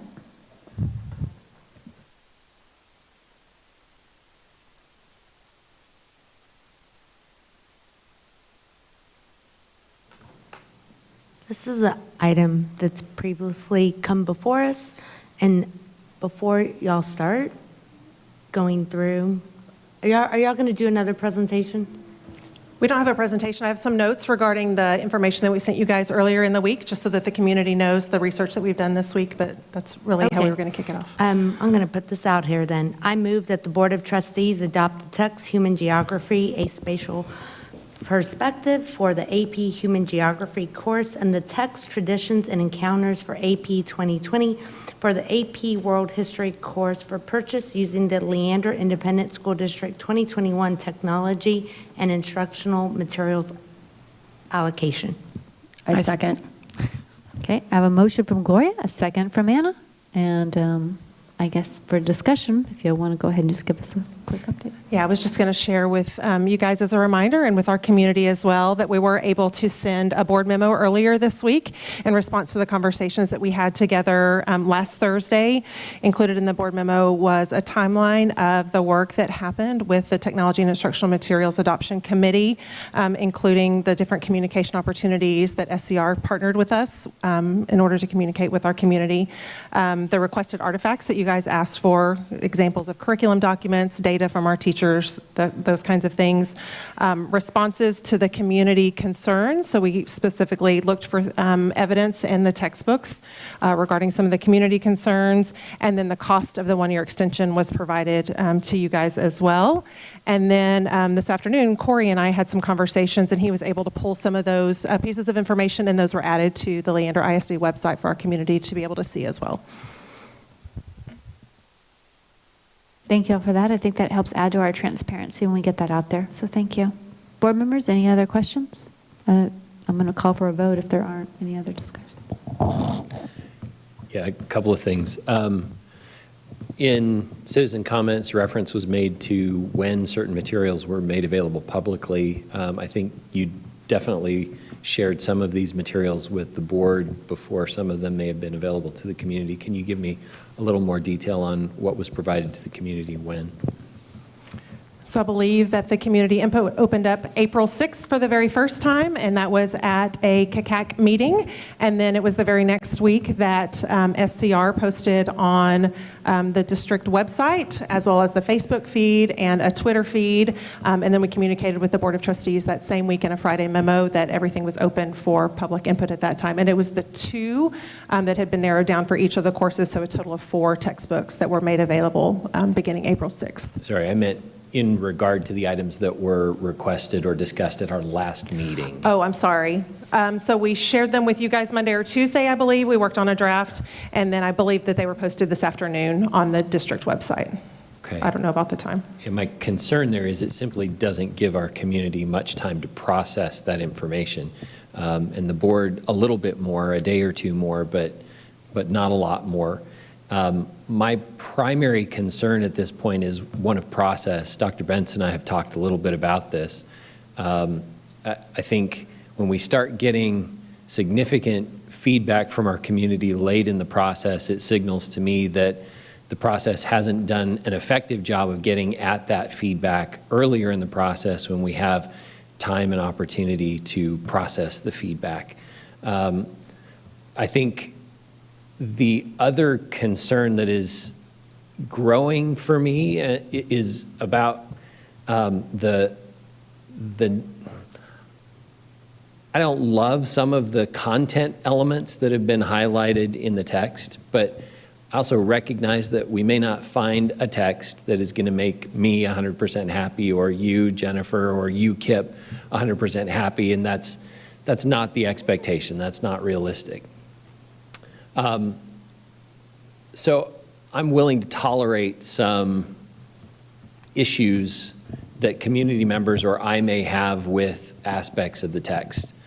We do have statute which will help to ensure that certain things don't occur, or if they do, we'll have other issues to deal with. But for me, the growing concern is these are college-level courses, and one of the principal reasons, as I understand it, for selecting these particular texts is their readability and how accessible they are to our younger students, which concerns me. It's a college-level course with college-level material for college credit.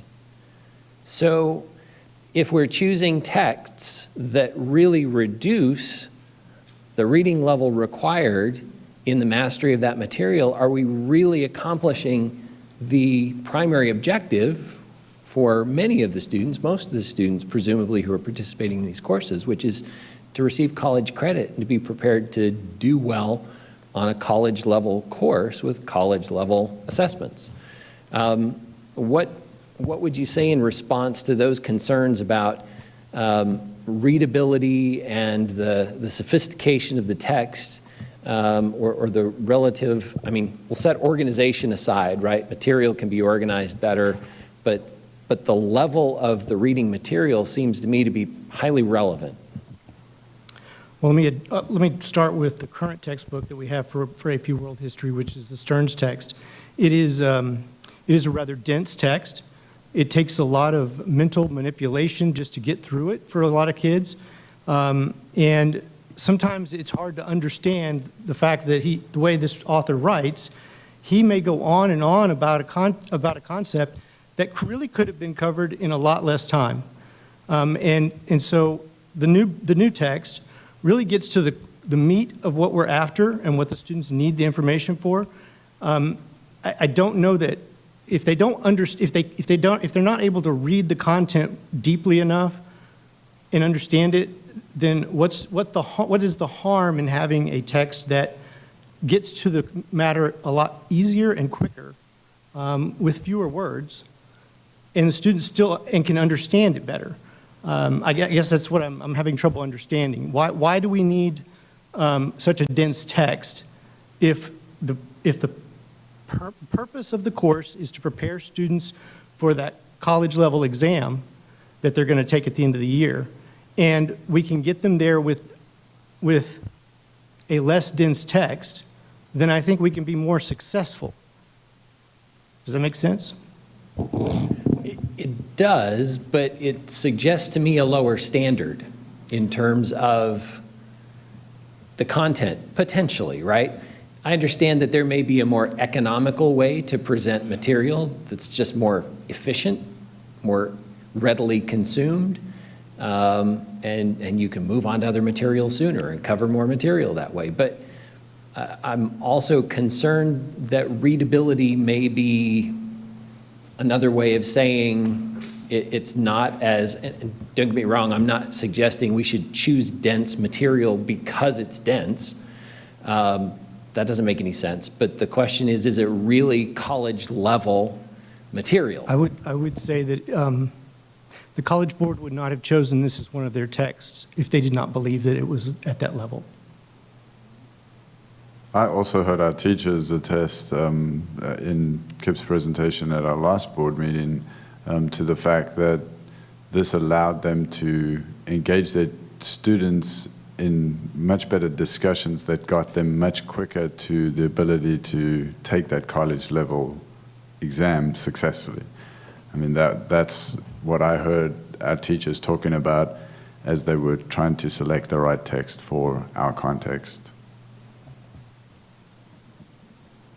We've been doing a lot of learning about universal design for learning, and so what that means is that you want to have many different access points or entry points into the curriculum. So I believe that this text is also going to allow different students with different abilities regarding reading and processing and thinking and their own background knowledge. So it's going to allow different kinds of access points for them to be able to access the curriculum and to be able to show mastery. So I think that that's something that we're excited about as well.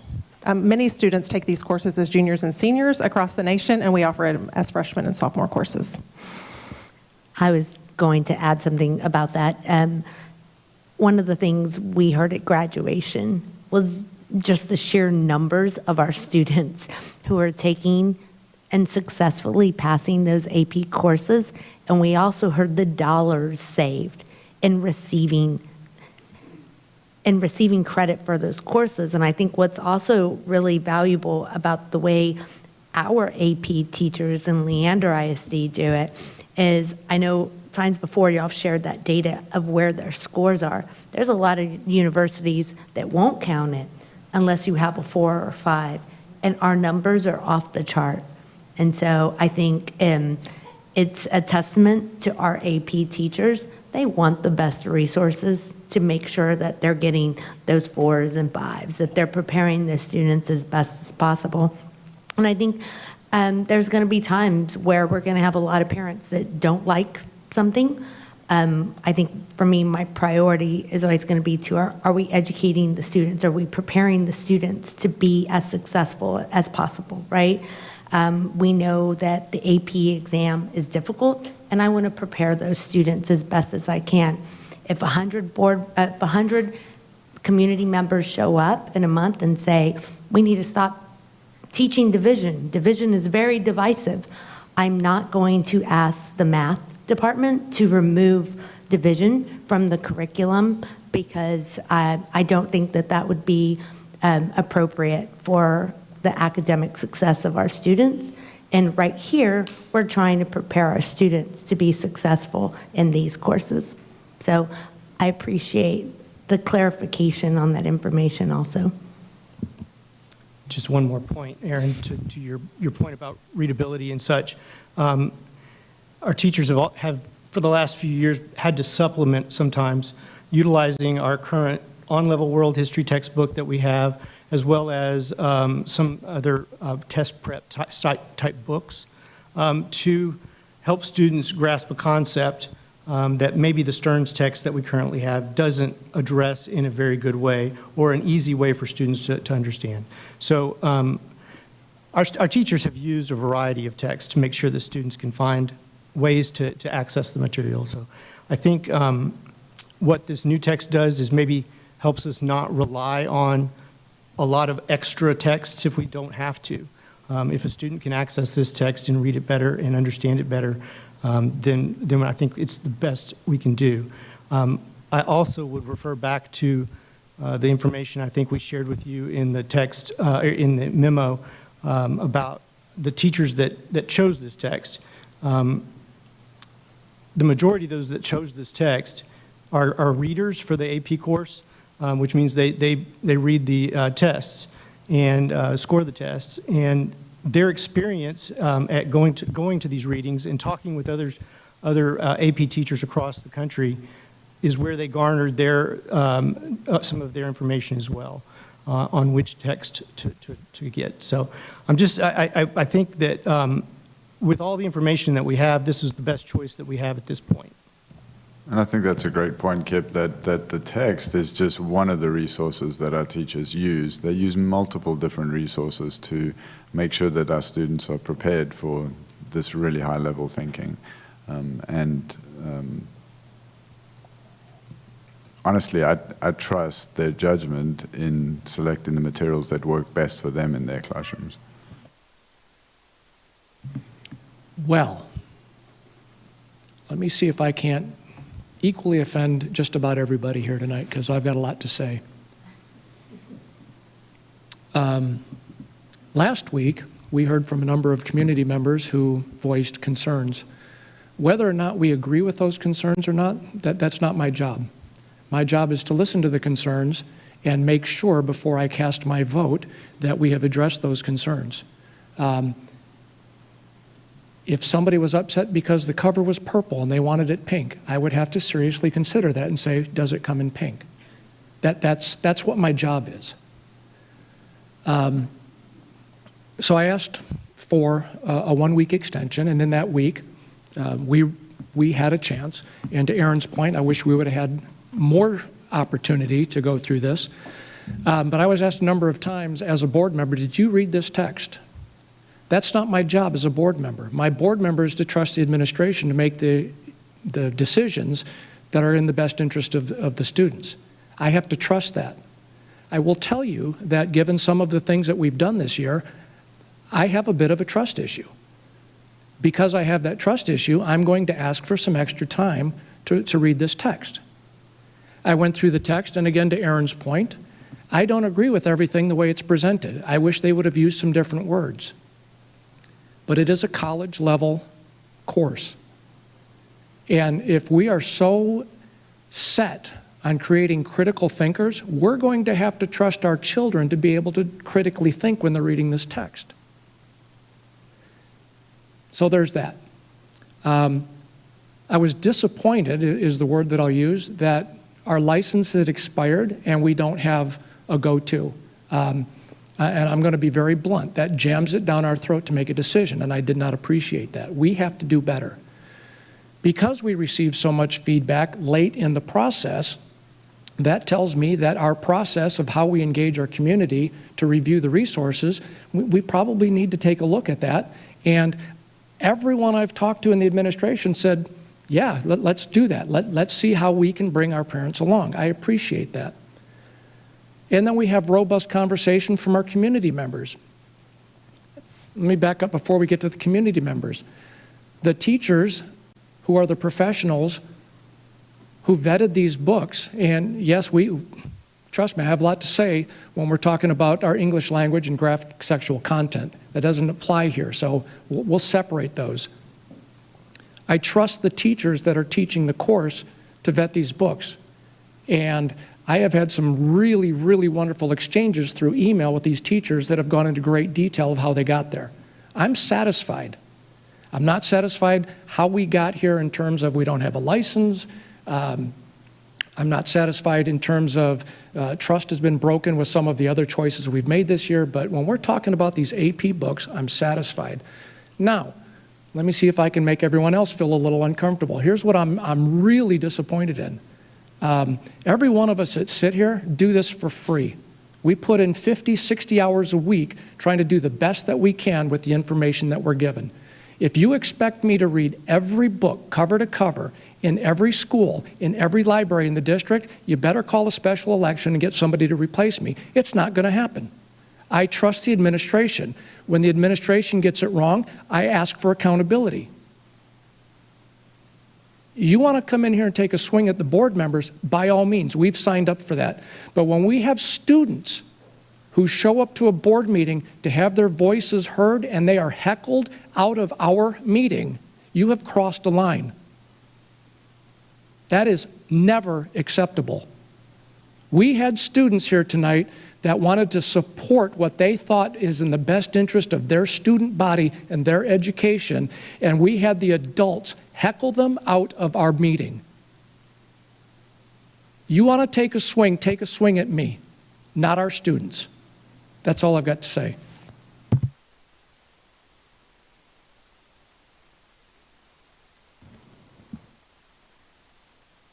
All right, with that, I'll call a vote. All those in favor, please raise your hand. 6 ayes. All those opposed? 1 opposed. Motion carries. We'll move on to our next agenda item. 9A4, consider approval of remote instruction proposals for 2021-2022 school year.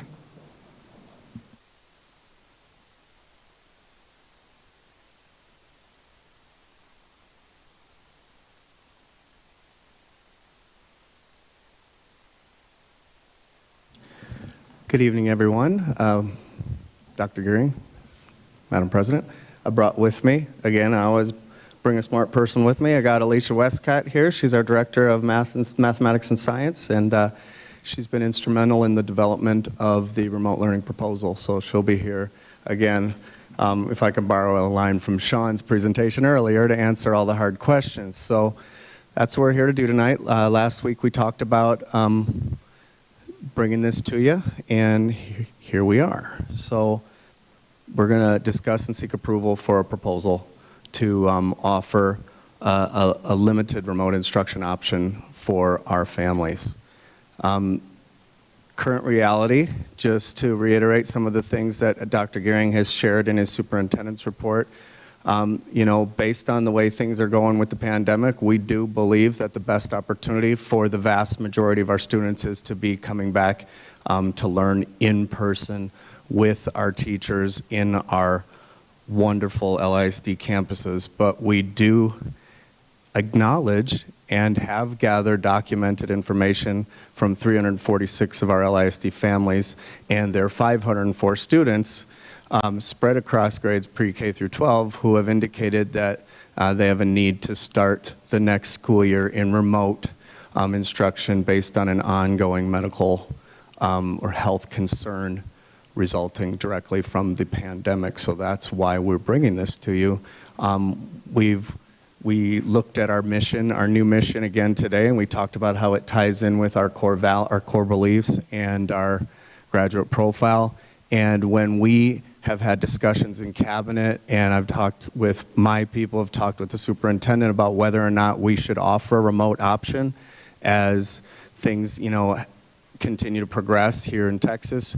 And we looked at partnering with families. We looked at, you know, nurture a safe and supportive environment for each individual student and their personal growth. In our minds, we have families that have indicated a need, and we are intent to bring you a proposal to meet that need this evening. I shared this with you in a Friday memo, but there's the breakdown just for your information of where the students fall. I think it's particularly interesting as you get nearer and nearer to that like 12-year-old demarcation line for the vaccine. You have a greater need indicated, and in our open response section of our need form, there were a lot of our families saying that they are remain anxious and worried pending the release of the approval for a pediatric vaccine for our younger students. The parameters for remote are, as you see them there, 100% remote, pre-K through 12, and we are asking for a commitment. It's not going to be I feel like going to remote today and I might come in person the next day. It is, you know, based on a health concern. We will have the courses offered that are necessary to fulfill basic promotion. That being said, there will be limited advanced and elective course offerings. As you saw, 504 students in the scheme of things is a relatively small number. We have sent an additional communication to our families yesterday, or no, 2 days ago, and we will be sending a follow-up again on Monday, where we've just asked, hey, are you still seriously committed to this? And let's talk about any additional needs or supports we'd have to build in relative to special education or a 504, and if you could upload any medical documentation relative to from your physician in case we would need to look at possibly an individual homebound waiver for a person. We wanted to make sure we were gathering all the information we could to meet everyone's needs. So that's kind of where we're at. I know the commissioner was on a call with the superintendents today, and he gave some specific information relative to virtual instruction. He did indicate on the call that school districts, LISD or ISDs, were allowed to offer virtual instruction to their students, and they would still be enrolled. He had a specific term for it. It's really, I can't remember what it is, and I didn't bring the documents up with me.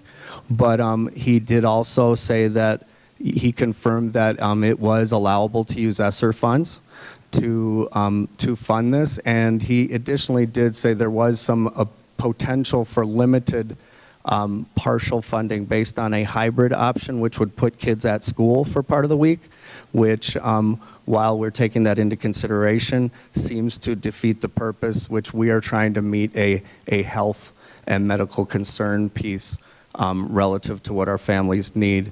So the waiver that we attached has a lot more detail relative to the proposed plan, but we just wanted to share, if we end up serving every one of those 504 students, and if, as we were attempting to get a waiver, which seems doubtful at this point, we're going to still keep trying and look at the homebound individual waivers if we need to as well.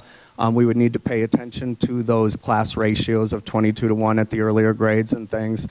We anticipate, well, as we're gathering information from the communication we sent out on, like I said, on Tuesday, about 25% of the 500 or the 346 families are indicating that they will be sending their students in person. So the numbers are going to be less than 504, and but this would be for the full 504. We are not going to hire all these people right off the bat. We are going to, really pay close attention to those numbers and continually follow up with our families and get as close to the mark as we can to serve them efficiently. Just a little bit about the instruction. It will be a balance of virtual face-to-face, or what we call synchronous instruction, and small group work with their teachers, and independent learning. And it will be based on our LISD curriculum, and we'll be continuing to tweak it based on what we've learned this year about what works in virtual and what does not work in virtual. At the high school level or the secondary level, there will not be any concurrent instruction. As it was necessary this past year. We know that's not the best way to educate students, so that will not be happening within this plan. Basically, our next steps are asking for your approval for us to implement this proposal, whether we end up just using the ESSER funds, which we've allocated about a little over $2 million to. We anticipate it will be less than that number. And then also we'd like to send in the first waiver that we've drafted in anticipation of potentially drafting up another waiver, or maybe even an additional one, as we continue to look at the different ways that we could continue to press the commissioner for funding as he would potentially consider it. And we would begin hiring staff and, like I said, gathering additional information from our families. And any questions, like I said, I have Ms. Westcott here to get into the weeds. Matt, to clarify, when we did a vote on virtual learning, the vote we did a few months ago was on a virtual academy, New Hope. This is different. This is virtual learning. I would say is it a little different in that what we're looking at here are students who have a real a need, a concern, there's a health concern, and that's why they're going to be doing virtual. Yes, ma'am. What we had brought to you, I think, like right before the big snow apocalypse or what everybody's calling it, was this, we had this idea, and we had some families reaching out to us and saying, we would love our kids thriving in virtual learning, and we just wish that they could continue on. You know, they've struggled in person, and this, you know, blessing in disguise has been that during the pandemic, they're doing great in the virtual world. Is there any way to offer virtual? So if you recall, the first thing we came to you with was, hey, we want to shoot out some information to our families and see and gather feedback. Is this just a couple of people, or is it, you know, something that we could look at funding, and that would be worthwhile? And we did have a little bit of a delay because of the snow event, where we did not send out information to people until after everybody's internet and electricity and heat was turned back on and all that. And so originally, when we brought it back for your approval, it was, hey, we still don't know if people want it, but we can't wait. If we're going to offer it, we need to start planning so that we can keep on with our high school timelines and things. And you gave us permission to do that, and I appreciate that. And but the numbers were low at that time. Some of the same people, some of the low, you know, that was for 9th and 10th grade, and it was to establish like a permanent virtual option.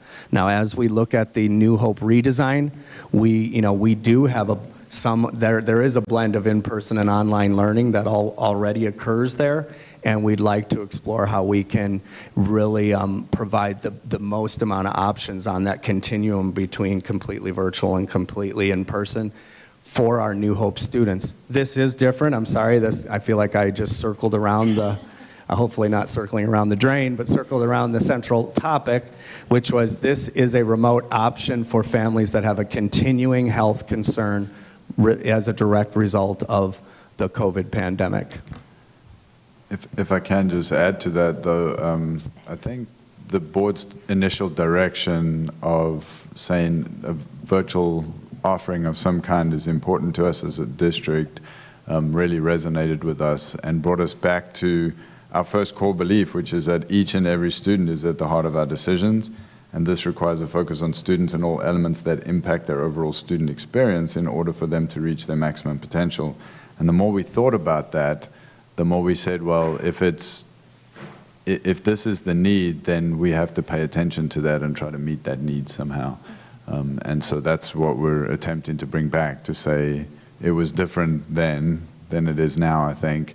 And we've been bold enough to say there are many roadblocks in our way, and a lot of other districts have given up and said, we're just not going to do it. But each and every student is important enough to us that we're saying we're going to figure out a way to do it, even if it's for now, and then we wait and see what happens in another year. Things may have changed, and we'll see what happens then. Well, just to echo what you're saying, Dr. Gehring, I kind of look at this as a school of choice school. It's like a step, because, I mean, we all know there's other options in regards to public education. We've got to really up our game if we're going to ensure that we're meeting all student needs, and one of those is virtual school. My son has done a virtual school, I will say that. I'm sure LISDs will be better. But we pulled my son out of that virtual school because of SPED support. So those are my questions. I see you guys have 3 SPED positions. Are they going to be involved for everything, for the evaluation? What about for our dyslexia students? What do those SPED positions look like? Or are we going to be using other campuses' LSSPs? What does that look like?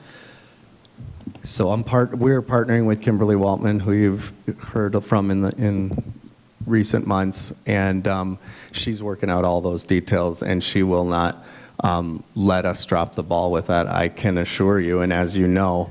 And we've also talked about, is 3 going to be enough, or might we need 2, or might we need 4? And I would respectfully request that that's the initial kind of projection of what we need. And so we'll, And if I would say yes is the short answer. And I think when we started planning this, when we first got our first initial numbers, it was really sitting down with kind of the puzzle piece of what would a master schedule look like with these 504 students that are coming to us wanting this option. And it really is a puzzle piece. It's fitting together what the individual student needs are with what we are going to be able to offer within this program. And so to layer on top of that is also the special education, dyslexia, 504, there SRP. There are a lot of supports that exist in there that this is kind of our initial, we think that this is how we'll operate. A lot of it's going to depend on, and it was a comment that Christine made earlier when we were talking about the budget and when are we going to revisit, when more students are going to show up and we have to hire more teachers. I think that is true for this. I think our early estimates, based on what Matt was saying about some of our families choosing, we've changed our mind and we're going to go in person. I think it might end up being a little bit lower than the estimates we have on here. And we talked at length about adding one or two sped staff, but then as we started getting this new survey in and realizing that some people were not, we wanted to be fiscally responsible and as conservative as possible, but yet allow for if all of those students were to choose to come. 78 out of the 504 of the initial requests were students that have an IEP. So just to give you an idea. And some of those students are in ICAP as well, which would be a whole nother way to look at it, but we're working through it. So we are not going to leave people hanging for sure. And that's clearly spelled out in Commissioner Morath's notes from this afternoon's meeting as well. So quick question for me is, what happens to, let's say, you said it's minimum one semester, and we come to the semester break, and half of these students go back in person. What happens to these teachers? So excellent question. It's actually a good place to be, but we're not, obviously if there's students that are still in virtual, they'll be in smaller classes, and then we'll still look at how to best serve those students. But also, we'll make sure we're still using them. If I don't anticipate this happening, but I would love if it did. Like if everybody said, hey, we're gonna all come back in person after Christmas, then we would need them back on campuses, right? Because that's what they're, and we'd bring them in and look where our needs were, and we would provide some additional support to our campuses.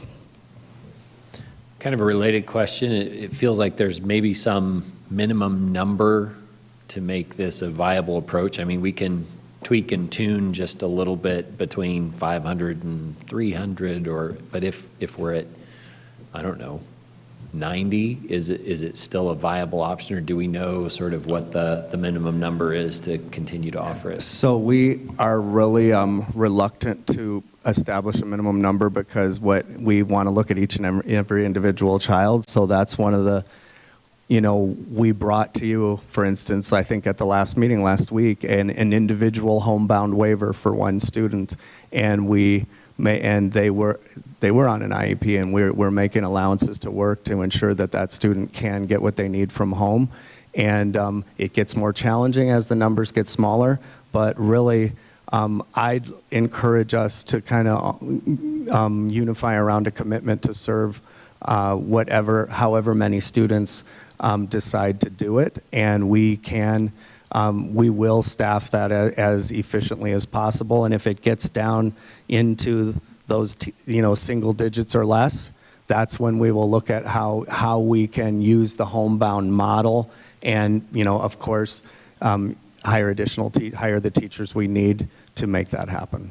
I think it gives us an opportunity to be innovative in how we're approaching. If our numbers get lower, it's really an opportunity for us to look at how we can structure this online environment in different ways, depending upon the grade levels that are going to be attending. If those numbers end up at 90, we have some opportunities, I think, within the structure to do some pretty amazing things. And we have some really talented people in our system that have worked in schools of choice or worked in alternative options for students that are online or that have modified schedules, and those are the people that have been involved in kind of working through this. And I think it's an opportunity to be innovative should we not have 400 students or 500 students show up.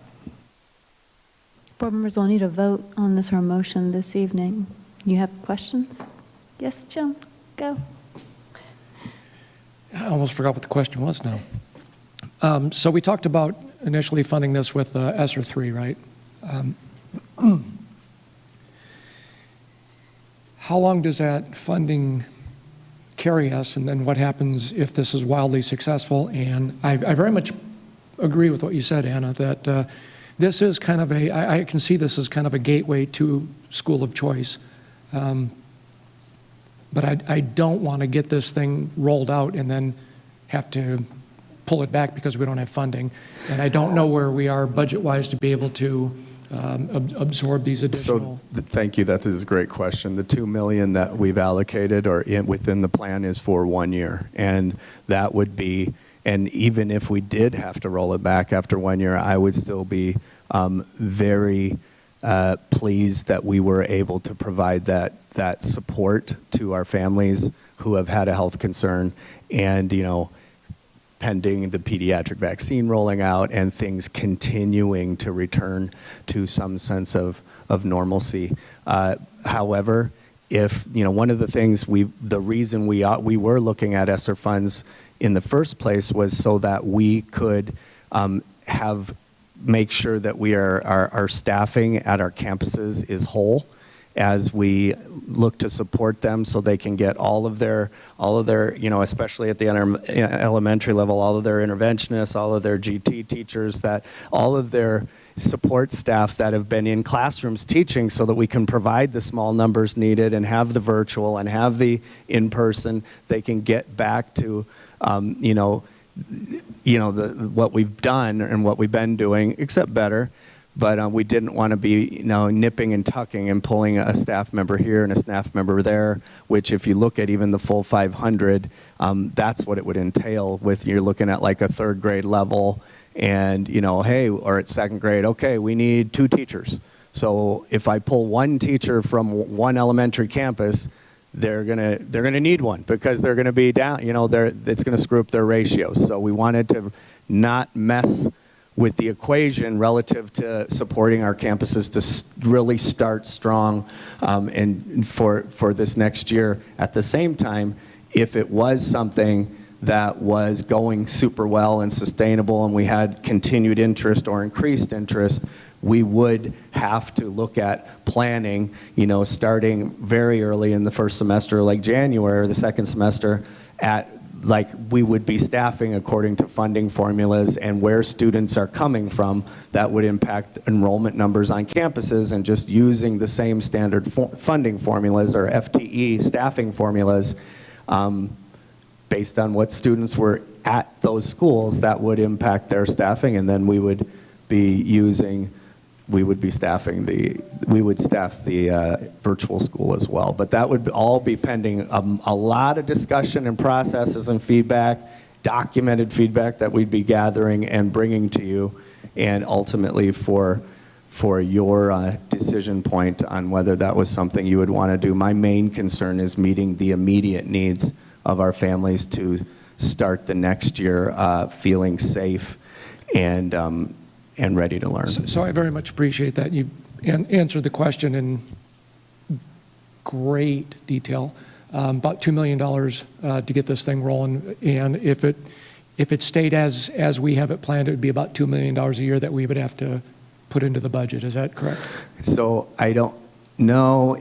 So it wouldn't necessarily be a wash, but we'd have the same amount of students that we have, and they would just be at this school as opposed to that school and that school and that school. And so if 50 kids or, if 100 kids leave a high school, then you are staffed on the number that's 100 kids less. It doesn't work out perfectly, so there would be an additional cost, but it wouldn't be $2 million. It probably wouldn't even be $1 million, but there would be several $100,000 in addition to to the budget, most likely. So maybe that's something you could put in a Friday memo, is what does this thing look like from a sustainability standpoint, just so we can start trying to incorporate that into future budgets. You mentioned that this is for the immediate need is so that our kiddos that may have health concerns, we can keep them safe and keep them in the process, in the educational process. But I also see this having opportunities for some families that have other needs that we're not mindful of, or we don't know what's going on in all families. So I see this potentially not being just a health issue, but it may be any number of other issues, right? So I'm hesitant to narrow it down to just, for health, those health issues. And my final question is, you had made mention that, we want to continue to make our voices heard with the commissioner about, hey, this is a viable option in a way that we meet our students where we need to meet them. Do you know of any other districts that are trying to do this, and are we working collaboratively with those other districts to make sure that we're sending a unified message to SBOE? You make like 3 great points in there. So number one, part of the 3, yeah, you're winning, man. So part of the reason for really being careful with the size of the program is that the state is not providing funding at this point, and we're going to keep trying to get some money to do this, but the state is not providing funding. We want to be careful stewards of the federal funds that we are getting through ESSER 3. Second, that does impact our ability to create and sustain a virtual school moving forward. Next year, right now, there is no avenue that is set in place by the state allowing us to do that and create a program that would be sustainable. So we're going to have to keep working on that. As far as who we're collaborating with, Denton ISD, Darren Johnson from Denton ISD, I'll just put him out there. He's been a great thought partner with me, and he's actually general counsel over at Denton ISD. Dallas ISD is working on a hybrid option that they said they were going to do regardless of state funding, and there are several out there. I think there are many more that have been just as happy to not offer it, but each district has to do what they think is best for their students. But we have a coalition that we're forming that we can send a there's a letter. There is a coalition that includes several other districts that are drafting a letter and to the commissioner as well, talking about the need and moving forward. That kind of. The horse has left the barn. That virtual education needs to be an option in our ISDs. Okay. And a final point, and then I'll be quiet because I want to get out of here before Sunday as well. But that's all the more reason why we have to be intentional. We have to be thoughtful in how we do this. We want to come out of the gate strong. We want to do it right, and then maybe that's something through CTS. BA, we can continue to demonstrate, to our regional partners what we're doing and what the benefits are, so we can continue to build a coalition. I think eventually we get enough districts talking to the State Board of Education about here's how we meet our students. We stand a much better chance of eventually getting the funding that we'd need. So appreciate the work. I'm excited about this. I think Anna nailed it when she said this is a great first step or first foray into what does a school of choice look like. Jim, to just expand on that, not only have I served on part of CTSBA, right, as their president, but I've also been part of TASB-LAC. And so we've been talking to Texas trustees all across the state. And as we saw the virtual legislation not pass, and that was one of the discussion with our legislative committee at TASB was, okay, what do we do next as districts? So the conversation has started, and I'll continue to channel information back to Matt, and we'll make sure y'all get information. There's a possibility, there's thoughts of, when there's a special session, maybe this issue will be addressed. There was a bill that was going to address, but it didn't make it out of the 87th, but maybe we'll see it in special session, but we will continue to follow up as well. So thank you for bringing that up. Yeah, and I'm going to go throw a bone your way that we are fortunate to have you in that position in the School Board Association to be able to champion these things on behalf of our kiddos and in the rest of the state. So I appreciate the fact that y'all are on that. Matt, I believe Denton ISD Board of Trustees approved their application? yes, sir, last week.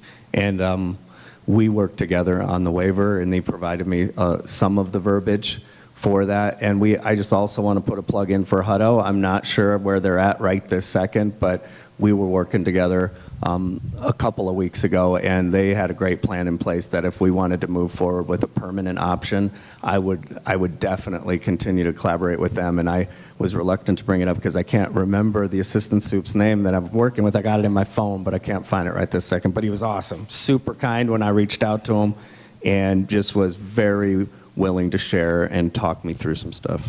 And I think you make a great point, is that districts who've done the groundwork and are prepared to offer the virtual offering are in that position to be able to do that with SS3 funds now. But if you hadn't done all that lead work, then you really don't have that opportunity this late in the game. So we're in a good position. Thank you so much for your work, for the team's work. Seriously, there was a lot of legwork, and I even talked to you during the quality learning. You were working on all these pieces. So much thought and time and intentionality went into planning this to make sure we can serve each and every student. So that's just amazing. I move that the LISD Board of Trustees approve the proposal for remote learning and the accompanying waiver. I second. Have a motion from Anna, second from Gloria. Any other discussion? All those in favor, please raise your hand. 7 ayes, no nays, motion carries. Thank you, Matt. We'll move on to governance, and I don't expect us to spend too long on this item. Report on June listening leader session and discussion of future community conversations. Board members, I know that I have been asked actually about board coffees and our desire to interact and be a part of the community, reach out to them. Listening leaders, this was started, actually SCR started this right before I started getting questions about board coffees. So this conversation, agenda items, kind of bringing it all together. We're going to see what the district's currently doing and how we are engaged and can further be engaged, and then what else we need as a Board of Trustees. Thank you. Evening, board members. I'm going to try to be brief because I know y'all still got a budget to talk about and approve or vote on at least. Tonight I want to present the data from our listening leader session. There's a more detailed report that's also an attachment here and is on our website. This is, the phrasing listening leaders comes from a book study we did with our cabinet, but listening has been a big part of what we've been doing the last 15 months during COVID. We didn't have the luxury of being in our buildings with our kids and with our parents, so we knew we had to do things in a different way to represent. We had, 10,000 people in a Zoom in July of last year as we were getting ready for the start of the school year, and so much uncertainty, and in so many different avenues and ways over the last 12 to 15 months, we've seen a lot of engagement in our district, especially with the COVID pandemic. I want to read you this quote real quick that's in the report because I think it summarizes what we are trying to do when we get this qualitative data, because I know this was a discussion point with the Equity and Diversity report last week about what are we supposed to do with this qualitative, this anecdotal data from our folks, and this comes from one of our teachers who attended on June 2nd. I feel valued as an employee and heard because many things I mentioned in October's listening sessions were addressed, and look forward to seeing what happens to the feedback I gave today.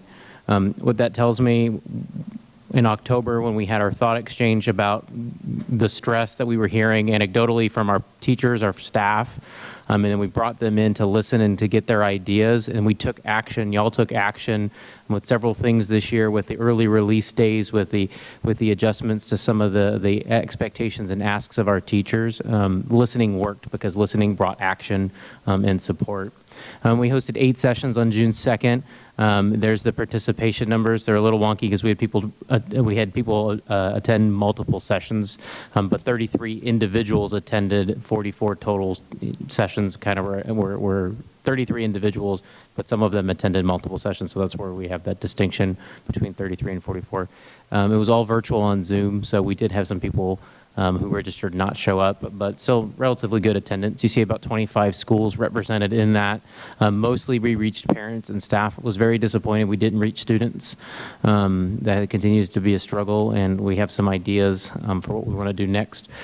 Here are the themes, and again in the full report, which is also attached again in board book and online. You can see the direct quotes and comments that go to this. We're trying to capture as much as we can of the discussion. The teaching and learning items that you've heard in citizens' comments obviously were a big part of those discussions. I don't think there's anything of a surprise to this group because a lot of the things echoed what we hear in board meetings and in Let's Talk and in governance emails and things like that. But this gave people an opportunity to have that back and forth discussion that they don't normally get or they don't get in a citizen comment environment. We did a survey after the fact with about 20 respondents to our survey of what they liked. We wanted to know if they felt listened to. We wanted to know if they would invite other people to a future listening leader session, if this is something they would recommend, similar to a Net Promoter Score type question. You see 85% of participants agreed that they felt listened to. Of that 20 who participated in our survey after the listening session, 75% said that they would, they were likely to recommend the listening leader format or session. Not surprising because it was only offered virtually. The vast majority of people liked the virtual option versus an in-person option. It makes sense because, again, it was offered virtually, but we are seeing more and more in conversations with our parent organizations. People like to have this access to virtual ability to engage in their schools. Moving forward, because this is something that administration is going to do, we look forward to if this is something the board wants to continue being a part of. Thank you to Trish, Anna, and Alexis for helping us out as facilitators earlier in June. We want to try an in-person option, so we want to do it hybrid next time. So opportunities for both in-person and virtual attendance. Dr. DeLucia, when we came with the data from the listening sessions with teachers, challenged us to get custodians and some of our hourly workers who we didn't have captured. We took that, what we did, and we used Remind to do text messaging to get responses from those folks, and that was very successful. We engaged with 100 custodians who didn't come to our listening sessions through that. Well, we're trying to reach students. What student doesn't want a text message? So we thought about how can we work this kind of format into having a back and forth discussion using a tool we already have where we have students. So we're going to pilot that with Remind. We heard a lot of people who wanted to have specific sessions, especially our teachers and staff, did not feel comfortable. And the rooms were 1 to 3 or 4 persons per leader or administrator or board member. But even that, if we had teachers say that and staff say that we did not feel comfortable being in a room with a parent, especially when some of the parents were critical of teachers. So we do think we need to host specific sessions specifically targeted for teachers or staff. We also want to utilize thought exchange there. The other comment we got, feedback, was people did want to talk about specific topics. So to capture what those topics could be, we'd like to open a thought exchange before we do the listening session, similar to what we did in the fall, to get some of those ideas. We're looking to do this bi-monthly, July, September, November, January, March, June. We're hoping that if we get those days out with enough advance time, listening will become more about what we do, not just what we do as a reaction. So that's our goal in setting out a 12-month schedule. Board members? So I'm really interested in getting back into board coffees. What does it take for us to get that started? Because I'm ready. I'm ready to say, hey, you know what, Saturday I'm going to be at this place. Bring your questions, your comments, your concerns. I really want to get that rolling. Corey, I very much appreciate all of the work that's gone into this. But now we're coming out of the pandemic. There's apparently a lot on people's minds. I want to be available. How do we make this happen? First, I want to understand what it is when you say how we make this happen, because, you know, we have Corey talking about a hybrid situation where we could be a part of it. We pick the dates, there'll be administration, they're going to work with the community on getting their topics. So I just want to make sure I understand in the board that we're on the same page. When you're saying a board coffee, what do you see that's different, just so we can all be? So board coffee was generally 2 board members and an administrator, or 3 board members, something less than a quorum. And we would pick a date, and it was parents show up, community members show up, and we have a back and forth conversation. The administrators took notes on things that were of relevance and things that we needed to follow up on. I like the listening sessions, but I also like that kind of unstructured, hey, let's just have a cup of coffee and chat with what's on your mind. So I see that we have these hybrid, and I don't want to say production. There's a lot that goes into that. But if I said, hey, I'm going to be at the Starbucks next Saturday at 8 a.m. until 10, please feel free to come on up and let's have a chat. To me, that's a board coffee. Is there any reason why we can't do that? So I see 2 different things. One is last time we did it was more like this, where administration facilitated and said, here are the dates, here's where we go. And so I see you're kind of thinking, can we do it a little different where it isn't as facilitated as administration, just as individual board members? Can we tell the community we'll be at a place? So there's that option. I also wonder if there's a hybrid, I guess, of taking what administration set up, if in case we want to do virtual with the parents who want to do virtual, our community members who want to do virtual, are in person, and if we want just to say, these dates look great, but we want to put a hyphen or a special time where it's only trustees, where when your community shows up, they know at that meeting, at this time or whatever, trustees will be here at this specific time. Okay. Well, let's open up discussion, see what y'all see as. Do you want to go? I'm just going to ask. I was fortunate to be part of one of these listening sessions, and I liked how intimate it was. Like, it was with 3 individuals, and they were able to ask me basically whatever they wanted, and it was very nice because I was able to have that back and forth that we aren't able to do here. As a new trustee, it also gave me some insight into different views and able to talk to that individual, like, this is what our vision is, this is where we're going. But my question, Corey, is, are we providing translators? What about our other individuals in our community who don't speak English, and even our students and families who need assistance with technology? What are we doing about that?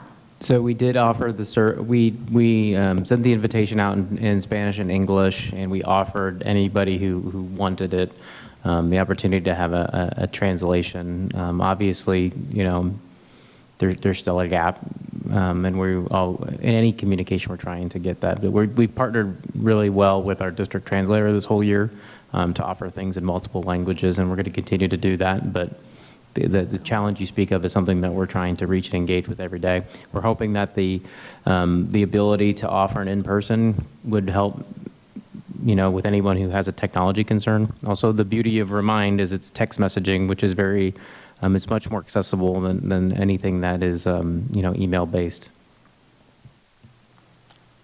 I just want to say thank you for kind of hearing some of those things and really taking them into consideration.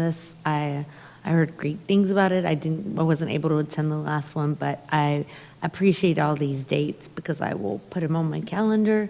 I love the student voice part that you're considering. The day that we had the students here, we were chatting with them about different things, and it was just such a great perspective that I think we don't, I don't know if we don't seek it out enough, but it's a great opportunity I think I hear from a lot of students that come to my house and hang out with my kids, and that run in the same, if you're a robotics kid, I probably know you, but I mean, we know, band kids, and your group, and so being able to see that kind of information and what are other kids thinking, and like Anna said, just even hearing from different parent perspectives, I think that's really neat with the texting. So I'm super stoked about that.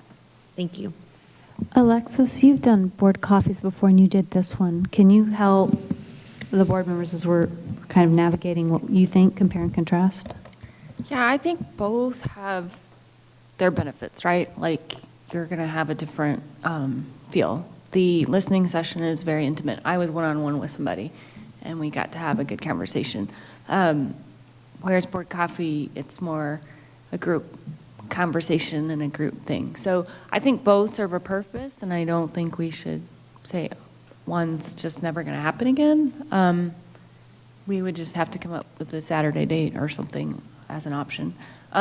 The only other thing that I noticed was November 11th is Veterans Day, so I'm not sure that's the best day to go. Because a lot of our schools have programs that are awesome to participate in. So. Excellent insight. Thank you. Yeah, and Alexis said it so much better than what I was trying to say. But yes, Yeah, pick a Saturday that we want to. Yeah, we can do this, but we can also go and do the traditional coffees and Sure. have the group as opposed to the one-on-one. And Are you thinking something in the fall, or did you want to try to do something in the summer? sooner Okay. the better. I mean, whenever. Haha. Yeah. Okay. All right. Anything else, Aaron? Yeah, if I may, just a little context.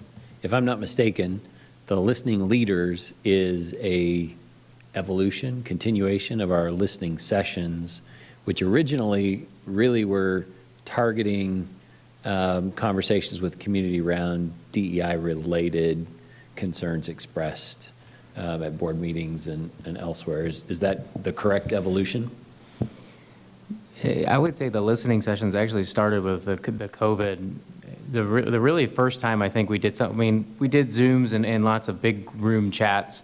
The first time we really did this sort of format of small groups and breakout rooms on Zoom was really with teachers and staff. After we did that, we did a thought exchange back in October, and it was heartbreaking what teachers were feeling and experiencing with the stress, and then that model was evolved into So the DEI. maybe a Yes. step in between that helped us to transition our model as we were going through COVID to an online model. I think for many of our community, maybe in terms of how we brand this and how we invite them to participate, it's maybe been unclear to them what the purpose of these conversations is. And I think for some who've asked me, is there an agenda for these conversations, or do I come prepared to talk about X, Y, or Z? It may not be clear what we're inviting our community to do. So I think maybe there's more. Do you want to respond in terms of content or direction for those? Yeah, no, that's something we definitely saw, especially when people were coming in, because it's kind of new. We don't, and that is the intent, you know. We had great success when we had these specific sessions that we wanted to host, but rather than being reactionary, we wanted to make listening who we are. So the idea that we're just inviting people to come talk with us with no agenda or no openness. The fact was we're basing it around this was your ability to have access to district leaders. That was the intent. It's funny that Dr. Bentz was just up here talking about how he stole something from Denton ISD. This was something I stole from Denton ISD. They use this format for their attendance zoning public forums. They call them World Cafes. They had their board members and district leaders like at tables, and people would line up, and then they would go and just sit one-on-one, and you have your notepad and you take notes in the pre-Zoom world.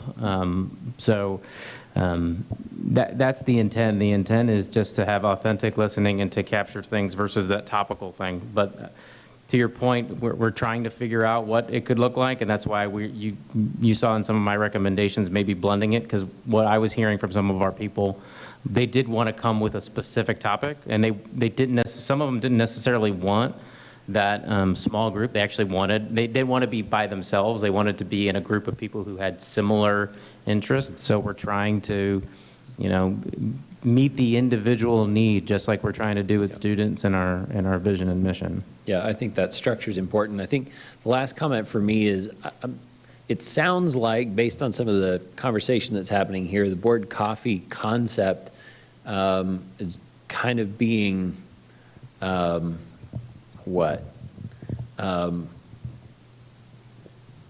maybe someone thought it would be a better way to do a board coffee or to use this as a vehicle to replace the board coffees. I don't know.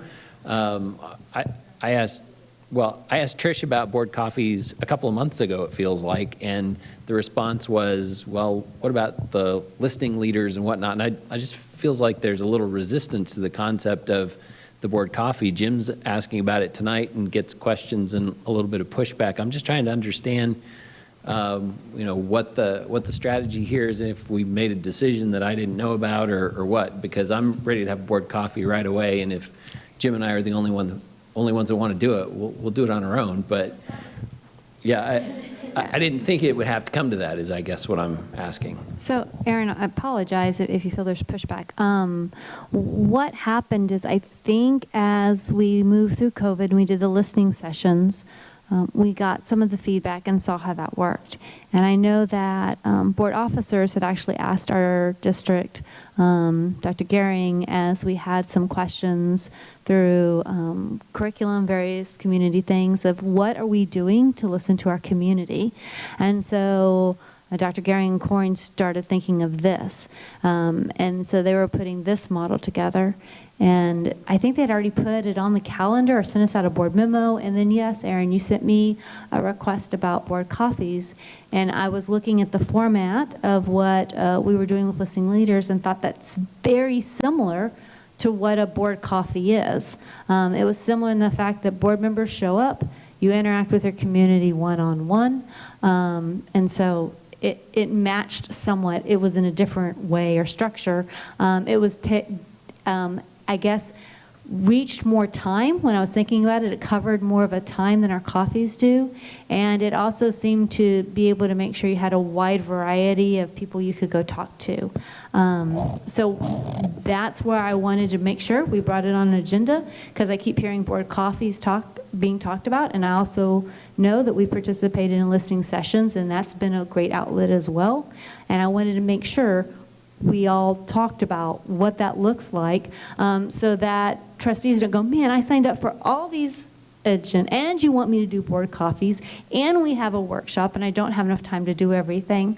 But I think Saturday would be great. I think we can definitely look at, if y'all want to do a summertime. July is right around the corner. We could do a Saturday in July if that's what board members want, or we could target August. And I also think, just like through COVID, we've figured out some things we can do better. Can we do our board coffees better? Are there things that we've learned in listening sessions that we could incorporate in board coffees? I think one of the things I liked about the listening session so much was that I was interacting with a parent, and I was able to, I asked them if it's okay if I jotted down their concerns. I put that down, and then I could go see what other conversations were about. And we didn't do that with board coffees. And so I think some of that intentionality of being able to share out, and board members can go read what our community was saying is important. I think all I would say is listening leaders doesn't necessarily indicate that it's a conversation with the board or board members. As elected officials, we occupy a unique position as representatives of our community, and so I think the board coffees had a very intentional, very specific purpose, which was to allow feedback and to promote feedback from community members directly to board members. I think that piece is important. Listening's great. I'm not opposed to any listening. The question is simply how do we do what we need to do as board members in particular, right? Yeah, and that's really what I was driving to. I'm not saying that the listening sessions are not good. They're great. They serve a very specific and a very vital function. I was simply saying, and I probably wasn't clear, but hey, Trish, if I want to just say Saturday after next, I'm going to be at Starbucks for 2 hours, and anybody that wants to come up and have a conversation and a coffee, can we promote that on the website that, hey, Jim and Alexis or Jim and Aaron or whoever are going to be somewhere, we're going to do a board coffee. I guess we don't really need to ask for permission for that, do we? We don't, but I'm sorry, I've had a comment. Would it be possible to create a separate agenda item or take this discussion? Because I also have ideas on, as I went to almost every board coffee as just a community member, the things I liked about them and the parts that I would leave there just really annoyed with, that I hated. So I love them, though. There are some things that I would like, but I think it's a conversation about what we see, and is it something informal like that?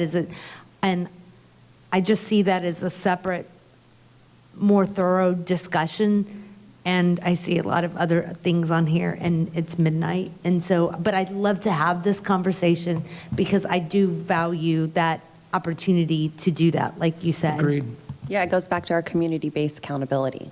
Like, how are we going to ensure we're listening to everybody? So I agree. All right, board members, we'll put board coffee on another agenda item, and then we'll talk about that some more. All right.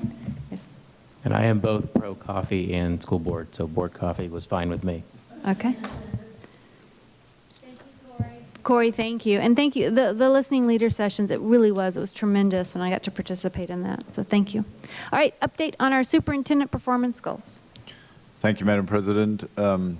As you know, we got together as a team to develop the superintendent evaluation tool, which consists of 3 basic parts. The student performance worksheet from the commissioner, then these specific goals that were developed by the Board of Trustees and the superintendent together as a team, and then there's some general expectations, the way I view it, in the third part of it that are, you got to do these things, so get them done.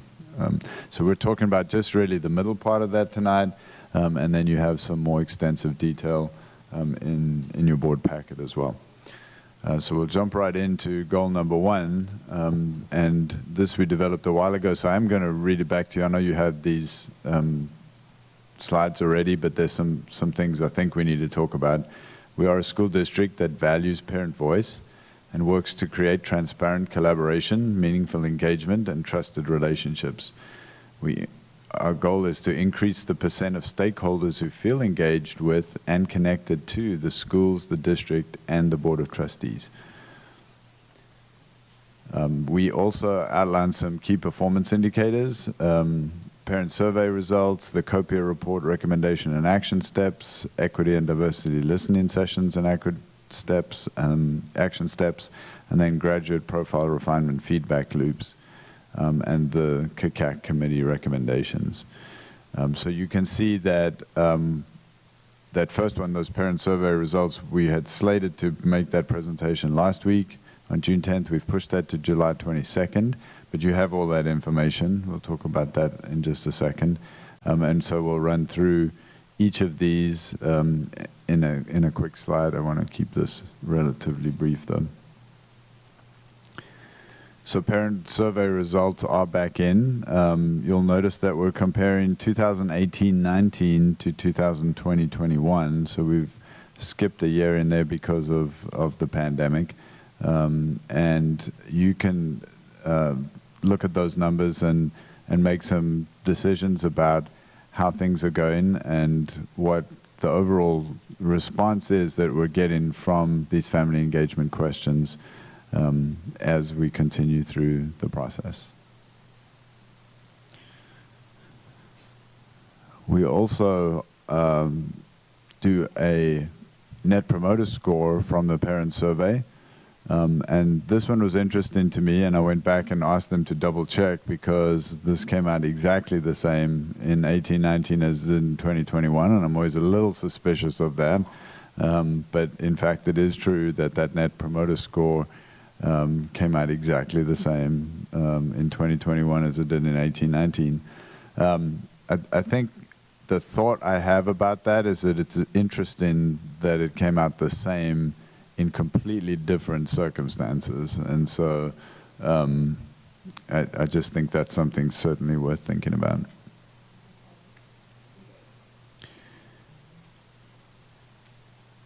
And then So I'm just addressing those two in this presentation, but you saw in that first slide that you have links to other information and board presentations that we've made throughout the year. And so we don't always point out that those are part of the superintendent evaluation goals, but we are making these ongoing presentations to the board throughout the year.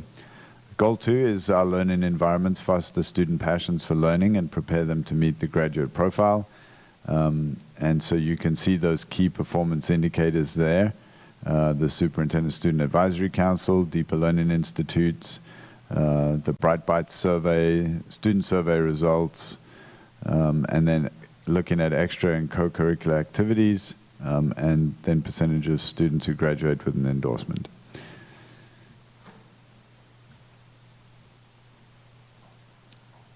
I will say that some of the best work that I've seen this year, and some of the most fun work that I've seen this year has come out of this two groups of young people in our district, the Superintendent Student Advisory Council. We have a group of juniors and a group of seniors who we've been working with all year. We meet with them about once a month. That's all been virtual. And then, of course, we had the opportunity this spring to bring them in person, and they conducted a PDSA cycle on student empowerment in Leander ISD. Fascinating to see students from different high schools coming together and bringing their perspective of their student experience at those different high schools and putting that all into very similar practice. And then you got to experience some of the just raw talent and ability of those students here in this boardroom. And they continue to do that work, they continue to thrive on that work, and we continue to listen to their voice very carefully. We have had these deeper learning institutes. That's part of our shared learning that we did with the board, and that we're doing also in the rest of the district. And that has now transformed into deeper leading institutes, which now revolve around how do we make sure that we're leading this work at the campus level. Those are fascinating experiences. To really truly be engaged in a deeper learning exercise yourself is quite different than just talking about what deeper learning is and how that operates. And so we will continue to plant these seeds to nurture and encourage and cultivate these tufts to grow and spread across the district. The Bright Bite survey is something that the district's been doing for a significant amount of time that really looks at communication, collaboration, critical thinking, and creativity. And we set benchmark scores for ourselves that we try to meet. And you can see that in 2021, we met 2 of those targets, but we did not meet the teacher use of the 4 Cs. And I think it's, again, interesting to consider the environment that we were operating inside, that our teachers were operating inside. And honestly, it's not surprising that we missed the benchmark. What is surprising is that we scored as high as we did, considering the circumstances. Again, looking at our surveys, we changed our student surveys somewhat. We've added some baseline questions, that is first-year questions that we're going to be tracking over time. And again, I don't want to spend a lot of time talking about these, but I'll certainly be happy to answer any questions if you have those as we go on. And of course, looking at extracurricular and co-curricular activities. And what's important here is, as much as those who do participate and what they participate in, is the question of who is not participating and why not. And so we do ask those questions, and then we start to process through that each and every student to say, would you like to be involved in something? And if so, you know, what is the reason that you're not? Is it because we don't offer it? Is it because you don't have the ability to participate because there's some other barrier like money or transport or time or some of those things? And then how do we solve those individual problems? How do we overcome those barriers to really encourage and allow our students to participate? Again, we're tracking the percent of graduates earning an endorsement in one or more areas. Of course, I got here in September of 2019, so that class of 2019 had already graduated. And then the class of 2020 was certainly a special bunch. We had a very interesting graduation ceremony, which was an indication of the year that they had. So I'm looking forward to seeing class of 21 and class of 22 and how these numbers shape up as we continue to work with our students. And then District Goal 3, we have learning spaces that are appropriate to meet the needs of our growing and changing population. And I'm not going to say a whole lot about this because you heard from Sean and Jeremy tonight about this very process and the level of detail that the community has been involved with in processing through what does it mean as we're growing as a district and how do we manage our learning spaces. And so with that, I'd be happy to entertain any questions you might have, and then we also have some time in executive session. We do have some time in executive session. Board members, any questions? Okay, thank you very much. Really some quite impressive information considering some of the challenges we had in 2020. All right, we'll move on to operations. Consider approval of loan agreement with the Child Nutrition Fund.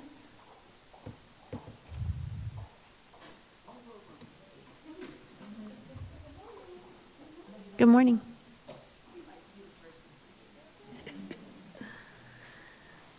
All right, we did discuss this last week. This is a just-in-case measure if the Child Nutrition Fund's deficit exceeds the available fund balance. The district's general fund would need to make a transfer. This item would create a loan agreement with the Child Nutrition Fund so that that loan, potential loan, could be paid back in future years when the fund returns to a profitable status. I move that the Board of Trustees approve the loan agreement with the Child Nutrition Fund to provide the repayment of any potential transfer of funds to cover losses exceeding available fund balance for the 2020-2021 fiscal year due to a decline in revenues resulting from the asynchronous educational delivery system caused by the COVID global pandemic. I second.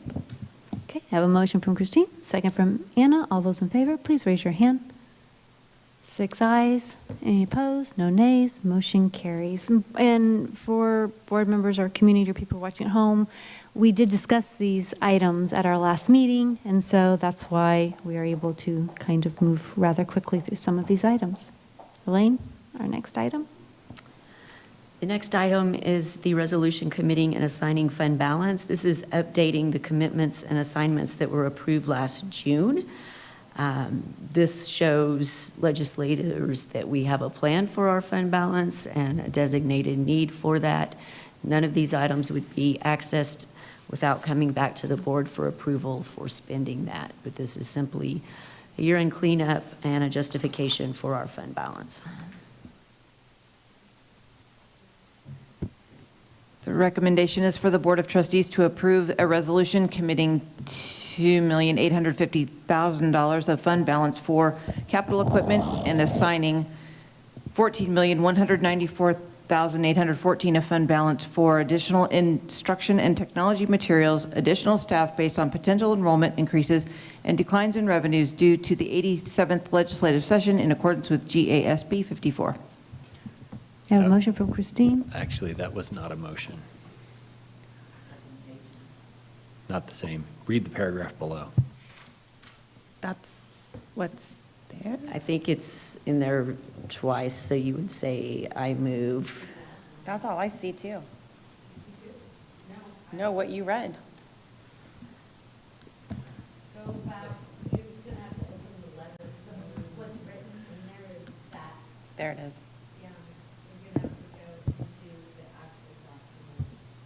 I don't see it in I move the Board of Trustees approve a resolution committing $2,850,000 of fund balance for capital equipment and assigning $14,194,814 of fund balance for additional instruction and technology materials, additional staff based on potential enrollment increases and declines in revenues due to the 87th legislative session in accordance with GASB 54.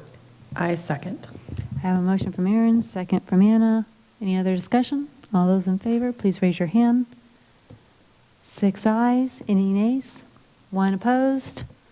Okay, motion carries. Move on to consider approval of the 2020-2021 final budget amendment. I move that the Board of Trustees approve the final budget amendment for the general operating, debt service, and child nutrition funds for the 2020-2021 as presented. I second. I have a motion from Gloria and a second from Anna. Elaine, is there any other details we need to consider? No, this is just a cleanup of the 2021 budget so that our audit report will show no negative variances among functions. Okay, any other discussion? All those in favor, please raise your hand. 7 ayes, no nays, motion carries. We'll move on to consider approval of the 2021-2022 accelerated instruction budget. So in compliance with House Bill 5 of the 83rd legislative session, we are required to provide accelerated instruction and approve that budget separately before approving the rest of the budget. And so within the 2021-22 proposed budget, there was $411,690,000 for accelerated instruction. We were asking the board to approve separate and apart from the regular budget. I move that the Board of Trustees approve $411,690 of the 2021-2022 proposed budget to be utilized for additional accelerated instruction in the 2021-2022 school year to comply with the requirements of House Bill 5 from the 83rd legislative session. I'll second. I have a motion from Anna, second from Jim. Any other questions? All those in favor, please raise your hand. 7 ayes, no nays, motion carries. Move on to our next agenda item, consider approval of the 2021-2022 budget. Board members, this has been, after many, many discussions of several meetings, this also was mentioned at the top of our meeting. I move that the Board of Trustees adopt the 2021-2022 General Fund, Child Nutrition, and Debt Services Fund budgets as presented. I second. I have a motion from Gloria and a second from Anna. Is there anything else you need to add, Elaine? This horse is dead. We've talked about this for quite some time. Thank you for all the work that you and the department have done to get us to this point. Board members, are there any other questions? All right, all those in favor, please raise your hand. 6 ayes, all those opposed? 1 nay, motion carries. We'll move on to the business and finance monthly reports. Elaine, do you want me to read them all out, or do you want to, item 9C6, the 2020-2021 budget projection report?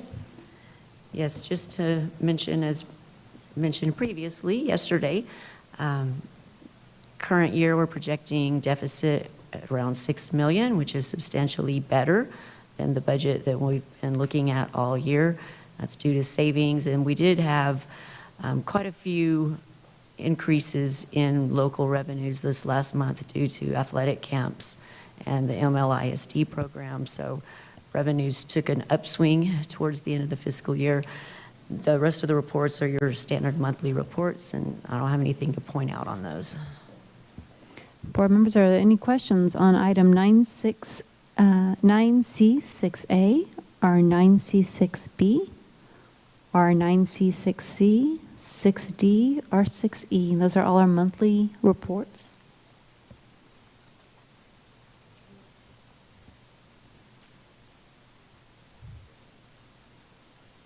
Okay, hopefully we've all read them before, so if we had questions, I'm thinking somebody would be making some type of motion. Okay, good. Well, then we'll move on to our next agenda item. Thank you very much, Elaine. Item 9C7, consider approval of our internal audit charter.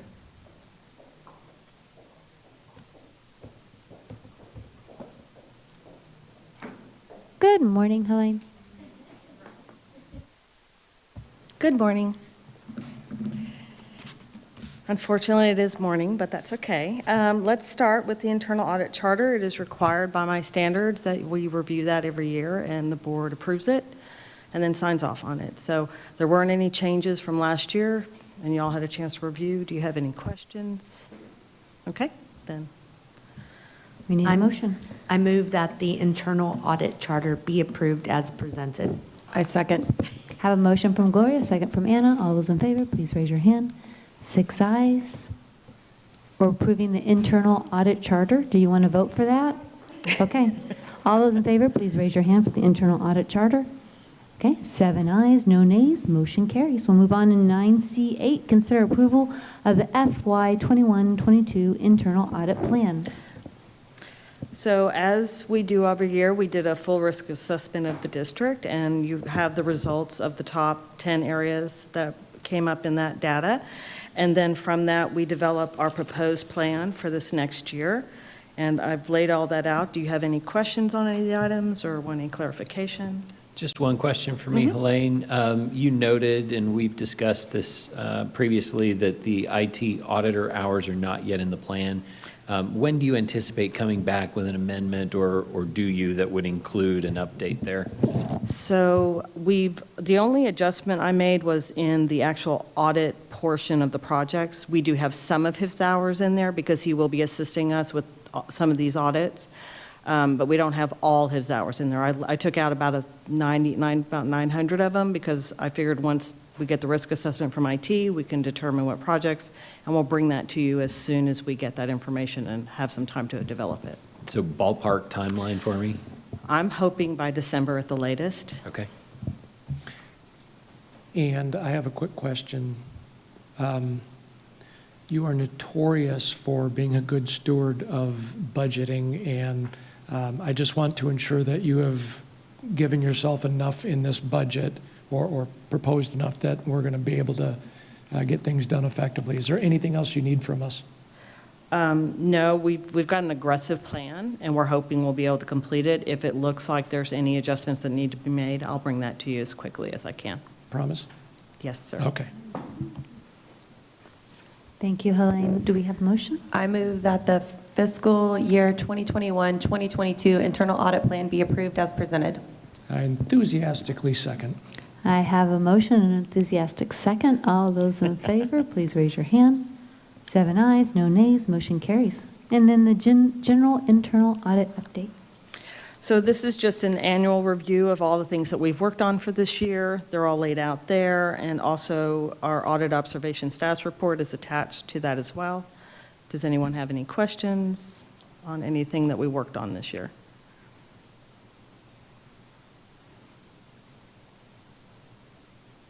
No? All right, then thank you so much. Helene, thank you so much. Thank you and for your everything you do office for and us. team, yes. We appreciate you. All right, we'll be moving on to our next item, 9C10. Consider approval of the guaranteed maximum price number 2 for elementary 29. Correct me if I'm wrong, this is again items we discussed at our last meeting, so. Correct. Do you have anything new for the board members? No. Board members, unless there are any questions, I need a motion. I move that the board approve GMP number 2 in the amount of $24,311,981 for elementary 29. I second. I have a motion from Christine, a second from Anna. Any other questions? All those in favor, please raise your hand. 7 ayes, no nays, motion carries. We'll move on to item 9C11. Consider approval of request for qualifications for architect engineering services for elementary 31 and middle school 10. This was discussed at the last week's meeting, and it's just to begin the process so we can be prepared in the event the board does call for an election. I move that the board authorize the administration to begin the RFQ process for the selection of the architects, engineers, and for elementary 31 and middle school 10. I second. I have a motion from Christine and a second by Jim. Any other discussion? Okay, all those in favor, please raise your hand. 7 ayes, no nays, motion carries. We move on to the last item of our agenda for open session, until we go to close. 9C12, consider approval of selection of construction delivery method for elementary 31 and middle school 10. Yes, this was discussed last meeting, and we're just, again, trying to be prepared. I move that the board approve the one-step construction manager at risk, CMAR, method for the construction of elementary 31 and middle school 10. I second. Have a motion from Christine, second from Anna. Any other discussion? All those in favor, please raise your hand. 7 ayes, no nays, motion carries. All right, it is 12:15, and the board will now go into closed session for the purposes permitted by Texas Government Code 551.071, consultation with attorney regarding pending or contemplated litigation and our attorney-client privilege matter. Texas Government Code 551.074, personnel, deliberate the appointment, employment, evaluation, reassignment, duties of a public officer or employee, Texas Government Code 551.0821, deliberation regarding matters whereby personally identifiable information regarding one or more students will be disclosed, Texas Government Code 551.074, deliberation and consideration of employment of Fabian Elementary School principal, Texas Government Code 551.074, deliberation and consideration of the employment area superintendent, Texas Government Code 551.074, personnel reorganization of the Board of Trustees, and Texas Government Code 551.074, Superintendent Formative Evaluation. There will be no action that's taken in closed session. Any action related to closed session agenda items will be taken back out here when the board returns to open session. Thank you.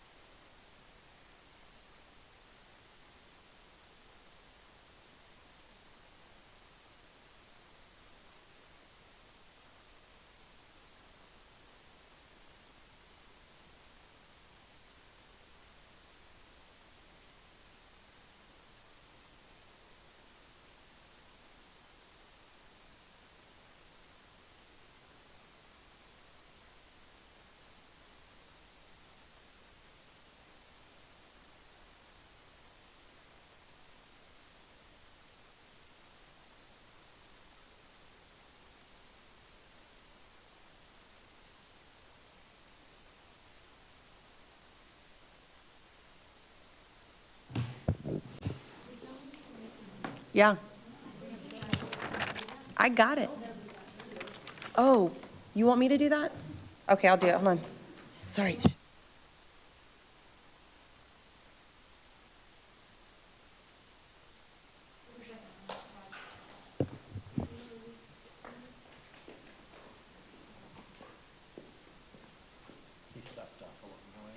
Okay. Do you want me to read these? Okay. It is 1:02 a.m. and we are now back from closed session. Do we have any motions from closed session? Here we go. I move that the Board of Trustees accept the recommendations of Christine Simpson for School Improvement Area Superintendent, one-year probationary employment contract for personal additions as presented in accordance with the salary scale, policies, and contract of Leander Independent School District for the 2021-22 school year. I second. I have a motion from Anna and a second from Christine. All those in favor, please raise your hand. 6 ayes, no nays, motion carries. Is there another motion? Oh yeah, I got a lot. I move that the Board of Trustees accept the recommendations of Stacy Cordell for principal for Fabian Elementary School one-year probationary employment contract for personnel additions as presented in accordance with the salary scale, policies, and contract of Leander Independent School District for the 2021-2022 school year. I second. I have a motion from Anna and a second from Jim. All those in favor, please raise your hand. 7 ayes, no nays, motion carries. Do you have another motion? I move that the Board of Trustees accept the recommendations for teacher employment contract for personnel additions as presented in accordance with the salary scale, policies, and contract of Leander Independent School District for the 2021-2022 school year. Second. I have a motion from Anna and a second from Alexis. All those in favor, please raise your hand. 7 ayes, no nays, motion, wait. All those in favor, raise your hand. Let's make sure we got it. Okay. 7 ayes, no nays, motion carries. He's going to do it? Okay, good. Are we ready? Madam President, I move that the Board of Trustees recognize Trish Bodie as our president for the upcoming year, recognize Gloria Gonzalez de Lucia as our vice president for the upcoming year, and recognizes Alexis Grimes as our secretary for the upcoming year. Do we second? I second. Do we second that? I have a motion from Jim, a second from Anna. All those in favor, please raise your hand. 6 ayes. No, yes. Okay, 6 ayes. All right, all those opposed, please raise your hand. 1 opposed, motion carries. There we go. It is 1:04. If there's no further objection, we'll adjourn for the evening. Thank you, board members.